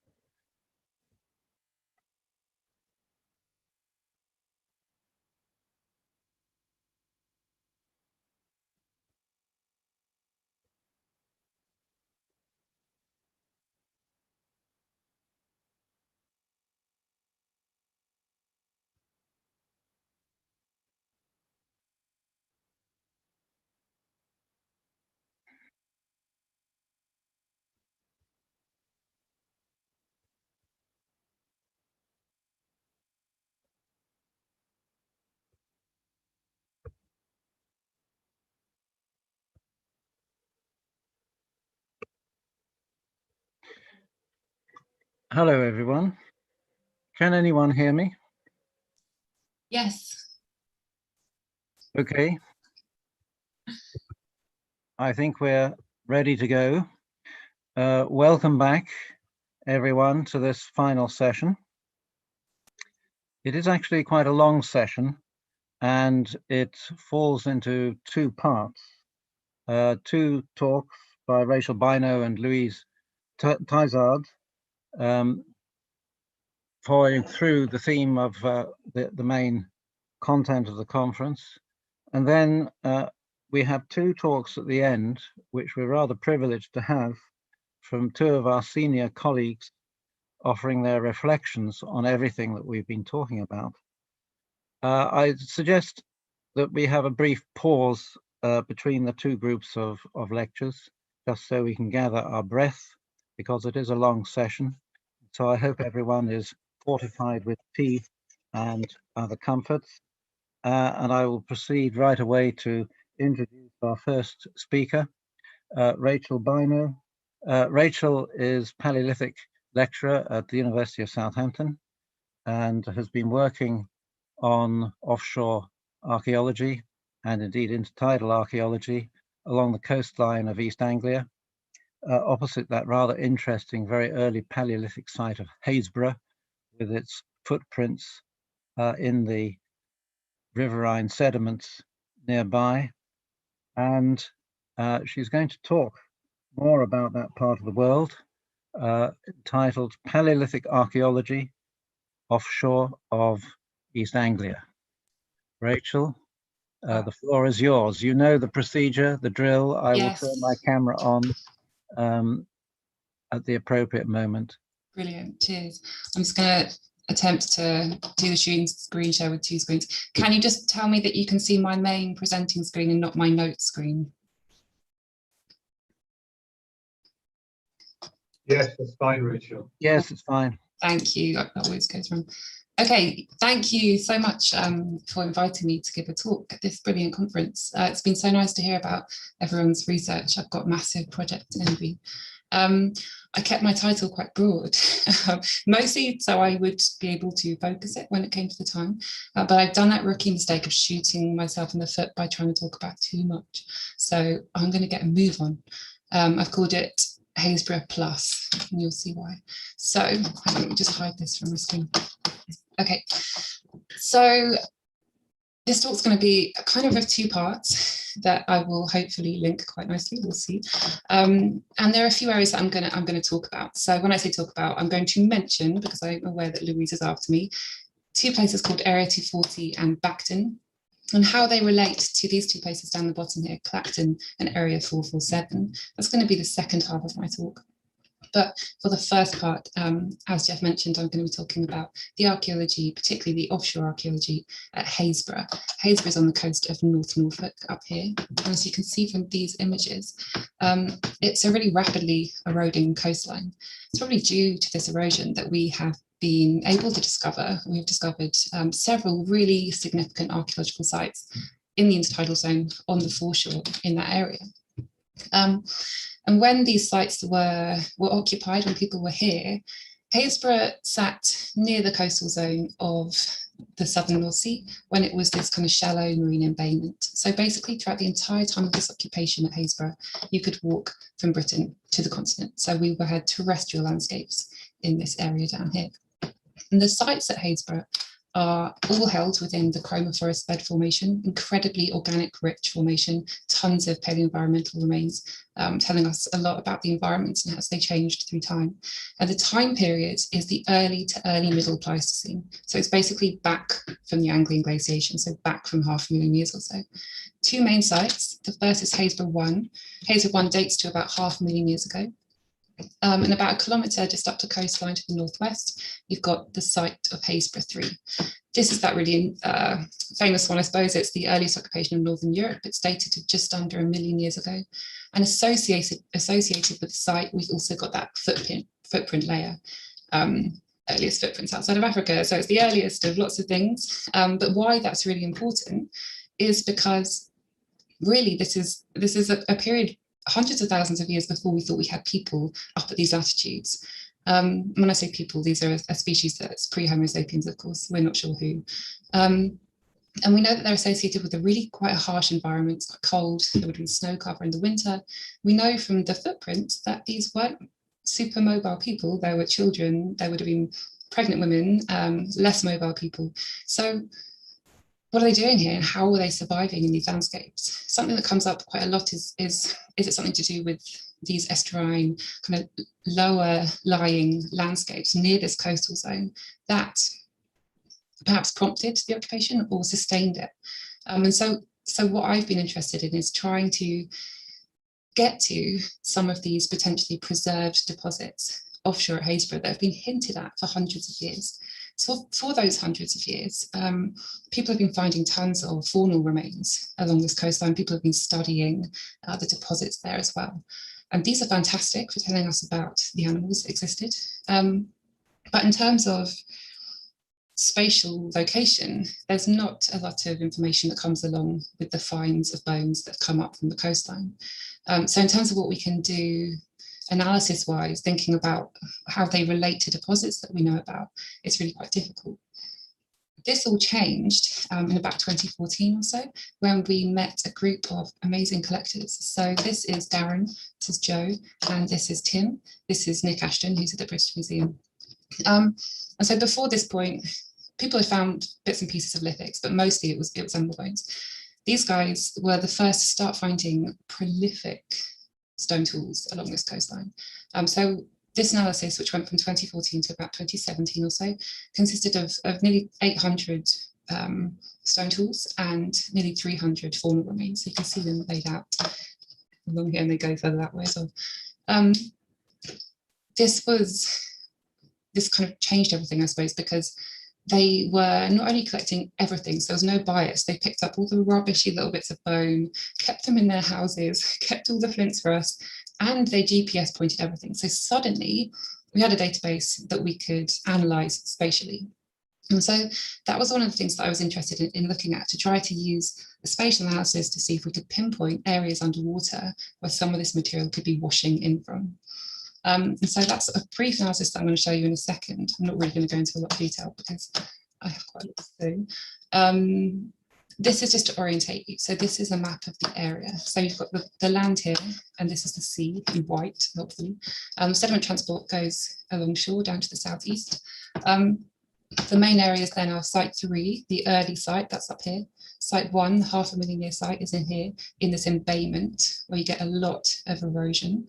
But there's also an area down towards Eccles. So you can see this kind of sand tombolo, the buildup of sand, which is caused by these shore parallel breakwaters. So I'm going to turn your view horizontal now, just to confuse you. There we go. So we have the northwest up here and the southeast down here. So what we started looking at was the density and how that related to abrasion, using abrasion basically as a proxy for movement. And this showed a few things. So it showed that, well, we had foreshore deposits, and we knew about them. We were finding very fresh stuff was eroding out of them. And then you find these more abraded tails moving down to the southeast in line with transport movement. And we found that in Site 3, we found that near Site 1, but it was the other areas that started to come up that were interesting. So there's an area just further down from Site 1, which we couldn't really explain. So we started to think about this area offshore here. There was a bit more that went along with it, sorry, that I'm not going to go into huge amounts of detail about.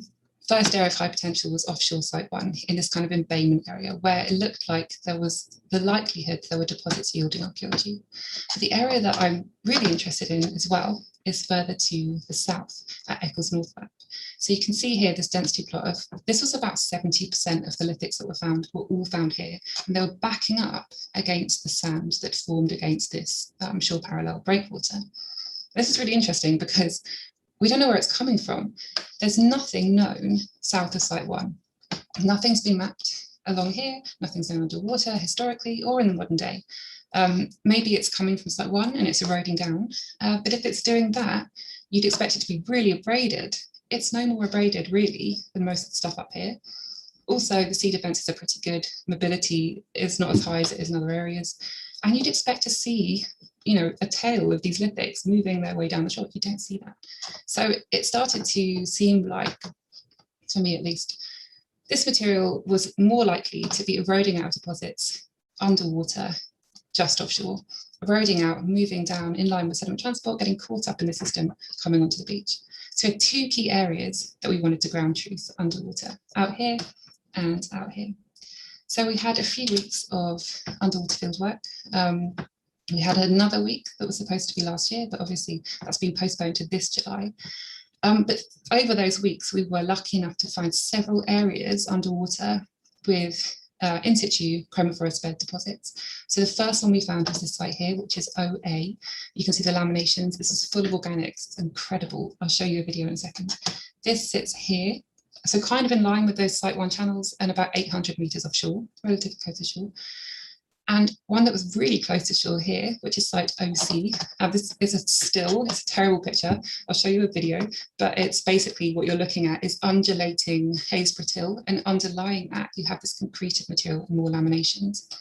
But also a site called OB, further up to the north. This was totally by chance. People had just started finding a load of hand axes and stuff on the beaches here-ish. And Tim, one of our collectors, is a lifeboatman, and he's like, go and check out this drop-off we found. So we went out and we did quite quickly find more deposits. They're everywhere. So I'm going to show you a quick video just to show you the differences between some of these. Hopefully this will play. Just learn how to do this.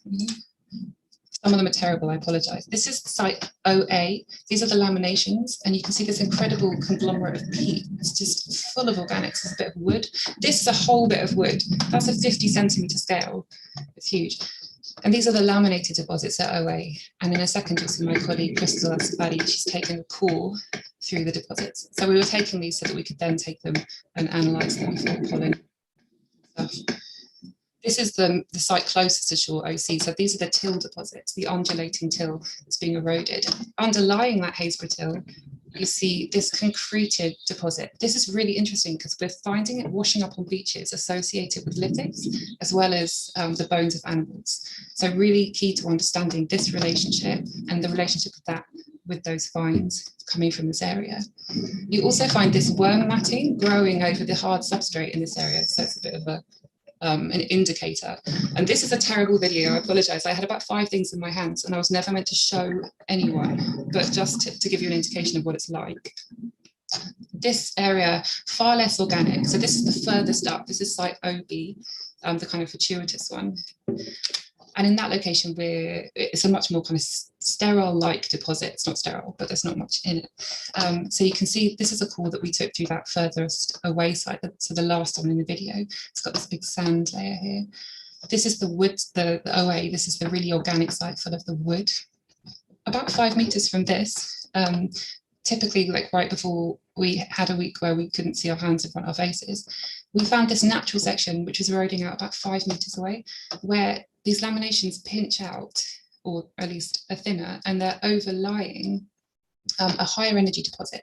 So this is a mini core to the higher energy deposit. And we also took some bulk samples. As you'll see, there's no cores through the area of the till deposits. Because of that concreted layer, it's really hard to get anything through. We went back to do more work, but the visibility was shocking. So that's one for the future. But we've done some analysis on these. So there's been pollen, forams, mollusks, getting some really interesting results. So the sites with all the organics, OA, the one that's 800 meters or so out, looking relatively similar to what we're used to thinking about for Haysborough, I suppose, which is that we have this kind of edge of an estuarine zone. So it's low salinity, kind of brackishy evidence going on. So similar to site 3 in that sense, but warmer. There's no long frosts. So we have azolla, which is duckweed, which is indicating the no long frost element. And the pollen indicating that we've got deciduous trees. There's also some coniferous component. In terms of chronology, despite this site being in line with those site 1 deposits, nothing like it in terms of stratigraphy. And it's also looking like it's more chronologically in line with maybe site 3. So it's looking more towards the 1,000,000-year mark for OA. The image I showed you a second ago, that section where you had the higher energy deposits underlying the laminations where we're taking samples for this, we found a vole tooth, which looks tiny and ridiculous, but are actually like finding gold. So a tiny bulk sample, and we found one of these. And this is now with a variety of fold experts. They're great for chronology. So this is looking like it's pointed to about 1.2 million years ago for the underlying deposits. So sitting again quite nicely in with what we're thinking about from the pollen for site OA. And for OB, the furthest up site, the kind of more sterile looking site, this is looking more like it's shallow marine. So the particle size distribution and some of the other lines of evidence is pointing to kind of sublittoral zones. So very unlikely to be related to the archaeology, the terrestrial archaeology that's being washed up onto beaches. But its preservation and the fact that the paleoenvironmental evidence is indicating that this is younger than OA means I think there's definitely potential to go back and look at the wider extent of it to see if we can find those deposits that are potentially associated where the finds are coming from. So obviously there's quite a lot of work to be done here, but it's really starting to highlight the complexities in a lot of these offshore deposits and starting to give us an indication of the areas that we're working with. So we have a fairly good-ish understanding of these three areas then, and definite need to go back to the closest issue area, because I think there's a ton of stuff going on in terms of those concretions. We've also found some ex situ lithics here as well, so a good place to go back to for finding the source of that archaeology. But when I started, I talked about this area down here. And I'm still really interested in this area, but we have found nothing. So we dived there constantly, and all we found is sand waves and a very boring, modern-looking seabed. So the idea was to go out and look at what's under the sand waves. So you've seen tons of seismics over the past few days. And I apologise mostly to Richard Bates, who helped me to collect this data. Without whom, none of this would have happened at all. Because I still haven't worked them up in a very professional manner, so I apologise for that. But these are our lines. We were in a rib and it was quite choppy. And when you look at what's coming out of those, so I appreciate these are just lines on a map, what we're seeing in the data is really quite interesting. So previously we haven't found anything coming up in data offshore Haysborough, but what we used this time was the NMR parametric system, so the compact system. So we're getting high resolution in the top 5 meters or so. And it's really bringing out some interesting stuff. So we've got channel systems coming out. This is kind of Ostend way. So this is where we're finding that kind of sterile, shallow marine area up here. More channel systems coming out here, quite complex looking. Off site 3 as well, moving offshore. Towards Haysborough site 1, much more complexity. So systems that look like they are in line with what's going on the foreshore that's being excavated, but further to the southeast, a lot more going on, so much more complexities with these channel systems. And this ties directly in with the work that Martin and Richard Bates did with the onshore geophysics as well. So I think there's a lot more to do to unpicking those complexities in future. But the key thing that I was really excited about is these little lines in here. And these little lines represent paleochannels and associated deposits, which are coming out in this area that I'm really interested in. So I've nicely cropped it off here, but the archaeology is basically backing up in sand about here. So the fact that we're finding this is really interesting. These are some really basic images that I've cut out of some of the lines to show you what some of these things look like. So obviously they're getting towards the southeast. From their association with the till, it seems like they're associated with the chromophorus bed, but there's always a question because we have Holocene deposits a little bit further south. So we do need to find out exactly what they are. But they're very interesting when you think about the fact there are several of them and you start to think about the exposure, the erosion and the burial of the seabed in that area. Because what we find is that when we found those lithics, they were there for about 5 years. They were washing up, about 5 years to 4 years. Before that, and they were associated with a fauna that was temperate but not super warm. Before that, there was a gap, and before that, there was a faunal signature that was fully interglacial. It was like Pakefield. It was like Mediterranean style, lovely warm weather faunal remains. So you've clearly got different aged deposits underwater associated with different areas, different levels or different patterns of exposure, erosion and burial, bringing them onto the foreshore. So I think there's a ton of work to be done in terms of looking at those movement patterns. And these are things that we're seeing anyway. So we see this rapid movement happening. This is an area that we dived in 2015. You can see the exposure, it's fully scoured out. We returned to the site a few years later, and what you find is huge sand waves. So you see, and I mean that's 2 years, so it's not a small period of time, but giant sand waves covering this area, and also amazing visibility. This is very unusual. And it's also what we see on the beach. So you can walk one day on sand, and the next week it will look very, very different. So I think there's something here to think about in terms of understanding these patterns of movement of sand waves and how they're affecting the deposit. So I'm really interested in attempting to map the movement of these and how it's affecting the archaeology of the deposits and how that's tying in with the finds that we're seeing, but not just on the foreshore, also thinking about foreshore and how that differs to surf zone and how that differs to somewhere deeper off as well. So I think there's some really interesting things here, and sorry, really interesting work to be done in the future, because unpicking that I think will be the key to understanding the patterning we're seeing in the archaeology onshore.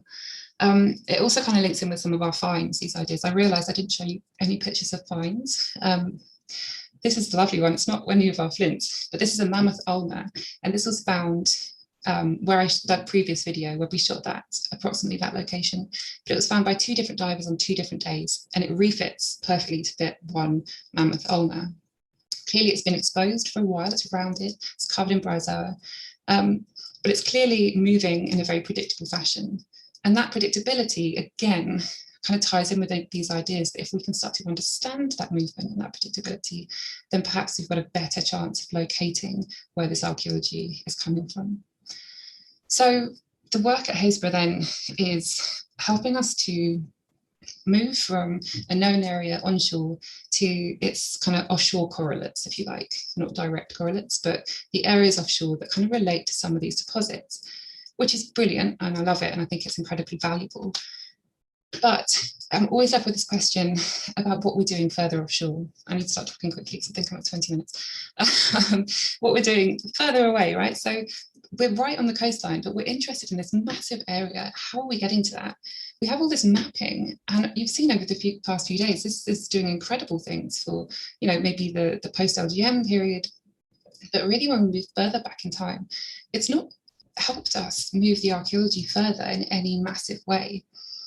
So what is helping us then? Because I did say that I would be taking a positive note to this talk. So over the past 6 years or so, we have been working with people who found 2 incredible assemblages of Middle Paleolithic finds. And you can see them laid out here. So Middle Paleolithic, these are probably somewhere around 300 to 200,000, and they're Lavalwa associated with Neanderthals. And where are these coming from? These are coming from aggregate extraction. Okay, so where we're seeing the aggregate, we're starting to see quite a lot of archaeology.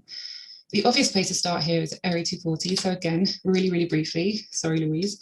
But we know Area 240 came from total chance. So, it was brought to a wharf where they don't crush outsized material immediately and found by a man who was off sick, so he was looking. Because he found it, Area 240 existed. Because Area 240 is known about, the surrounding areas can be looked at, which is brilliant, but it has implications for everywhere else, because essentially if we don't find the archaeology, we can't then get access to look for more, but then we can't find it. So it's this frustratingly circular problem. But where we do see the archaeology from the aggregates is when it's on a beach replenishment scheme. And we know from Holland, and the coast of the Netherlands, that this is happening all the time. They're finding tons of Middle Paleolithic and other areas or other time periods archaeology along their coastline. And in Britain, it started happening too. So up at Bacton 2 years ago, material was taken from somewhere close to 240. And as soon as it was deposited, collectors were finding hundreds of Middle Paleolithic Lavalwa implements.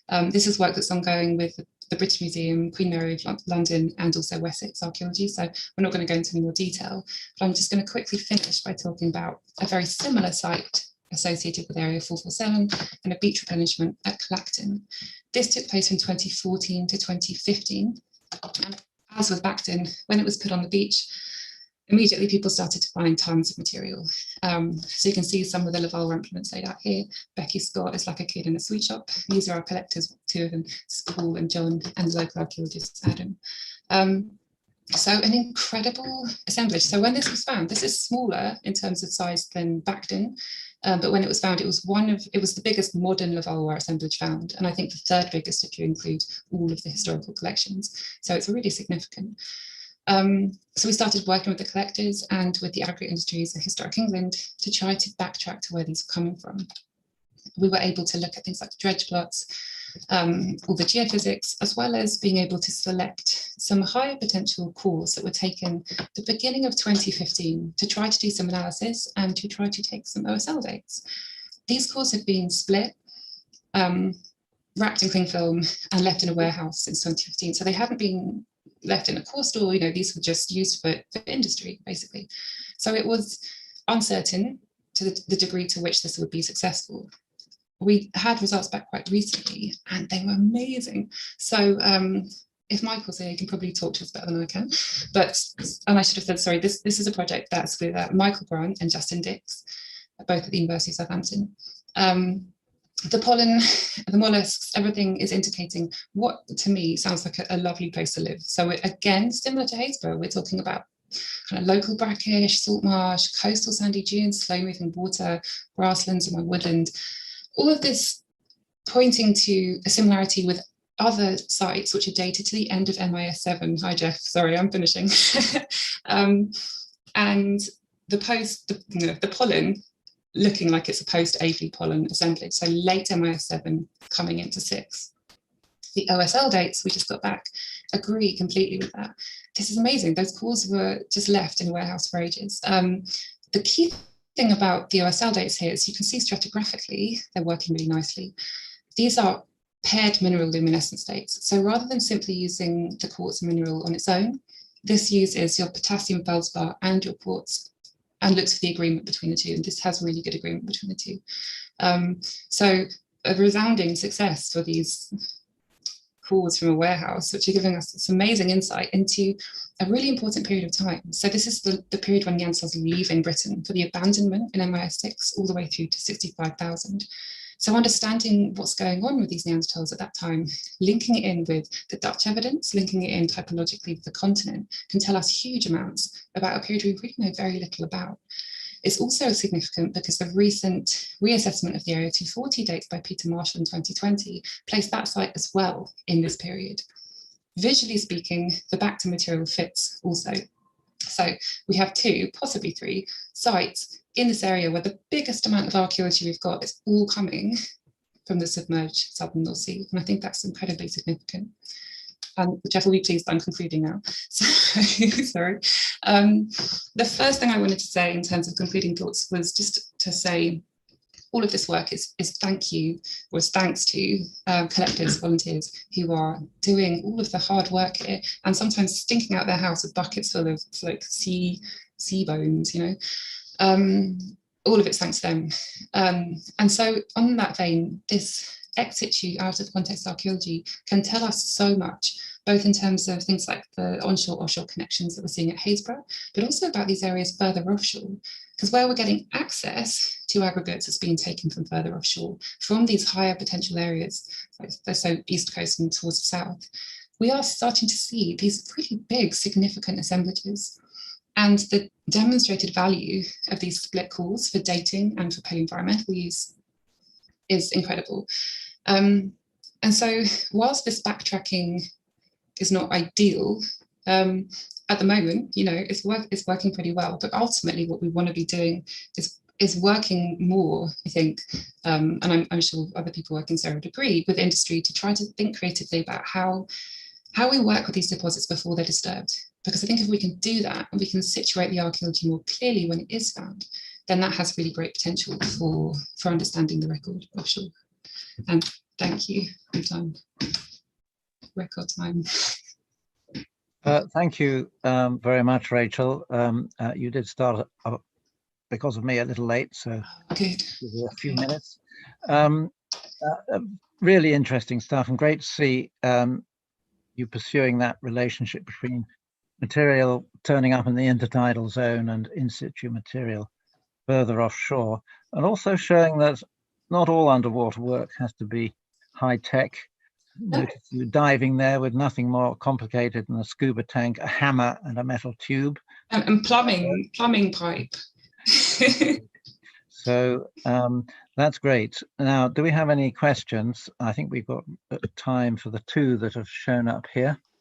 Tabitha Kabora is saying, do you find evidence of these sand wave deposits in your cores or in the bathymetry, and how do they affect your archaeological interpretations? Yeah, so in the bathymetry, yes, because it's modern. They're modern. So essentially, these sand waves are a modern artifact of the seabed, modern part of the seabed. We don't find them in our cores because the cores they're not. Because we're taking the cores as divers, we're taking them directly through Pleistocene deposits. If we were sticking vibra cores down, then presumably, yes, you'd pick up a modern seabed, but because we're not doing that, we're going straight into the Pleistocene. And because the Pleistocene deposits are terrestrial, we don't have evidence of those things because they're modern sand waves. And how it's affecting the archaeology, I think, is one of the questions I'm really interested in. So how does the archaeology, how is it affected by the sand waves in terms of erosion, but also in terms of movement? That's something that's always interested me. So no answers really, sorry. But, yeah.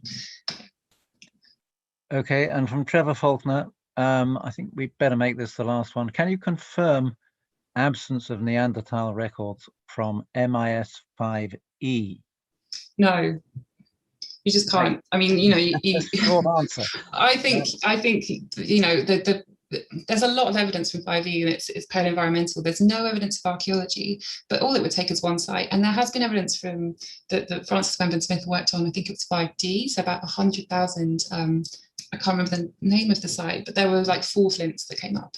So there may have been people that survived here, but it doesn't look like we've got any kind of big occupational signals. We would probably have seen it.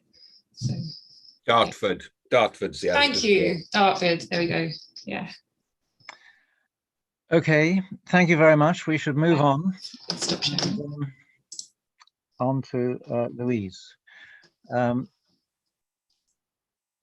Louise works with Wessex Archaeology and has been working with them, I think, for nearly 20 years, and is an expert in geophysical survey. And working for Wessex Archaeology puts her at the sharp end, I think, of dealing with problems of investigating offshore material. She was involved with that really interesting but very uninterestingly named site A240, and she'll probably tell us more about that and other things. Her title is Offshore Development and Industrial Collaboration. Over to you, Louise. Okay, thank you. So I'm hoping that you can all see my screen. And okay, so yes, so I've worked for Wessex Archaeology, and for the past 20 years, we've been working with clients across a variety of marine sectors to effectively manage the heritage risk on their developments. And although I'm the one presenting, this is very much based on the work of many colleagues at Wessex. So over the past 2 days, we've seen a lot of reference to industry data and how that's being used for research, but I'm going to sort of provide a view from the inside, from within that commercial planning system.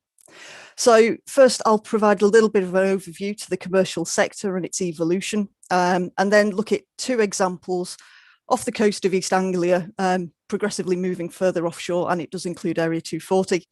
But really illustrating how we've worked with clients, geologists and engineers to enhance our understanding of these Palaeolandscapes and prehistory. And I'll talk a bit about the Middle Pleistocene, Late Pleistocene, and also the Holocene sediments. And then I'll touch at the end on some of the challenges and potential future opportunities associated with the assessment of Palaeolandscapes within the commercial sector. So over the last 20 years, we've seen a massive increase in offshore development around the UK. And this has provided us huge opportunity to examine areas of the seafloor in deeper waters and further from the coastline than was previously possible. So back in 1996, if we're looking at the offshore wind farm industry, that was with the first applications, first thoughts for offshore wind were, and in 2000, 2 turbines were erected. Now, 20 years on, we've got a lot of the round 3 wind farm areas that are 100 turbines plus. Huge amounts of development. But it's not just the offshore wind. There's aggregate dredging, ports and harbours, and also interconnector cables, which give us sort of slices across this, the seabed, as well as tidal schemes and telecommunication cables.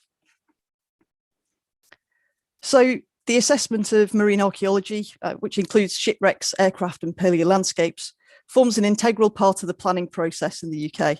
And this is a pretty horrible diagram, but it shows that there's over 200 pieces of international, European and English legislation giving protection to the marine environment, and cultural heritage form part of this, as shown in red.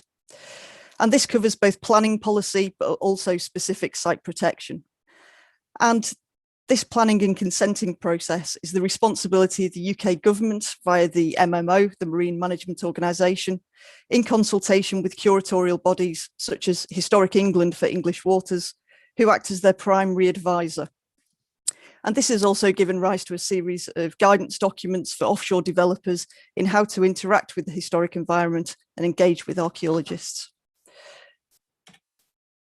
And of course, as we've seen over the past 2 days, the geophysical and geotechnical data are primary sources. But for commercial projects, it's important to recognise that the acquired data is multi-purpose. So it's not collected solely for archaeological assessment, but it's collected to characterise site conditions. So it's used by geologists, design engineers, as well as benthic ecologists and archaeologists.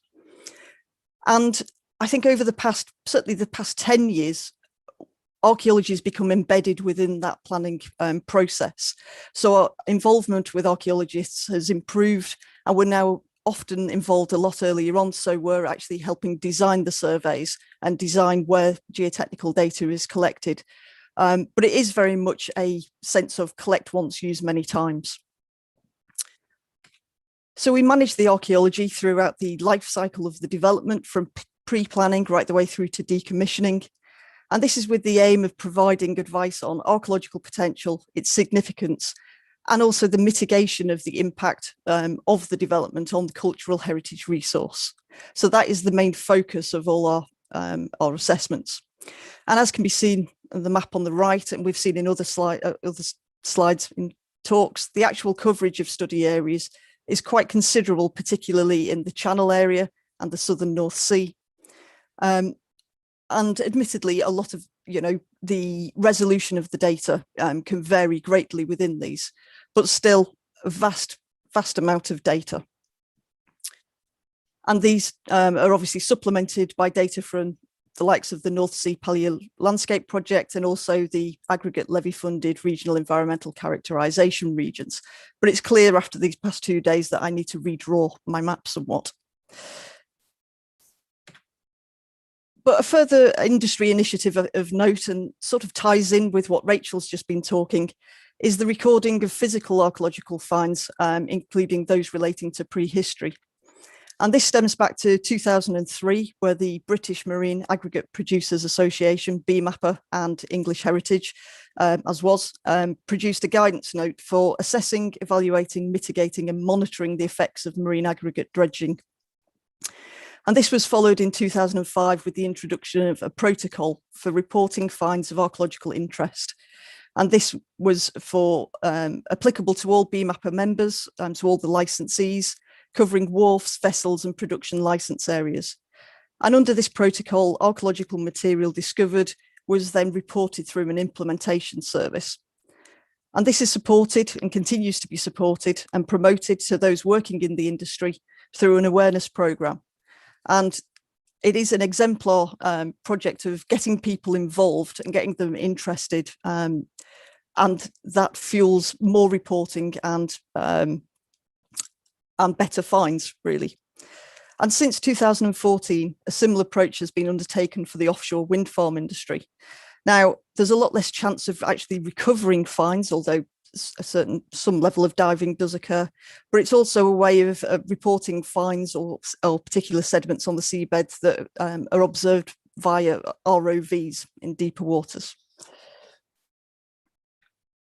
So for my first case study, I am going to stick with the aggregate industry and talk a little about Area 240 in the Paleo Yar. I know that Rachel's already mentioned it, but it is a good example of where an industry-led response for a regional issue regarding significant archaeological finds has worked through a collaborative approach of involvement of the regulator and archaeologists.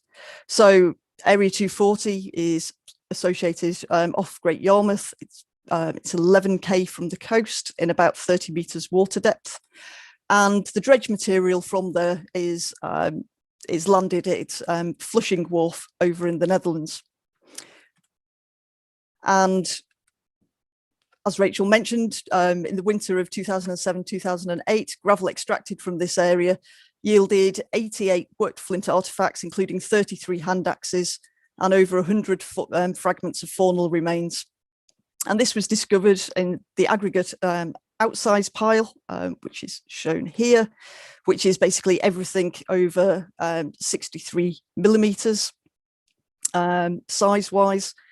And this was discovered by local archaeologists and facilitated by the local wharf manager. And here are just some of the finds. And once it was established that the material had been dredged from 55,000 tonnes of sediment from Area 240, which is shown in the track lines in blue on the map, Hanson Aggregate Marine Limited voluntarily placed a protective exclusion zone around that part of the seabed from which the flints were dredged. And this then led on to a long-term project that in some ways is still ongoing today, in which a sort of an iterative project was developed with the aims really of understanding the geological context, recovering further archaeological material, and improving the understanding of the regional aspect of it, as well as developing strategies for the management and mitigation of this resource as this continues as an aggregate extraction area. So initially it was focused on Area 240, and this allowed us to come up with a stratigraphic framework for the area. And this really showed development from the late Anglian right the way through to the Holocene. And in terms of the flint finds themselves, the important bit is shown in red, which is sort of the infill of the channel and development of a floodplain that covers most of the area during MIS 8 and 7. And that combined with Dimitri de Loeca's work looking at the flints themselves, put this as a early middle Palaeolithic site based on a floodplain of a channel which runs sort of west to east.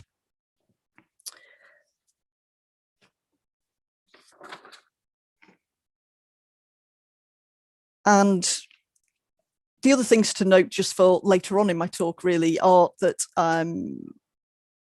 following on from the floodplain deposits, we then had reactivation and infill of the channel, probably early Devensian time in MIS 5D, some tantalizing OSL data relating to MIS 3, and then the development of an early Holocene channel, which runs north to south through the area, and partial infill with salt marsh deposits.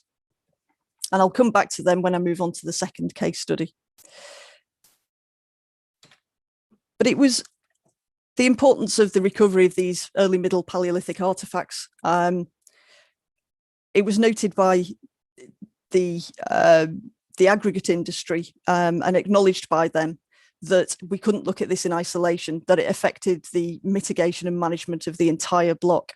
And this led on to a further piece of work which combined the onshore and the offshore available data and allowed us to effectively map the Paleo Yar from onshore right the way off to just shy of the break point, which is at 40 kilometres offshore. And we do have a large gap, and as was indicated with the questions in the last talk, we have no data there because that's where the large sandbanks are, and the geophysics data within that area just can't penetrate that area through the sandbanks for us to clearly see the limits of the floodplain beneath.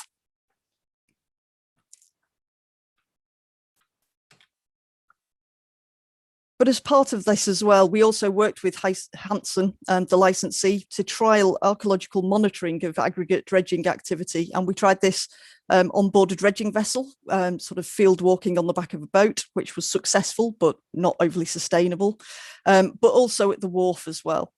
And the aim was to assess the potential mitigation strategies with regards to the future long-term aggregate licensing applications within an area of known archaeology. And this hadn't been developed previous to this.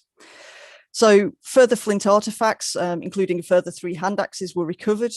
And this showed us that the artifactual material was present both within the vicinity of the original finds, but was also more widespread within the area. And monitoring at the wharf proved the most useful strategy. And this has actually since been adopted throughout the aggregate block and still continues to today. So working with Anthony Firth of Fjorda, a series of hypotheses were made in order to address remaining uncertainties concerning the association between these artifacts and the environment from which they were found. And these are tested through periodic monitoring. And the monitoring is area specific, so it depends on what sediments are there, how many samples the licensee takes and how often we monitor it.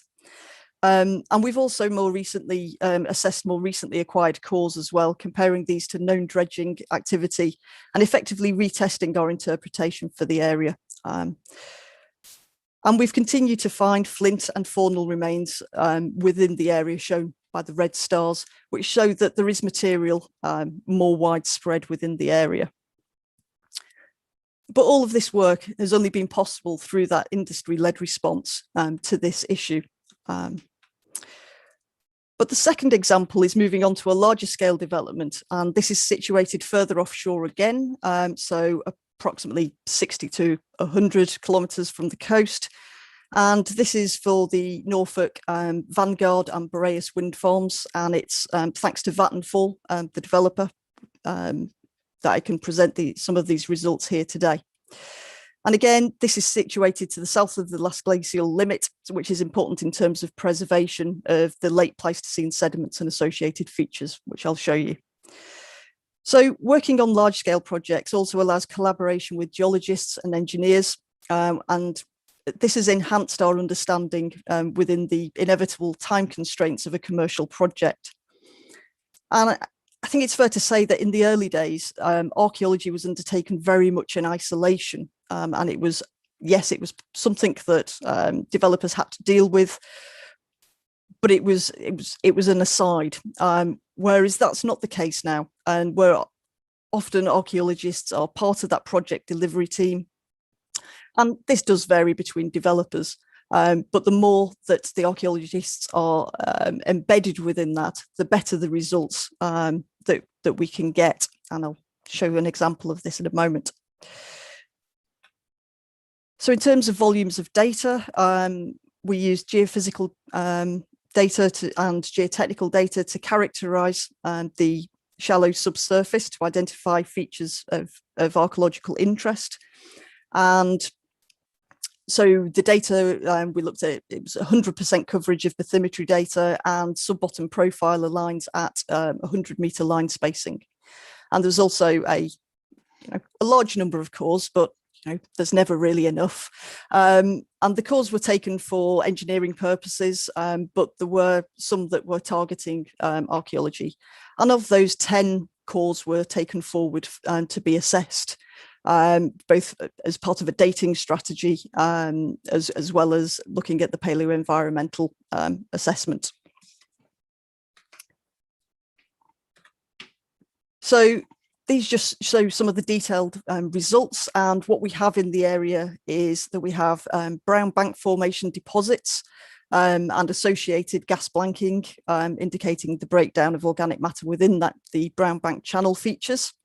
We then, overlying that, we have a series of well-preserved buried dunes, which have formed in the terrestrial environment, and these can be shown here.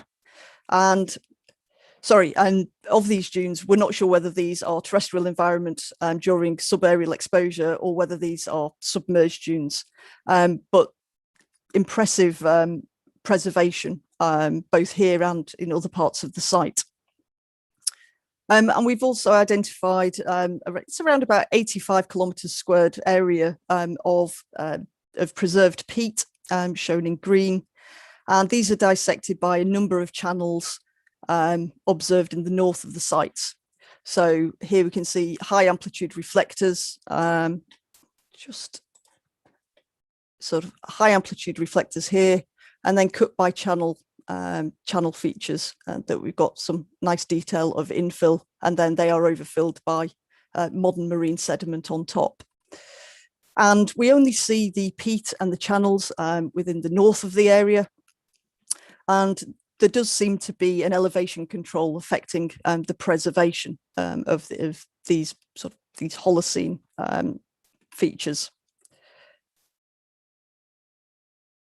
So based on the initial characterization, a series of research questions were posed, and these were the focus of the assessment and analysis of the core data.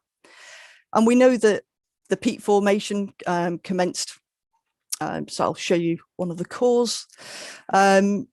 We know across the site that the peat formation commenced at the start of the Holocene and created an extensive wetland environment in and around which a network of fluvial channels, and the site became submerged shortly after around 9,700 Cal BP. And the landscape was characterized by active river systems with reed and fen wetlands forming along the margins, open grassland, and as climate warmed in the early Holocene, woodland remained relatively open, but became then dominated by pine, later hazel, and then some oak and elm. And under rising sea level conditions, the coastline encroached, giving way to salt marsh and tidal flats before the final inundation. We've also got presence of charcoal within the peat deposits, and that's evidence of repeated fire events during the early Holocene, although it's not possible to establish if these were caused by human activity.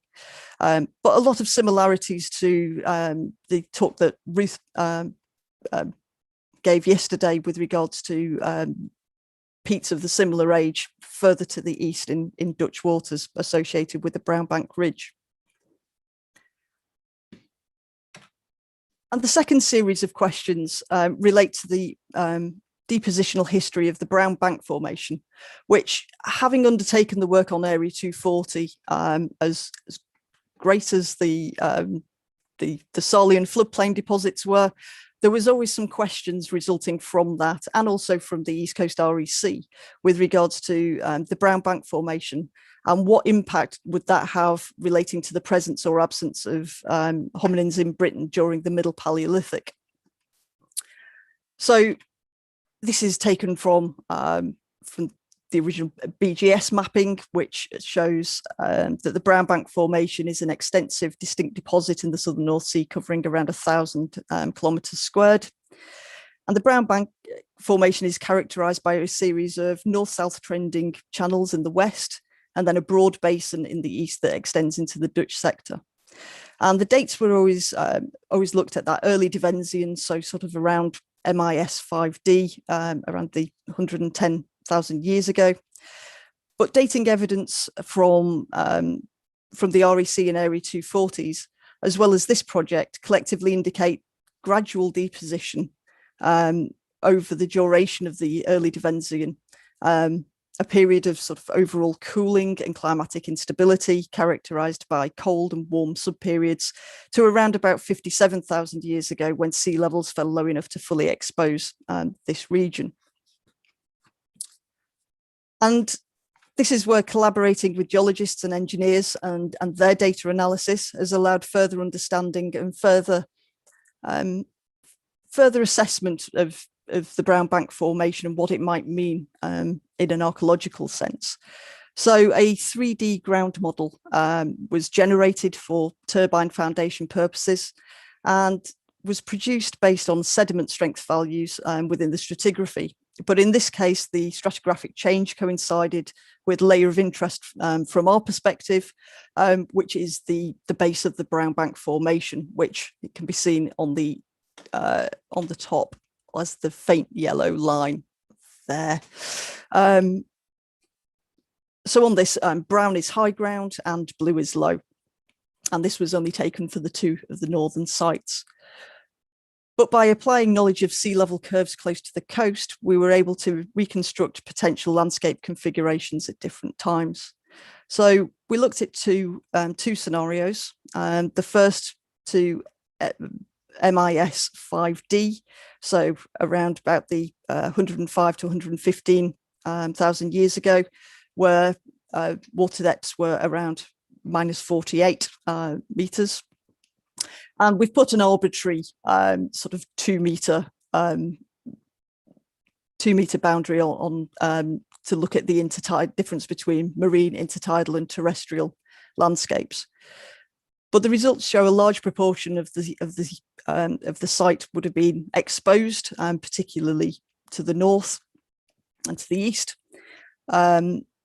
with the exception in the southeast, where there's a large channel feature that would have remained flooded despite the low sea level. And this channel may have formed an estuary or be part of a wider embayment or a restricted lagoon if a barrier existed to protect it. And in the southwest of the project area, there are a series of localized isolated basins within the landscape. And for scenario B, we looked at MIS 5B, also another low stand. So this is between 84 to 92,000 years ago, where water depths were at 42 meters below today. And this suggests that the southern part of the site would have been submerged during this time, with exposed areas would have been low-lying land, possibly creating a series of small islands and irregular coastlines.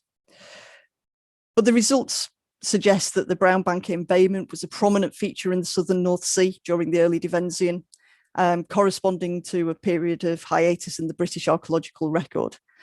And perhaps this created a significant geographic barrier to migration pathways in this region, and may part explain the absence of hominins from Britain during MIS 6 to 4. Although, as was mentioned previously, there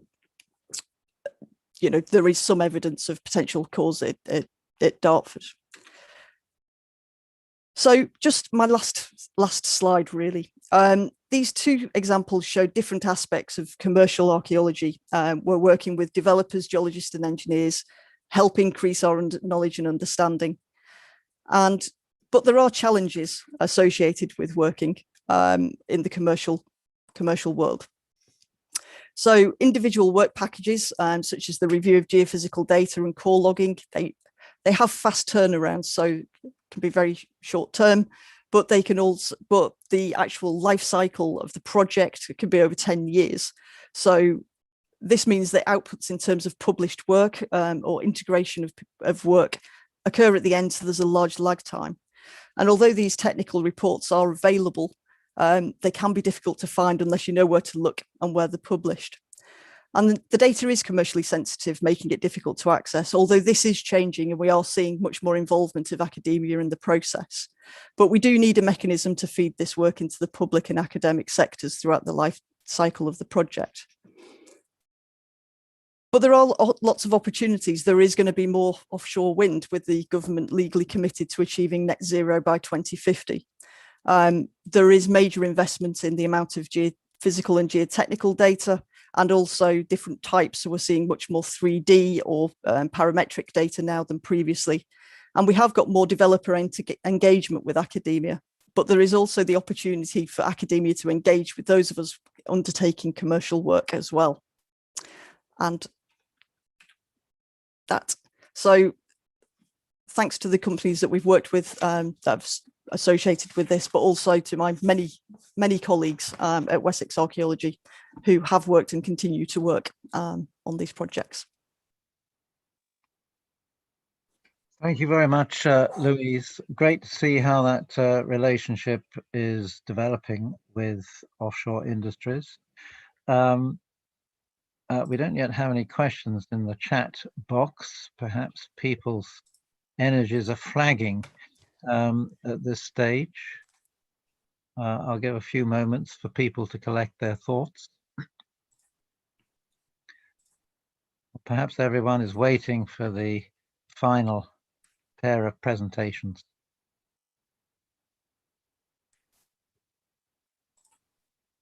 Okay. Well, let us then, after a brief pause, move to the final pair of presentations. And let me say at the outset, I think we're very lucky to have had both Nick Fleming and Bryony Coles agree to give their reflections on all the matters that have been discussed in this meeting. Both are senior figures who have had a seminal influence on the development of our field, and indeed they've been referenced at various points by various speakers during the past 2 days. Both of them have asked to have their presentation presented by someone, by me, as the chairperson, which I will do. In addition, Nick Fleming has pre-recorded his presentation, so I will run that as a video in a moment. Both, of course, are with us virtually, online, have been listening attentively to previous speakers, and can read any questions or comments you have in the chat box at the end of their presentations. Let me first say a few words to introduce Nick Fleming. Nick was trained as an earth scientist, and in his professional career at the National Oceanography Centre in Southampton was responsible for developing and leading international networks on ocean observation. He got interested in underwater archaeology as evidence of sea level change very early on in his research. He's been diving since at least the early 1960s, when he was diving on underwater caves offshore of Gibraltar, and has been very active and energetic in advocating the cause of what we now call submerged landscape archaeology, and has been a pioneer in many underwater projects in many different parts of the world. A vociferous advocate, often, I suspect, thinking that his advocacy was falling on deaf ears amongst the archaeological and scientific establishments. Even with me, it took him the best part of 20 years to persuade me to take the plunge, physically and metaphorically, and start working offshore. Nick has been a real driving force in developing our field and a source of inspiration to many individuals. And on a personal note, if I may, and I know Nick won't object to this, Nick, as you will see in his photographs, operates from a wheelchair and has done so for all the many years that I've known and worked with Nick. Many people think this was the result of a diving accident. It was actually the result of a car accident while driving through what was then Yugoslavia to do fieldwork in Greece in 1969. I know that road well, and I can simply say without qualification, it's the most dangerous road I've ever driven on anywhere in the world. The point is, it made absolutely no difference as far as I can see to Nick. He's continued to dive for many years and to do field work, to travel, to drive himself around in his own vehicle, to organize meetings and workshops and publications, still going strong. And any of us who've worked with him in the field and traveled have found it quite an education and a revelation. So Nick, I see you're with us and visible now. And I ask you to sit back while I hope to make the technology work in just a moment.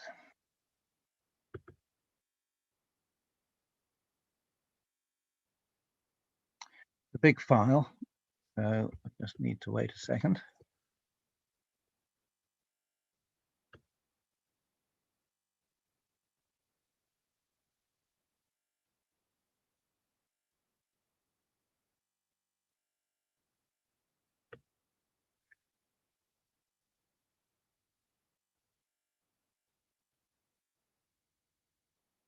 I think we're getting close.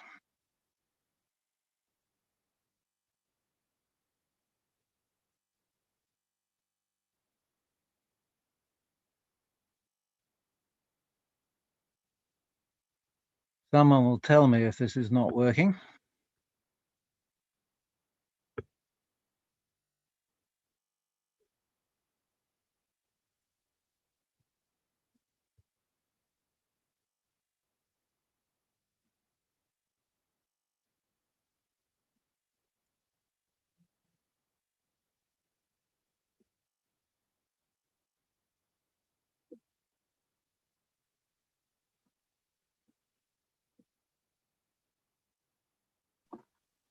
Hi, Geoff. We've no sound yet. I don't know if you've pressed play yet. Can you hear? We've no sound yet. Oh God. So I think you might need to reshare and just do like we did the other day, press with audio. Yes, I'm looking for that instruction. So when your window pops up, it's just down the bottom. Remember the box you had to tick.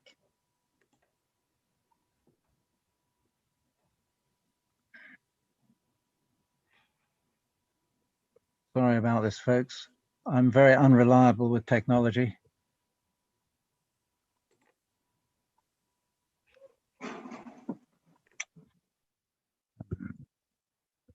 Hold on.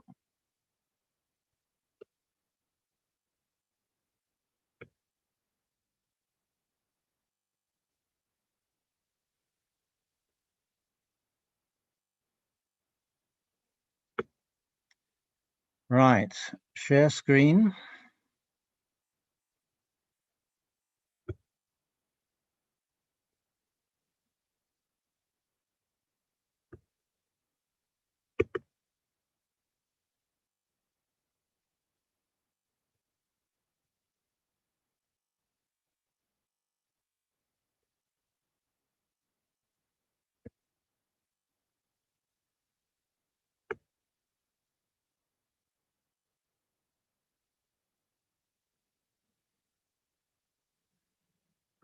Sorry about this, folks.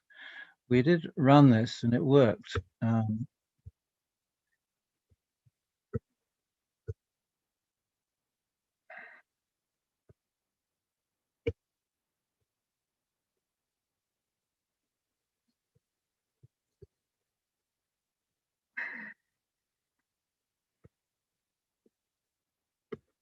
we working, Danielle?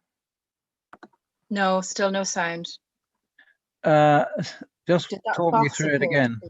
So when you click share screen, there's a box that says make the audio, to share your audio as well. Remember, just when you share your screen, a window pops up and there's options on that window for share audio as well. Yes, aha, right, I've got it. Great. In a different place. Optimize screen sharing for video clip. Here we go. My apologies to everyone here.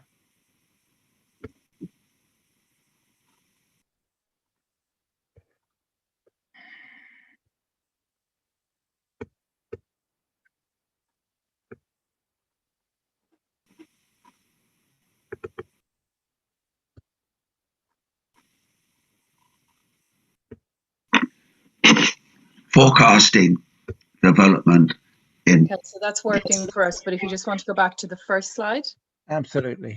Right. Thanks, Geoff.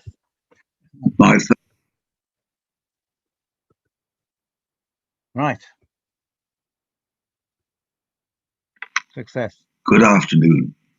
You have heard in the last 2 days an astonishing series of original and forward-looking papers that confirm seabed prehistoric research as a mainstream intellectual component of archaeology.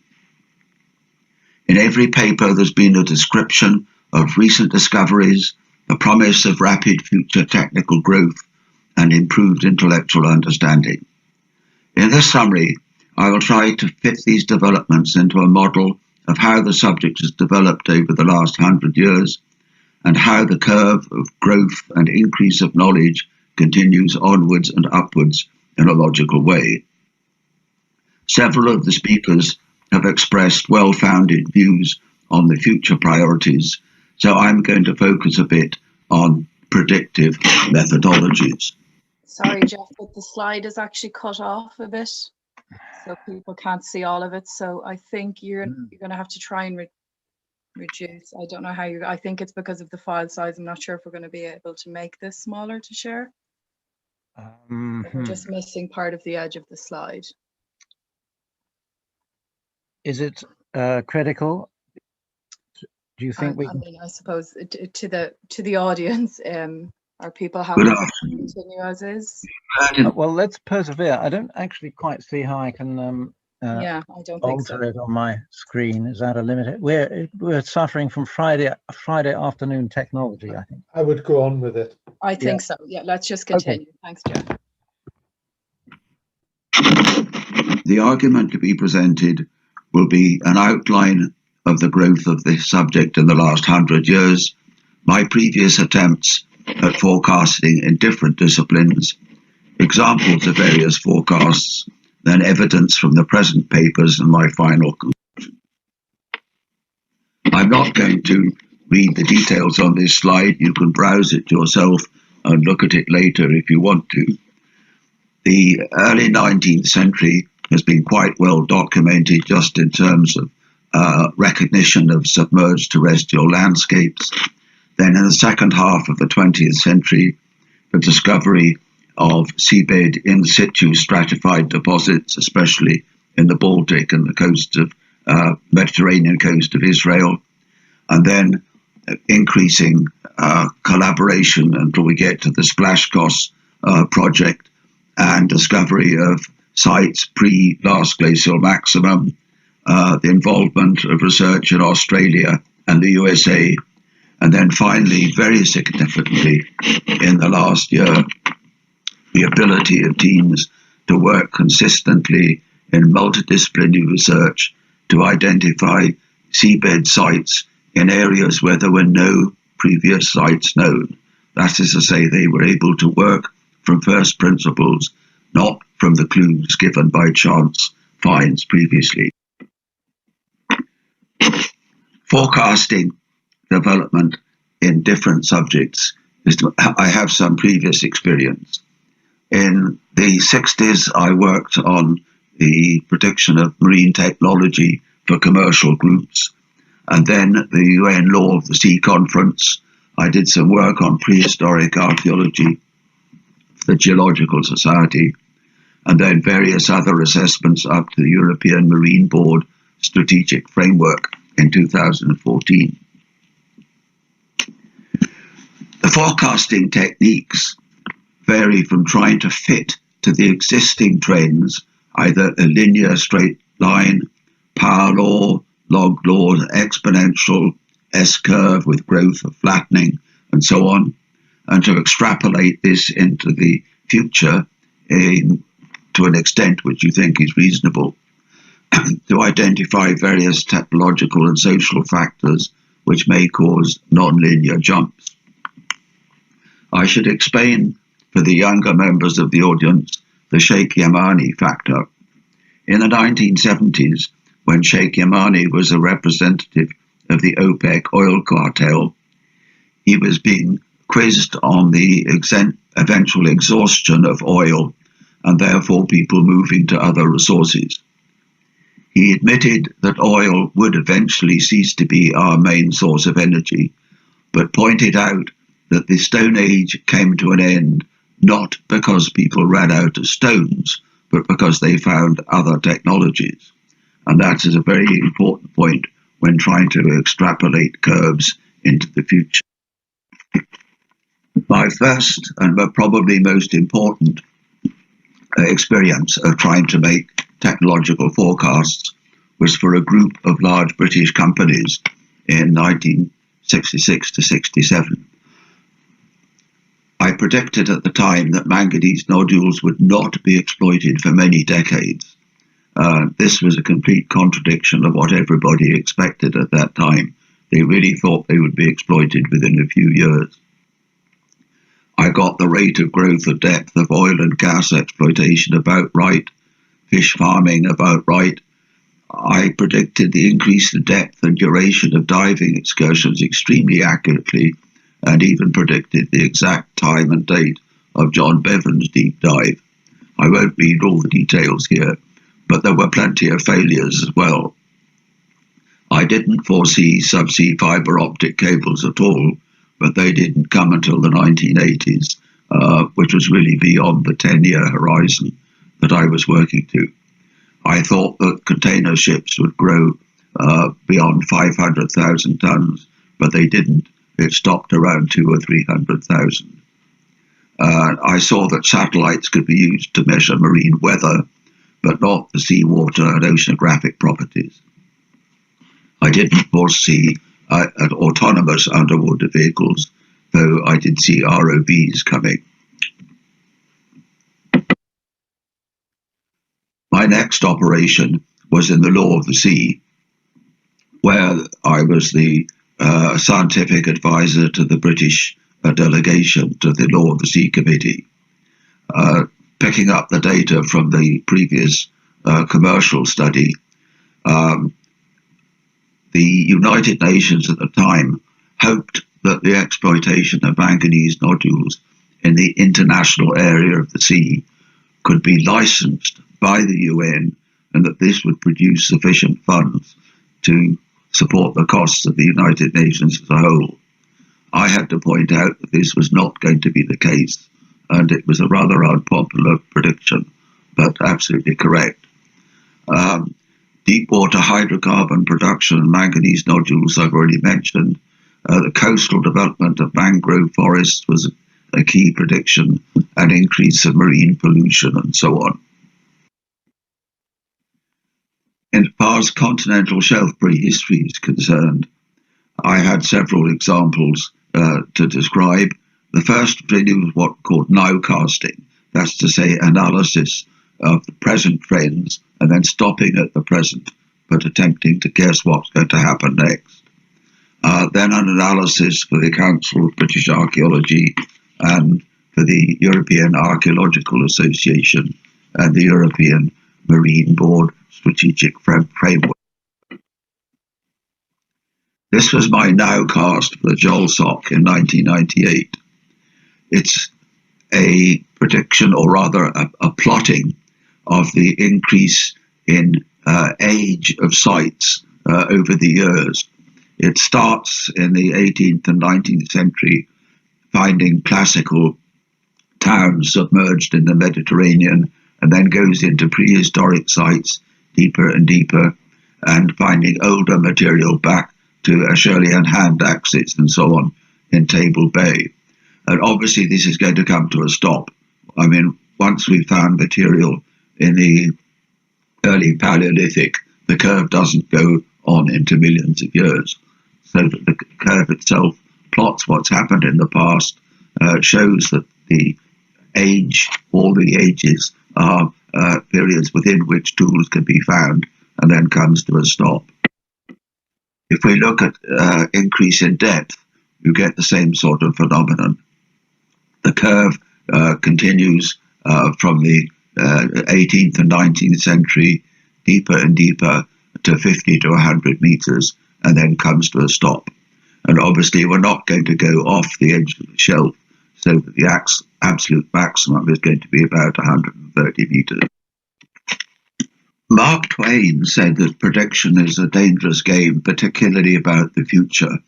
And this is one of my most adventurous attempts to make predictions for submarine prehistoric archaeology. In 2010, I gave a paper to the Council of British Archaeology, and I plotted a curve which goes on the y-axis through date from 1900 to 2050. And this is the number of sites, prehistoric sites on the seafloor which has been discovered on a log scale, so that's 10, 100, 1,000, 10,000. You can see that by 2050, I predicted over 10,000 sites would be known, and that in just after 2000, I've got over 1,000 sites, which is probably about right. But I don't really know why I put this strange bend in the curve. A straight line through there would really have fitted quite well.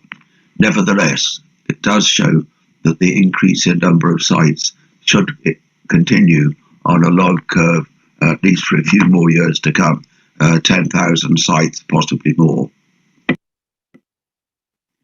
For the European Archaeology Association, I did a table of benefits in 2009, actually before splash costs.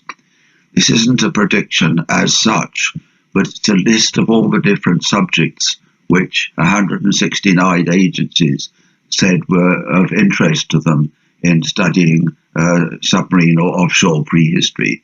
And it shows that we have an enormous resource base of skills and capabilities which could be deployed in splash costs and future research. There's a key factor which has become clear to me in the last few years about the change in hominin adaptability and intelligence as it might be applied to water crossings. There's always been some doubt about pre-modern, pre-sapiens human beings being able to cross large water masses because they wouldn't be able to communicate, collaborate, plan the building of boats and rafts, or even plan the number of people working together simply to swim as a group. But what's become clear in the last few years is that modern Homo sapiens genetics includes DNA components from Denisovans, Neanderthals, and other unnamed species which have interbred through introgression with successive waves of migrants from Africa. The proposed unique genetic mutation which produced super intellectual Homo sapiens therefore may not be necessary in order to explain the ability which is needed to plan water crossings. If we look at the genetics, I apologize for the mixture of this slide a bit. It is a fundamental research paper by Omar Gokumen on the crossover integration of genetics, which actually has a much better graphic in The Economist on October the 3rd of 2020. But what it shows is the crossover of genes between the various subspecies of human beings going back 100,000 years or more. And to my mind, this suggests that pre-Homo sapiens are quite likely to have had much more sophisticated ability in planning, executive function, and so on. If these different species had been so different that they could not breed and produce fertile offspring, which themselves were seen as potential mates, then this sort of development would not have occurred. The different species must have recognized each other as being very closely related. Develop this idea even further, been a very, very interesting paper by Dylan Gaffney on Pleistocene water crossings and adaptive flexibility, and effectively it's pre-Homo sapiens. I found this paper a real revolution and a revelation, which shows that the potential for crossing water channels more than 30, 40, 50,000 years ago is really quite high. Paradoxically, this means that the crossing into Australia or into the Australian Papua New Guinea landmass and the crossing of Beringia into the Americas are not really the greatest challenge. Some of the most interesting research now involves the diffusion in the islands of Wallacea and even the crossing from the Middle East across the South Aegean and into Northern Europe by pre-sapiens subspecies. I'm going to show you a graph which arose from discussions about the rate at which human intelligence, technology, and coordination might increase through time. And it's a graph which was worked out by my son, Peter Fleming, and I hope other people in the audience may sometimes have to rely on the next generation or two to do programming for them. Later, you'll be able to download the graph if you want to by using the QR plot here. I'm going to show you the graph in the next slide. This curve arises because of a conversation I had with Geoff Bailey some years ago, trying to suggest whether there was a law of technological growth which could be extended from the Palaeolithic to the modern period. What I was concerned with was the idea of a graph which had a doubling time of capability of perhaps 500,000 years or more in the Palaeolithic, and that doubling time reduced by some constant factor, so that it got shorter and shorter until you got to something like Moore's law, with a doubling time in 2 or 3 years. Peter worked on this and came to the conclusion that the best way to represent it was a family of curves based on the reciprocal of x, 1 over x.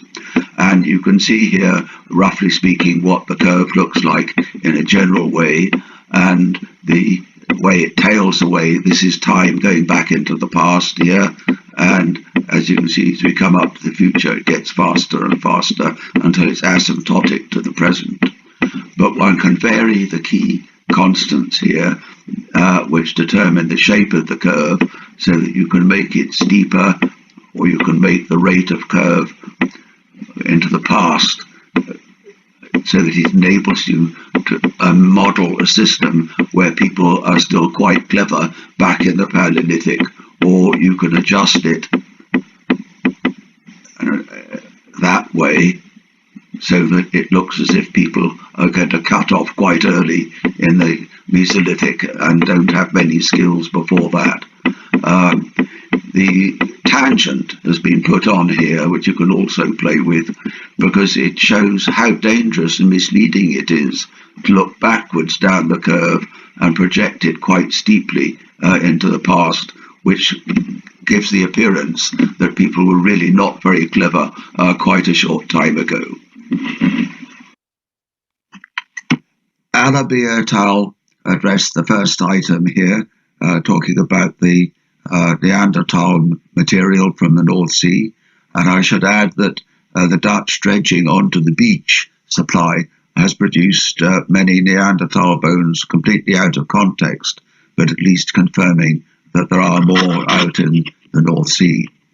On item 2, Finlay and Ben Sharada produced an excellent paper, and what I'm hoping in the medium term is that the rate of processing can speed up to the point that one could take multiple cores and develop gradients around sites much more quickly and focus in on the source of key DNA.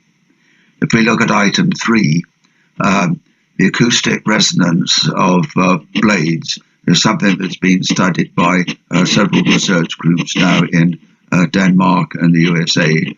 I know the technique has not been proven, but if it works, it's really going to be quite a breakthrough.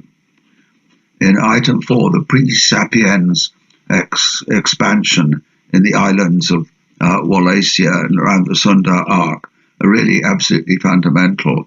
And if we can establish that pre-sapiens seafaring was already active, it will confirm some of the ideas of Robert Bouldnor, who's been treated as something of a maverick up to this point.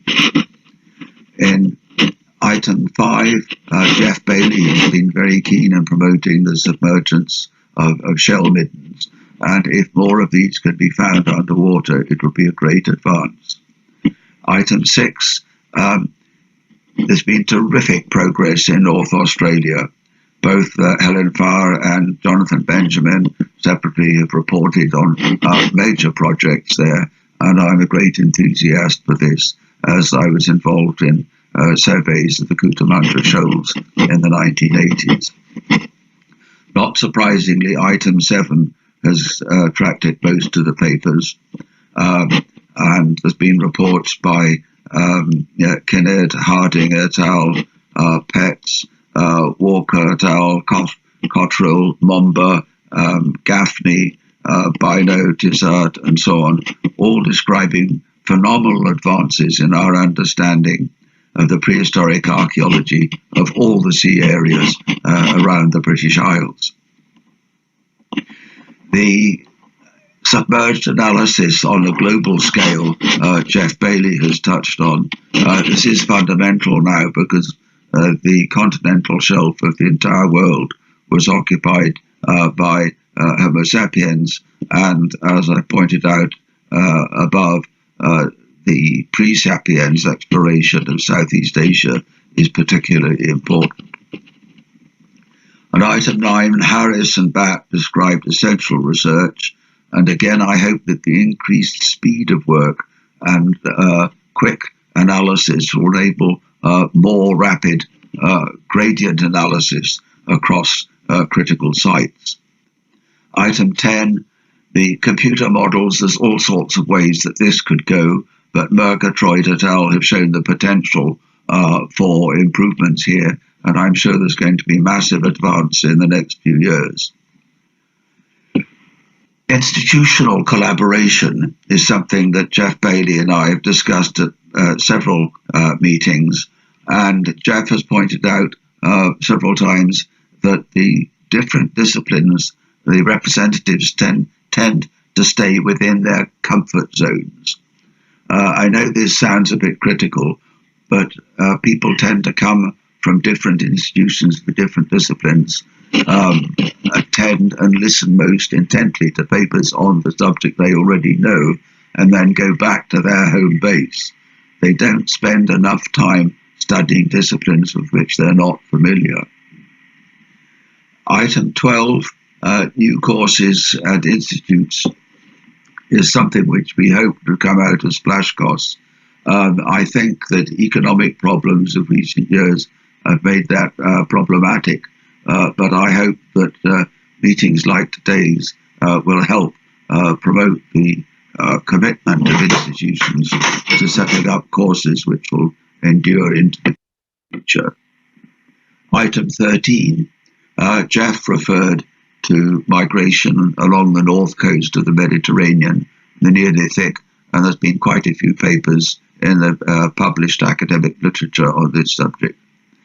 The Palaeolithic occupation of the southern Aegean is something that Dimitris Sakellariou has been looking at, and his archaeological colleagues in Greece. The resolution of the crossing of the southern Red Sea is something which will take time. Both the evidence from on land and the evidence from the sea will gradually accumulate to establish whether a crossing really did occur there or not. Item 16, this isn't something which is the responsibility of our community, but the range of studies of skull type, hearing ability, speech analysis, social structure, and so on, of pre-sapiens hominins, all supports the idea that there could have been a competence in seafaring, boat building, collaborative crossing of sea channels, and so on, more than 50,000 years ago. And item 17, somewhat the same, but there have been several papers recently, not only Gaffney's, on the social dynamics of water crossing. What did people have to do to collaborate to get a sufficient number of people onto the far side to create a stable and continuing population? There's been very little discussion of automatic underwater vehicles, autonomous underwater vehicles at this meeting, but they do have terrific potential for surveying in a very boring and monotonous way on a closely spaced grid close to the seafloor in such a way that might reveal anthropogenic materials of a prehistoric nature. And finally, although it may be completely chance, there's the potential for discovery of early rafts, logboats, and so on, which would help us understand sea crossings and marine exploitation of resources in prehistoric times. I hope that this list gives you some ideas of the potential for growth in the future, and I hope you will all be involved in the most efficient and successful research in those areas. Thank you very much for listening.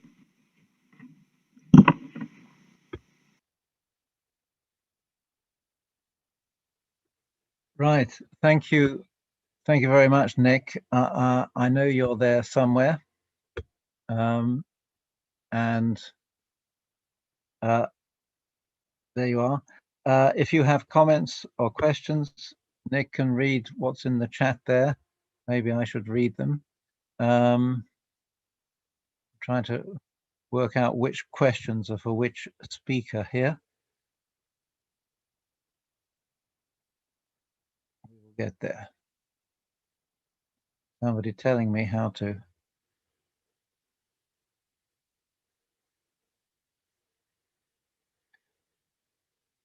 Right, there's a lot of discussion about the technology. Does anyone have any questions or comments for Nick? Some wise words there from Nick, and some provocative predictions as well. Do I detect that people are running out of steam at this point?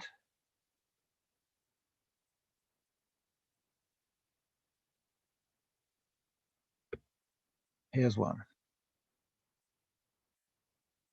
Michael Grant has offered a comment here. A big jump forward that you, Nick, didn't touch on is dating, especially submerged sites that are pre-MIS 12, which will come sometime. Okay, well. Yes, the dating issues obviously is extremely important. I apologise for not touching on it, but absolutely fundamental, and both increased range into the deep Palaeolithic and accuracy are absolutely essential, both for the archaeology and the cause. Okay, thank you for that. If there's nothing else, we should move to our final speaker, Bryony Coles. Now, I think, Bryony, you have asked me again to present your PowerPoint from my computer. It's a hazardous undertaking, but I think it'll be a little easier without the video link. Brian, are you there?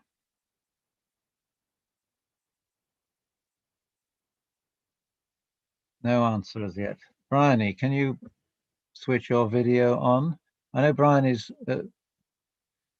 tuning in from deepest rural Devon, where, if I understand rightly, the connections are not brilliant. Oh, there you are, Bryony. Hello. Can you hear me? Yes, yes. Good. Good, excellent. Let's hope for the best. Indeed.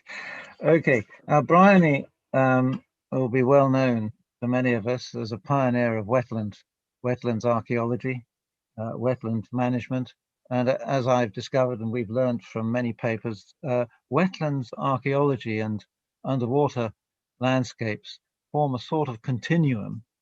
Bryony has been a pioneer in developing the wetland archaeology approach with John Coles, the late John Coles, her husband. Bryony is also famously known for that seminal paper published in the Proceedings of the Prehistoric Society of 1998, called Doggerland Speculative Survey. I'm fascinated to hear what she thinks about the developments that have happened since then. My take on it was that developments happened much more quickly than we might have expected back in the late 1990s. But Bryony may have other views. I should say, incidentally, sorry for not saying it earlier, that Bryony is Emeritus Professor of Archaeology at the University of Exeter. Bryony, we will now proceed, I hope without too many glitches, to your PowerPoint. Right, and I think I have. I'm doing.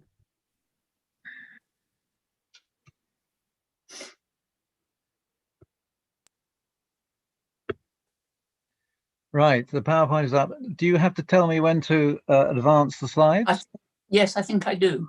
Okay. I'll say in a very old-fashioned way, I'll say, next, please. Jeff, okay. I'm not sure we can actually see this. I don't see anything Sorry, yet. Sorry, Jeff, we don't have something's happened. The PowerPoint up there. Yeah. I think I've probably got to remove Nick's. Just a moment. You possibly do, yeah.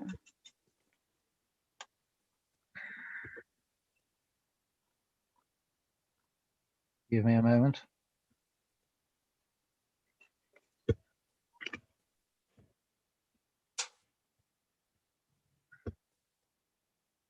Yeah, here we go. I think that will do it.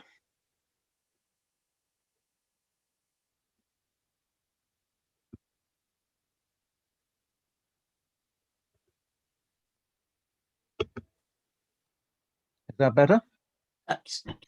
No. We just want the, yes, there we are, that's right. Okay. Danielle, can you see that? Yes, that's fine. Thanks, Geoff. Okay. All right. Off we go. Bryony. On. By the way, the title of your talk is. Well, I've lost it myself. You can give it to me and to the rest of the audience. I can't remember it right now. Reflections on Doggerland, I think. Reflections on Doggerland, right. Can you all hear me? Yes, I hope you can. I've started with this poem from Joe Bell, which in 2015 I came across in the Guardian newspaper as the poem for the week or the month, selected by the poet laureate. And I thought, right, Doggerland has really made it into the public awareness by this sort of use of the word. And I also rather liked the bit that I've highlighted in green there, the Lemon and Oa find bringing greetings from Doggerland. And in a way, it also epitomizes what I think that these 2 days of meeting and talks and chats have been, that the material has been brought together and is being spread over a much wider audience than one might have imagined earlier on. The 2 days, I think, of listening have been really interesting and valuable and very much food for thought. There have been various, as Geoff just said a few minutes ago, a continuum from wetland archaeology to the underwater surveys. There really is, this came through with Star Carr as well very much. It is very much a continuum from one wetland environment to another one, to a wet environment. At this point also, I'd like to say thanks to Danielle, who's been helping out various of us and giving me trial practices and the like for a little while. It has been most helpful.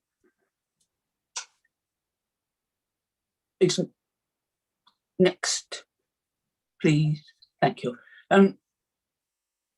I first got interested in the Dogger Bank because back in the late 80s to mid 90s, my husband John Coles was doing a lot of research on rock art in Sweden.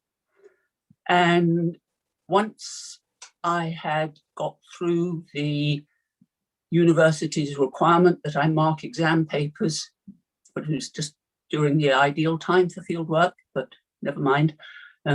I was able to get the ferry to Sweden in order to take part in the rock art research. Now that's about a day and a half, or it used to be about a day and a half, traveling on the ferry, and plenty of time to think about things because you couldn't really go anywhere. And on the ferry, there was a map with a little sparkling light showing you where you were. And at one point, for quite a little while, we were over Dogger Bank. And knowing that Dogger Bank was not really very far below the ferry, really gave substance to my recognition, as it were, of that potential land in the past. Next, please.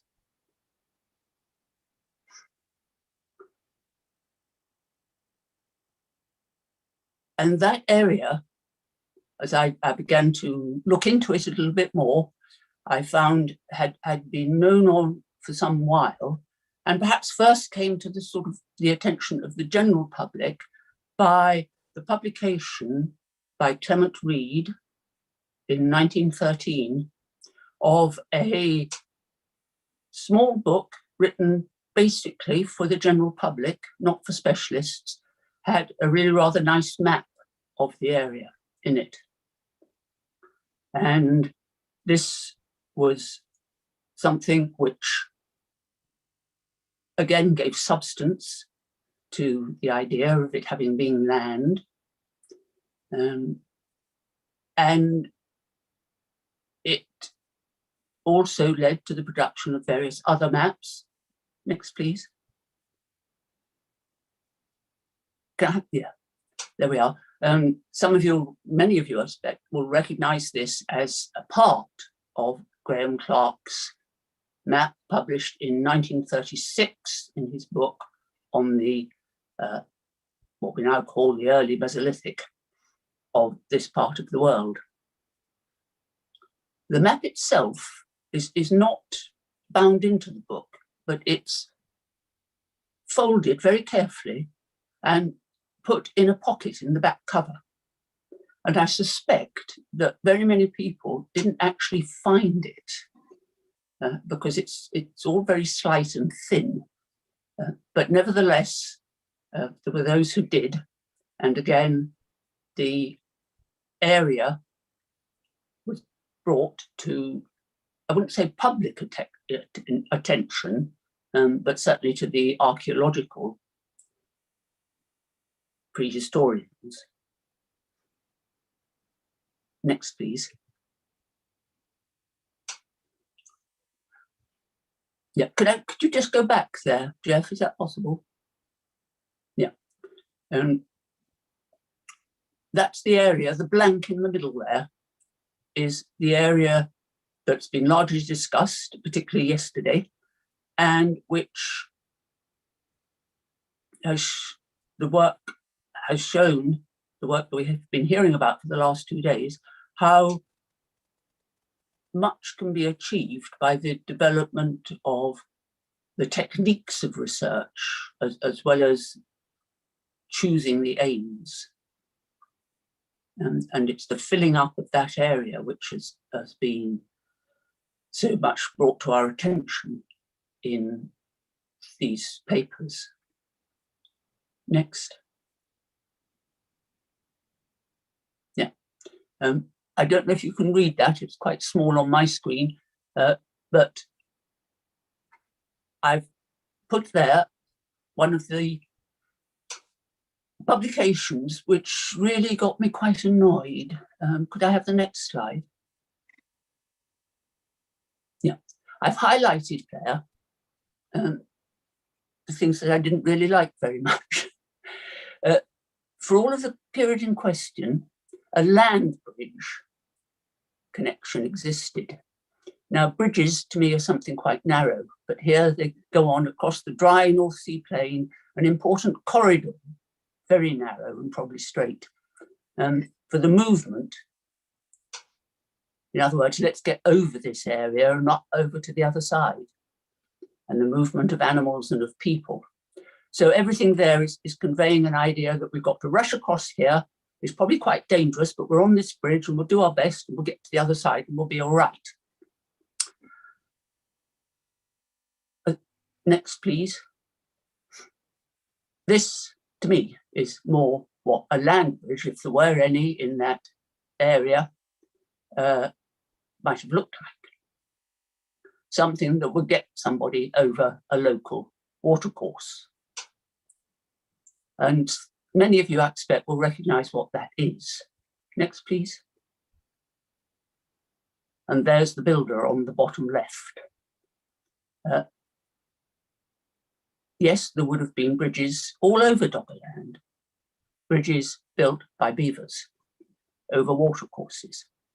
And I know that I have a bee in my bonnet about beavers, but I do think that they would have provided the means of travel for quite a lot of the land animals that occupied the area, including humans.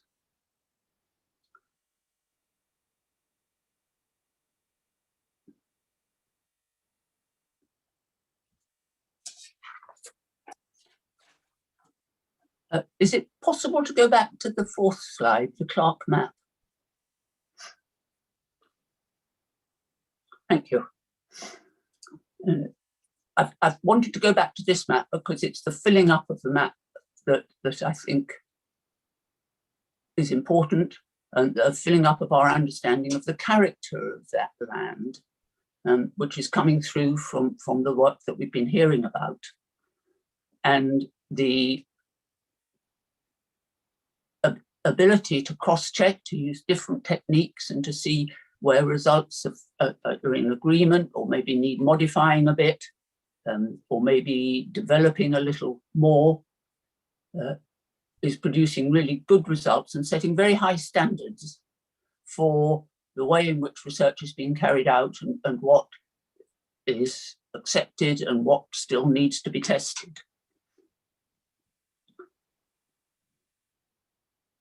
And I think also that there are some things that could be added to the modelling. We've had some very interesting modelling on both days, perhaps some particularly yesterday, but as yet not very much, as far as I'm aware, not very much consideration of the impact of larger animals within that landscape. What, for example, impact did elk have? They browse, they affect trees, they dive and eat pondweeds at the bottom. As they emerge from their dive, they're dripping all over with pondweed and the like, and redepositing it on the surface. There's a little bit of bioturbation going on there.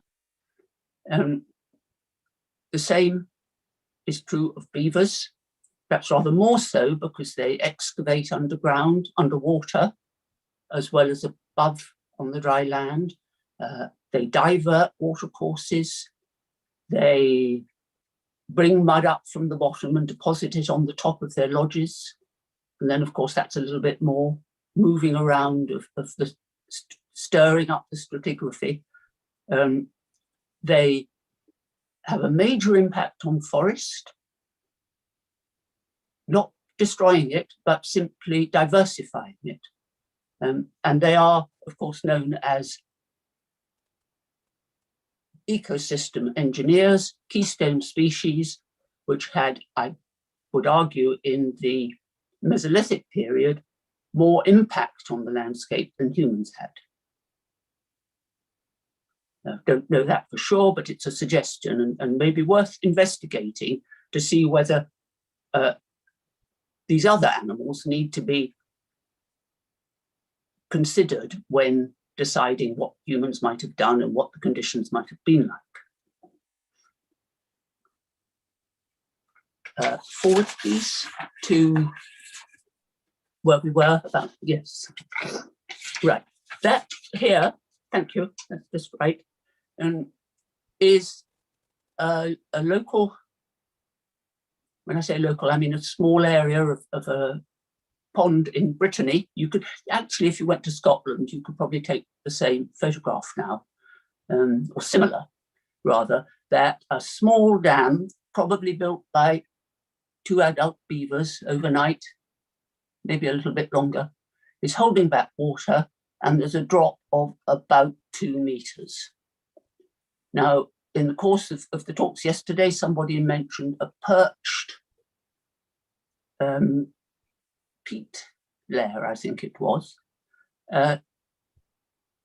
You can begin to see how this raising of the water table in one area might well be present within the area of Doggerland because of activity of animals other than humans, or processes of other natural processes which haven't been considered. Next.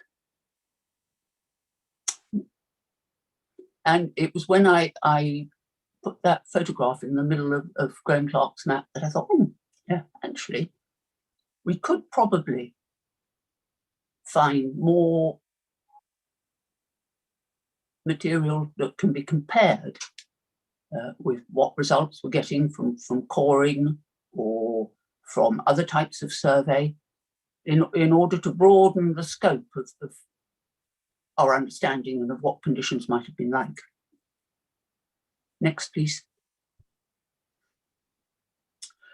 When I started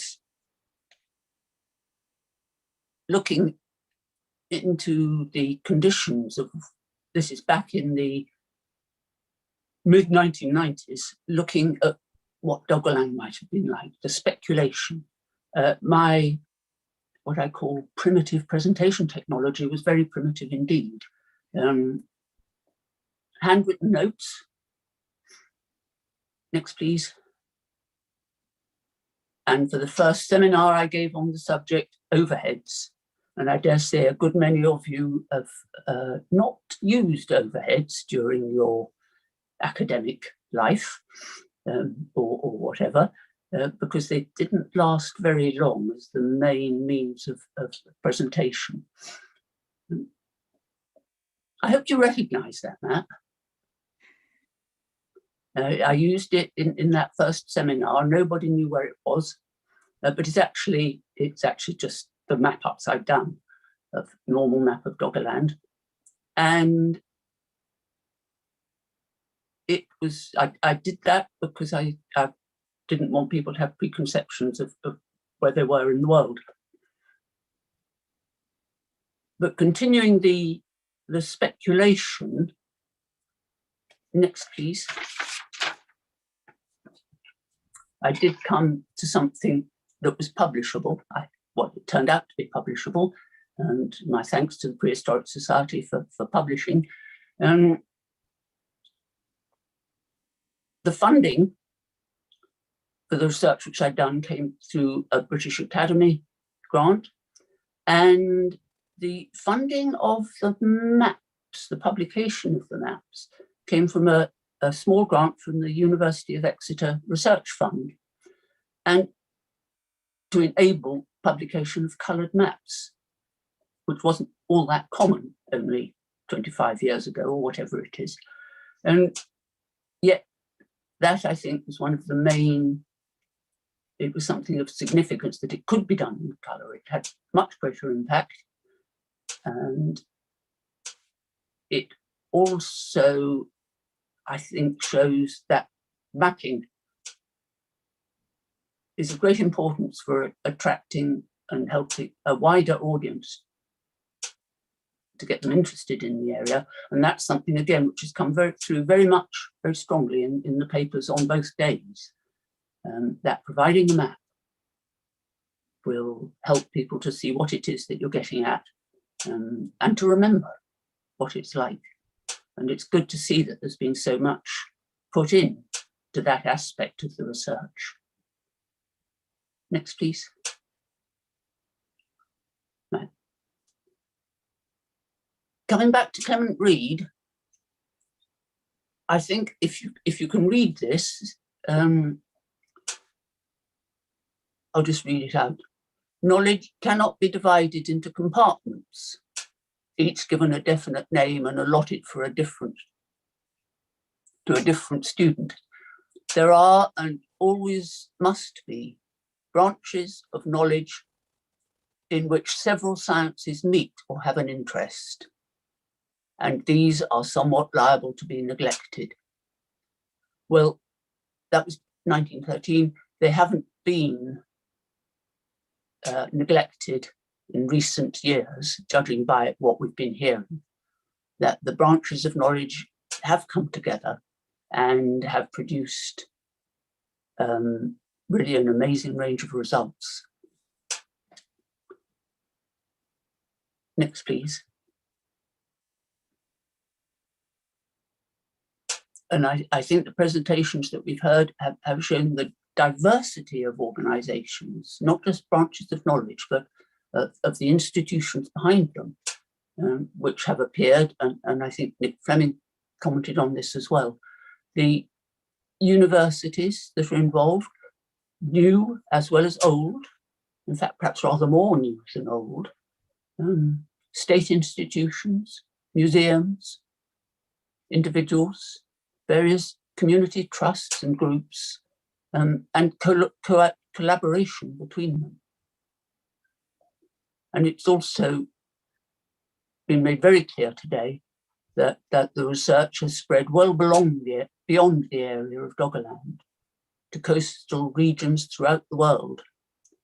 And results have come through that will have a major impact on our understanding of the past, and also, as again we've heard from some of the later papers today particularly, significant implications for the future and for our understanding of the processes of change that will come about with climate change as well. Next, please.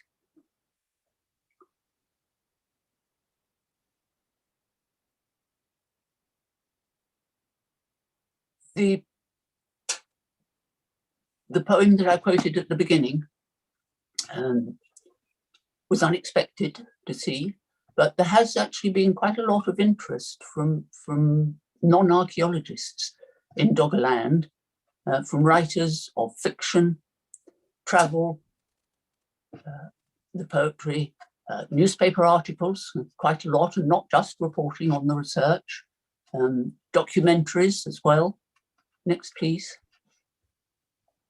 And a very small sample here of those publications which acknowledge Doggerland as a place that once existed, all in their own very different ways, from children's books and crime fiction to the work of writers like Julia Blackburn, putting together an interpretation or a view of an area that's becoming of greater interest. And again, perhaps this shows the importance of naming. I noticed in the course of the papers that various research grants which have enabled the bigger teams to do things and the development of the technologies have really quite good catchy titles. And it's probably one of the factors that win grants. Get a good title and you're on the way to getting it. Next, please. Right. I won't go on for too long. I know we're already past the 5:30. So I just want to say thank you to Vince Gaffney, and next, please. And to Geoff Bailey, next. And thanks certainly from me to both of you for putting things together. It's probably taken quite a lot of planning and lots of adaptations because of the pandemic, but many thanks, and I'm sure from all the other speakers as well, for doing it and for staying with it and actually getting us to have these 2 days of excellent papers from a whole range of people. And I hope that something similar might happen another 20 years' time, something like that. No, maybe rather sooner if we get the results. So I'll stop there and say thanks all round. Thank you so much, Bryony. That was a really good way of rounding things off. I like the idea of getting a good title and a good picture as well. There look to be some questions, or comments? I'll just see what we've got here. I know time is getting on. Let me see. Some of these refer to earlier comments. Anthony Firth, thank you, Bryony. I remember you giving a paper at the Geolsoc in the late 90s where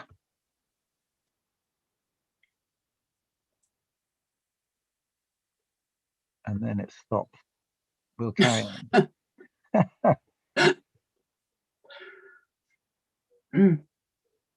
I remember you giving a paper at the Geological in the late 90s where someone from the audience said your slides were upside down, entirely missing the point.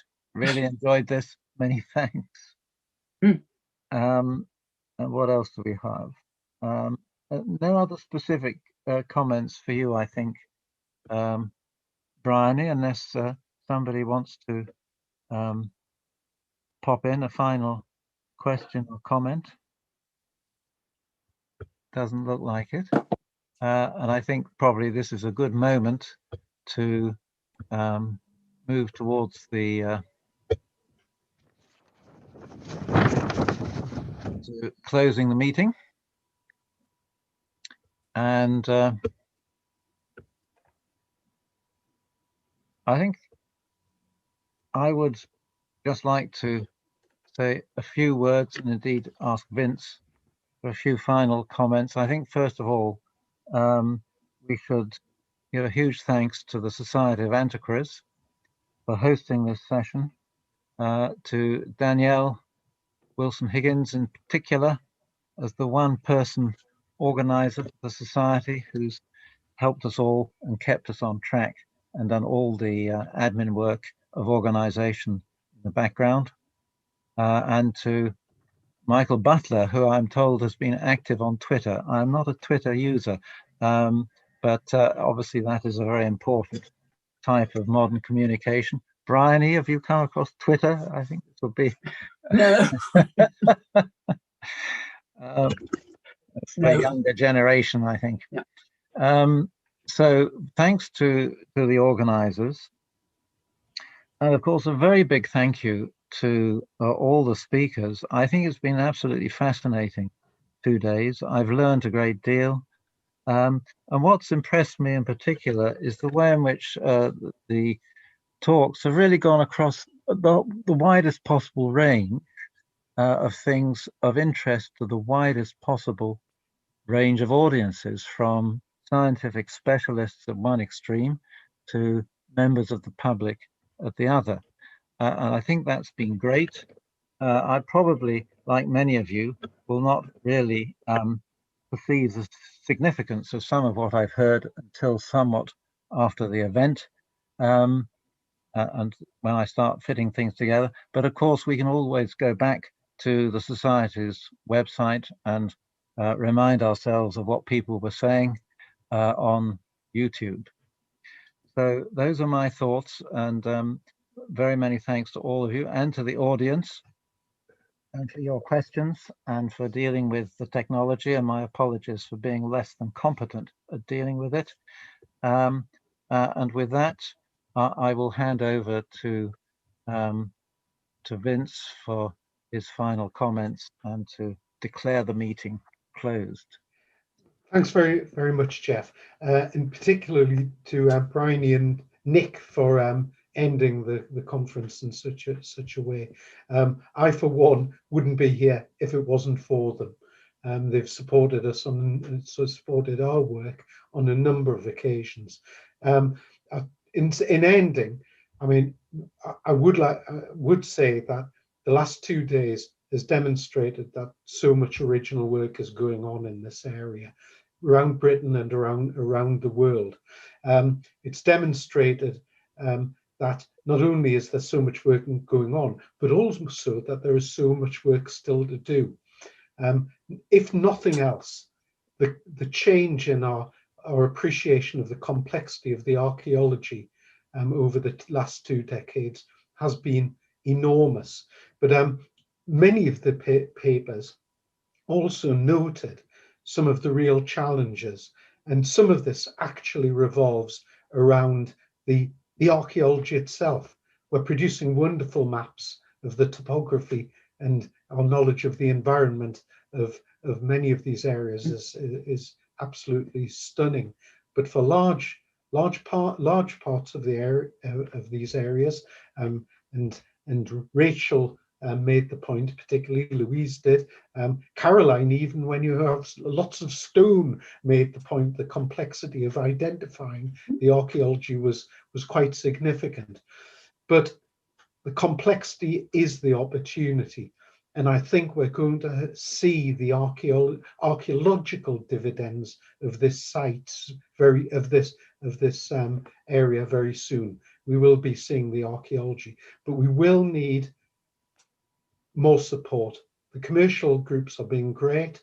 Louise has shown that. Some institutions are moving very rapidly, but the UK also needs to have a strategic position on the development of coastal shelf archaeology. We've come so far, but we have to invest to go further. And I hope so many of the people we've heard today will receive that support. I know we'll all be hoping to help them to achieve that. So if we close the conference now, it is with the thought that the best is yet to come. Thank you. Thank you, Vince. Thank you, everyone. I think we declare the meeting closed and look forward to meeting you in person on some